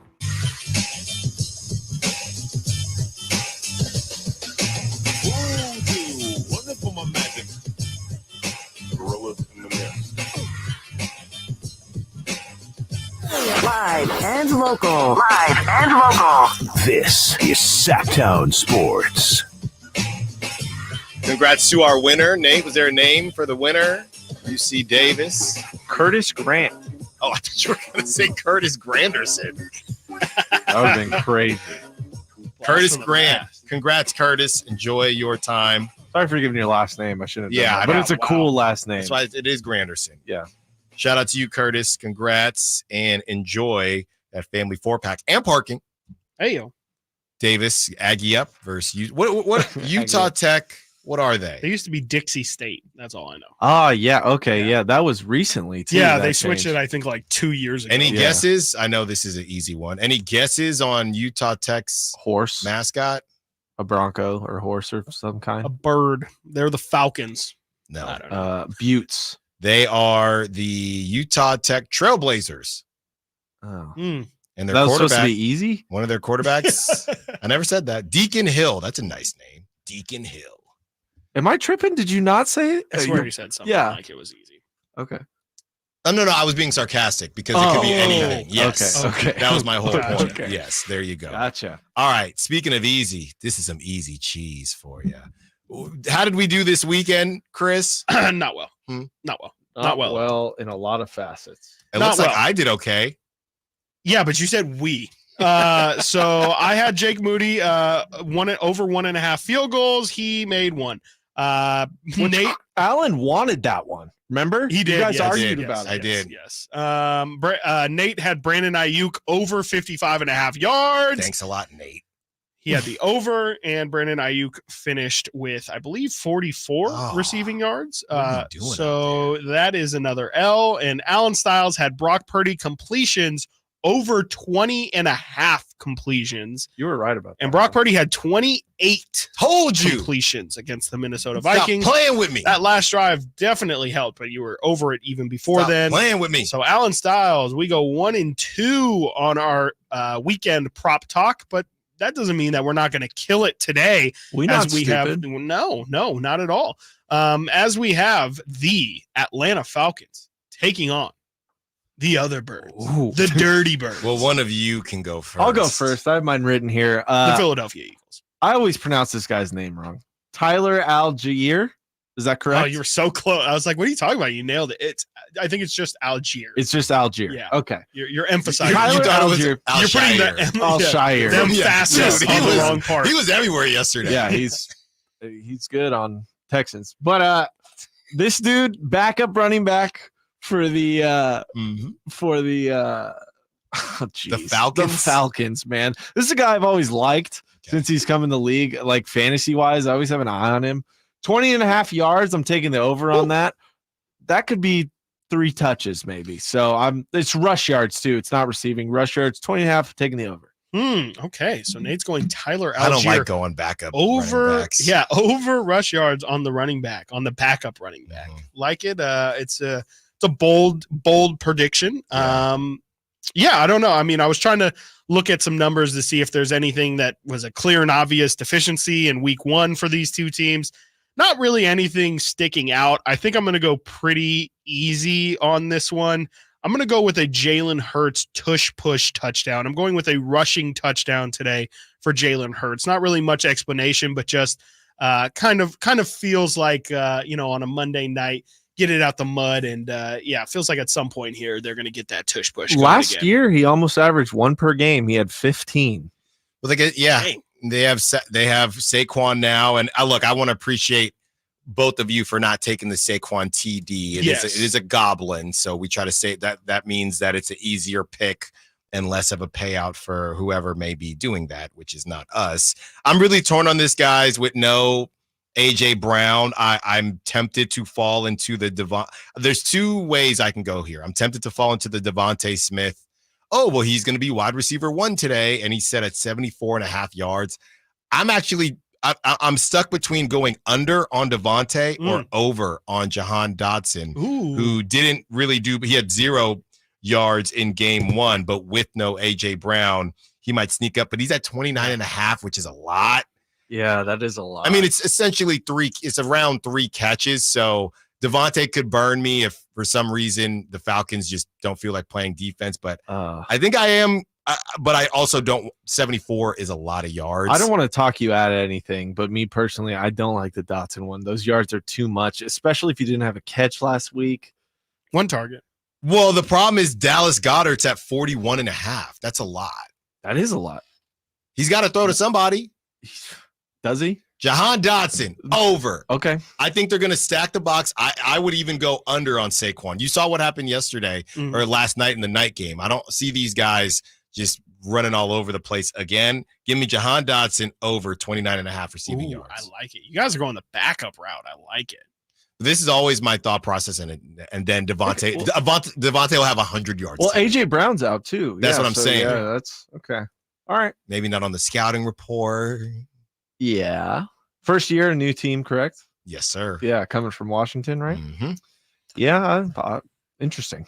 What are we supposed to do with the Falcons? I have no idea. I mean, I guess today, obviously, we're going to have a little bit of a better grasp over them. But, I mean, losing to the Steelers in the fashion that they did, where their offense just looked completely dead and just like they have no life moving forward, it just, if they come out tonight and, kind of like what we saw a lot of different teams, a little Jekyll and Hyde, and they look like the team that everybody expected them to be after the Eagles have a really big win against the Packers in week 1. I could just see that this game could just confuse the hell out of us going into week 2. I could see some really weird stuff happening and us just being like, I don't know what to do with either of these teams. It's in Philly. Correct. Yep. In Philly. That was the most expensive game that we saw. Yeah, I can see Philly putting up a sinker, man. And, I'm trying to figure out what Jalen Hurts could do to make me believe in him again. Yeah. And it just doesn't look right. It just doesn't look smooth. As smooth of a guy he is looks-wise, and everybody loves him. He's recently engaged, by the way, Chris. So congrats to him and his fiance. His play is so ugly to me. It's just not – everything looks difficult. Everything looks hard. Nothing looks smooth. Nothing looks easy. Look, he can get on a run, and he looked great in the Super Bowl, right? But he can get on a run, and maybe I'll start to feel a different way. But as of right now, I just no, thank you. And the that weather money that for they today, paid him, for what it's worth, 5 p.m. 76 degrees, 6 p.m. 74 degrees. Not really much of any wind. That's just perfect. I think that's perfect. I'm a little bit concerned about primetime Kirk, I will say. After watching it for as long as I did, I do kind of think Kirk Cousins has this weird thing with primetime where he gets himself too amped up, too hyped up, and sometimes can try and make these hero plays. And after a really terrible week 1, it's going to be interesting to see how he kind of balances, okay, I clearly need to, try and take what's in front of me, but he also, again, just has the tendency to try and make these superstar hero plays when it's just not necessary. And I don't know. I'm interested to see if Kirk has a little bit of bounce back tonight. He's not somebody who usually shies away from media and things like that. He usually sees a lot of the things that are said about him. I just wonder if he's ready to kind of make a statement and say, I'm still here and ready to go, even though a lot of people are doubting him. You guys want to hear something incredibly disrespectful for Kirk Cousins? So we talked about the prop talk and the app that we use, and we talked about how there's goblins, which is a less of a payout, and there are demons that are more of a payout. Chris, a Kirk Cousins interception is a goblin. They basically think that he's throwing a pick tonight. They're like, that's easy. Yeah, that's gonna happen. That's if going to if happen. you think that's gonna happen and you're gonna make money off that, you're mistaken, because we're expecting it. We're anticipating it. We are betting on it ourselves. So yeah, it could go a couple different ways. You could see the Falcons look like a completely different team. Just so much went wrong for them. I mean, it was just, I think that maybe we hyped them up too much. Two teams, Chris, that the hype train was really high. I don't even know who it was higher for, the Jets or the Falcons. At least the Jets got their W, but it didn't look pretty. Can the Falcons? Because again, add them to the list for tomorrow. If the Falcons lose, now they're 0-2 in a completely different NFC South. This is not your father or your grandfather's NFC South. An undefeated Saints team, an undefeated Bucs team. The Falcons go 0-2.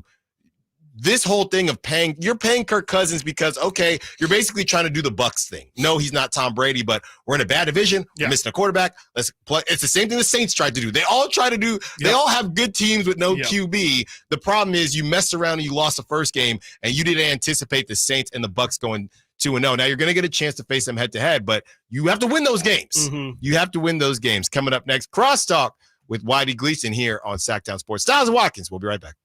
Malik Monk plays here. Started left, goes right, steps back, launches the three. Nothing but net. Oh, that was just filthy.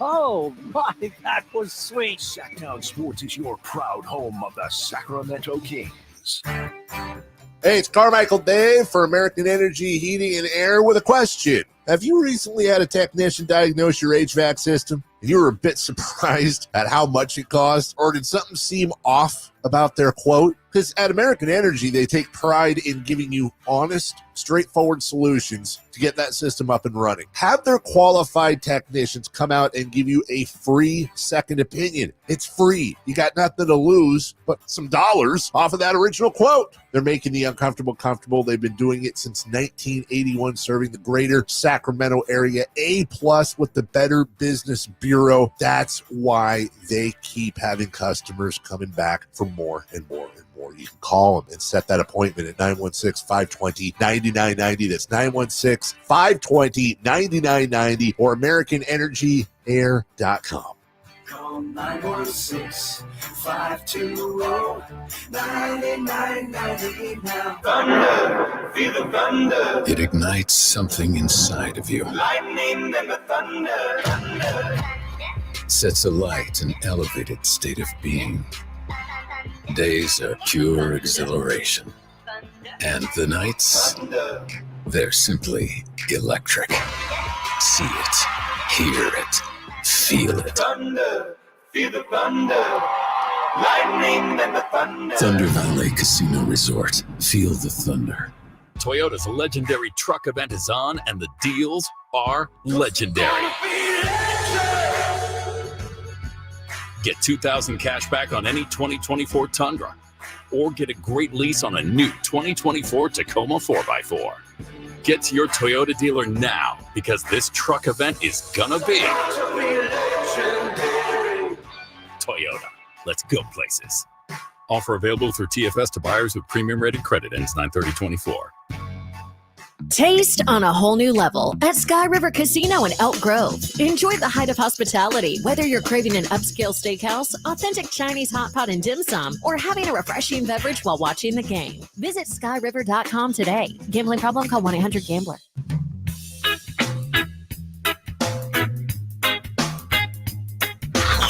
Sacktown Sports. Check us out on YouTube. Search Sacktown Sports and subscribe.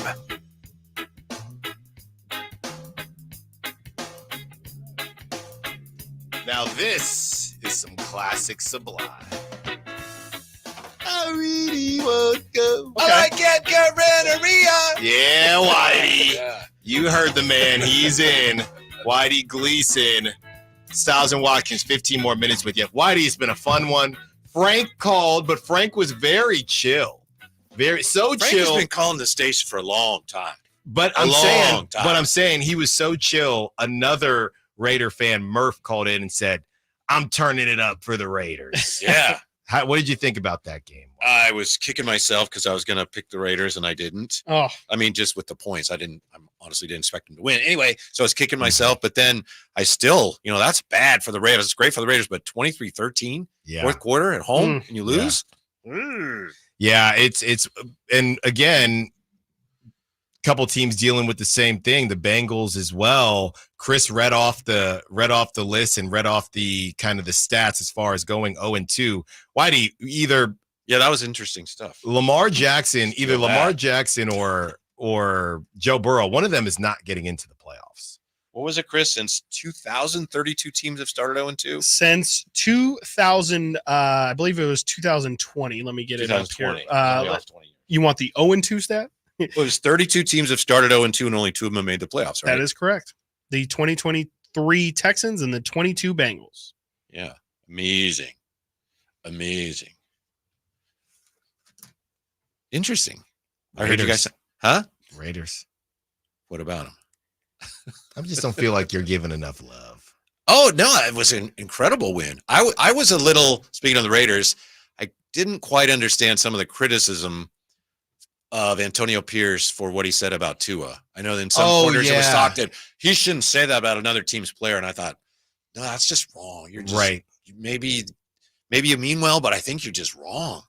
Who's wrong? Anyone who would say he shouldn't say that about another player. In my opinion. He's entitled to his opinion. Yeah, I don't know. We're talking about a guy's brain and his livelihood. It's also an educated opinion. He's a player and a coach, so he can really speak from both sides of it, right? Yes. He can say, as a player, I can tell you, I know how he is probably thinking right now, and he shouldn't be thinking that way. And as a coach, I will also say I understand how valuable the quarterback is, and I still think he should retire. So if anything, I think he holds more weight than anybody else. And when you look at how quarterbacks are struggling, across the board, so many of them, Gardner Minshew, you could do a lot worse than Gardner Minshew right now. Yeah. I was going to say, as far as what you just said, one thing that we know from being in these kind of media rooms and media scrums, I mean, you get asked the question, I'm assuming he didn't just say, hey, I want to talk Tua for a bit, right? So you get asked the question, you're going to answer the question, and you're going to be honest. You ask for honesty, you get honest. This is why you get coach speak and athlete speak, because you ask these guys to be honest. They're honest, and then you don't like what they have to say. Yeah, it's not like Coach K going after Dylan Brooks after Oregon beats Duke and saying, you're too classy to act that way. Right. It's a totally different thing. Yeah. Speaking of, Chris and I had a good conversation about the handshaking. Just in general, we started off talking about Shedeur Sanders and how he refused to shake the hand of the Colorado State QB because he said a reckoning is or something the QB said, and Colorado wins. So what are your thoughts on just handshaking in general? And we really only talked about pro sports, but you could take it to college. I mean, anything besides Little League or whatever the case is. Where are you at with handshaking, and whether should be mandated, whether you have to do it? Should you just do it if you want to do it? Because you do know it is funny, the one sport off the top of my head that does not do it, even when we were in college, is baseball, right? I think we did it at the end of series, but not after every game, right? And in pros, you just go home. There's no handshake. Because the teams aren't on the field at the same time, unlike, hockey, basketball, football, as you well know, being a baseball player. Yeah, but it's because they just no one wants to get out of the dugout to shake hands after you lost. No. You just I'm pro handshaking. I know many years ago when I was coaching, middle school basketball, it was a PAL, and they had a rule everyone shakes hands at the end. And after a few years, it got to the point where people just slap, and they instituted a rule where you actually had to shake hands. I don't know if they enforced it, but I thought that's good because people just like yeah. What, you got a full on hand? You're supposed to shake hands. That's the idea, is to shake hands. How old are these kids? Elementary school, yeah. Middle school, yeah. So instead of just going, Yeah, instead of like high-fiving. good game. Yes. Good game. Yeah. Good because, game. it's very easy to just Yeah, that's what I would do, especially if I lost. And then if a guy didn't like, I'd go like that. That is definitely not what you're supposed to. I think They that frown on actually that just made the point for why they now And if shake you're hands. listening, I did a too slow. So I they didn't frown shake on hands. that in the PAL, the parochial act. Yes. LeBron didn't shake hands. Yes. How about the Thomas bad didn't shake boys? hands. See, Exactly. I'll never forget that. I was like, whoa, That's incredible. I can't believe they That's didn't shake incredible. hands. Yeah. That's absolutely incredible. Any other thoughts, Whitey? The wacky, not to do the show before the show, but it was a wacky week 2 in the NFL. Nutty. Yeah. And Congrats to Chris Watkins. Thank you. I feel like There not you enough go. people have said that. That's Yeah. right. That's I right. was You should have worn not- Viking stuff. I was not pulling for his team, but at the same time, I was still happy for him. Yeah. Yeah. It was great. It was a great weekend. You know what? But you know what? But this is what I'm saying though. Chris does this thing where we were talking about different types of fans: optimistic, pessimistic, realistic. Right. Right. And I would consider myself. I don't know what to do with Chris because I would consider myself pessimistic. I think Nate is more realistic. Chris, he's starting to veer on the side of pessimistic because he's saying he doesn't believe in Sam Darnold. And I think that the Vikings, they look pretty darn good. They just beat the Niners without Jordan Addison. It's a defense mechanism. You know what that is? It's like Yes. he's been hurt. Yeah. And he doesn't want to. Deep down, there's Yeah. part of him going, this is great. But there's another bigger part of him going, Yeah. don't be fooled. And that Yeah. side has a louder Yes. voice. Yeah. So that's what you hear coming out. It's like, Yes. yeah, I'll believe it when I see it. But deep down, there's a little bit of Chris like, this is awesome. There's no better win. That's what I'll say. Yeah. There's no opponent I would rather take down. And it was a great Sunday. It was a really, really good Sunday. But I would just, I'm just not going to I'm not going to be head over heels for anybody. I've seen to Whitey's point, I've seen too many Kings seasons, too many Vikings lost seasons to where I can't get my hopes up because I've gotten my hopes up before and it has never done me well. So I'll believe it when I see it. And I'm also going to go off history. And with Sam Darnold specifically, I can't change my opinion on him just because he's had 2 good weeks. I will not allow myself to fall into that trap. All right. Others may. Others can go ahead and do it. Well, part of the reason that Chris's Vikings were able to get the W was Brian Flores' scheme, which Brock Purdy called crazy. But on top of that, Whitey, I defended Brandon Ayuk last week with the drop. It was pretty easy to defend. Well, he's incomplete. Oh, that's a good one. And speaking of he's got the 4th lowest separation rate, 1.9 yards, something Who's like second? that. I don't know, Whitey. You're right. I get your point. It's not good so far. 2 games in. So what do you do if you're the Niners? Just wait. Cut him. Wait for him to Yeah, figure your it out. options are bench him or keep playing him and get to the point where he's better. I think we know what they're going to do, right? Yeah, not a bad time for the Niners to be struggling, if you want to call it that. The Rams are a complete mess. They just can't keep anybody healthy. Why did Shanahan run the ball so much? Excuse me. Why didn't he run the ball more? Why did he throw the ball 7 out of the first 8 plays? I don't know. He was why does scared that. at the jump. Yeah. The Vikings won that game first 8 plays. Like, wow, look at that. Shanahan won't run the ball. Yeah. We're winning. He did the same thing, and he gets into these moods where he just I don't know Christian what McCaffrey, it is. so Yeah. he can't run the ball. It's impossible. Yeah. Impossible. Even though Jordan Mason did what he did. Yeah. Over under Looked when great. when we see That guy runs hard. For what it's worth, like that guy is And the he's a good definite blocker too. I He saw him on some pass he is protect. tough to bring down. He is a force. I mean, I had that thought a couple times during the game of like, this guy is a lot better than an undrafted rookie, right? Like this is not, or no, he's not a rookie, but like he is somebody who definitely is a legitimate starting running back. This is not just oh yeah, the line's great and anybody you put back there can rush for 150 yards or anything like that. Like Jordan Mason has some real running back skills. Yeah. That would make him good for, I think, any team in the league. Not they don't throw him the ball though. Not very No, skilled yeah. receiver. And I think one of the absolute keys to the last 2 victories for your team over the 49ers is that they've gotten ahead. Mm-hmm. Yeah, exactly. That's something Alan talks about all the time. He did have one. Yeah, they were definitely off schedule in this game. They weren't able to win. He did have 1 or 2 catches in game 1. He's really worked on his ability to catch the ball. Look, I'm not trying to. I know we were talking Bay Area, and he was out in Cuba showing people the thizzle dance. But Jordan Mason does give me mini Marshawn vibes. Mini Marshawn. Talking about the beast mode himself, Marshawn Lynch. So yeah, the Niners. Honestly, I think they'll they'll be fine. And Minnesota, they got some things they can work through as well, but they're off to 2-0, and it's real deal. Whitey, as we discussed what the Niners did and what the Raiders did, the Raiders will not be facing Bryce Young this week. Your guy, you were right. Andy Dalton. You wanted to bench him last week. I mean, what a mess in Carolina. Except that you got the red rifle riding in. Woohoo! He's still around. He's still around. And I don't like this for the Raiders one bit. I'll tell you that right now. This is classic letdown territory. But I'm enjoying the win right now. I'm enjoying the win. So trap game for the Raiders? Is that kind of what you're saying? Yes. Okay. Yes. I would have much rather seen Bryce Young out there again. Please. Please, please, please. Yeah. So a lot going on as far as the NFL. And why do you said you were on TV yesterday? You were at the Giants game? Was it the Giants game? Can we play That Price Can't Be Right? Can we play that? Okay. What do we have, Nate? You got a minute. Okay.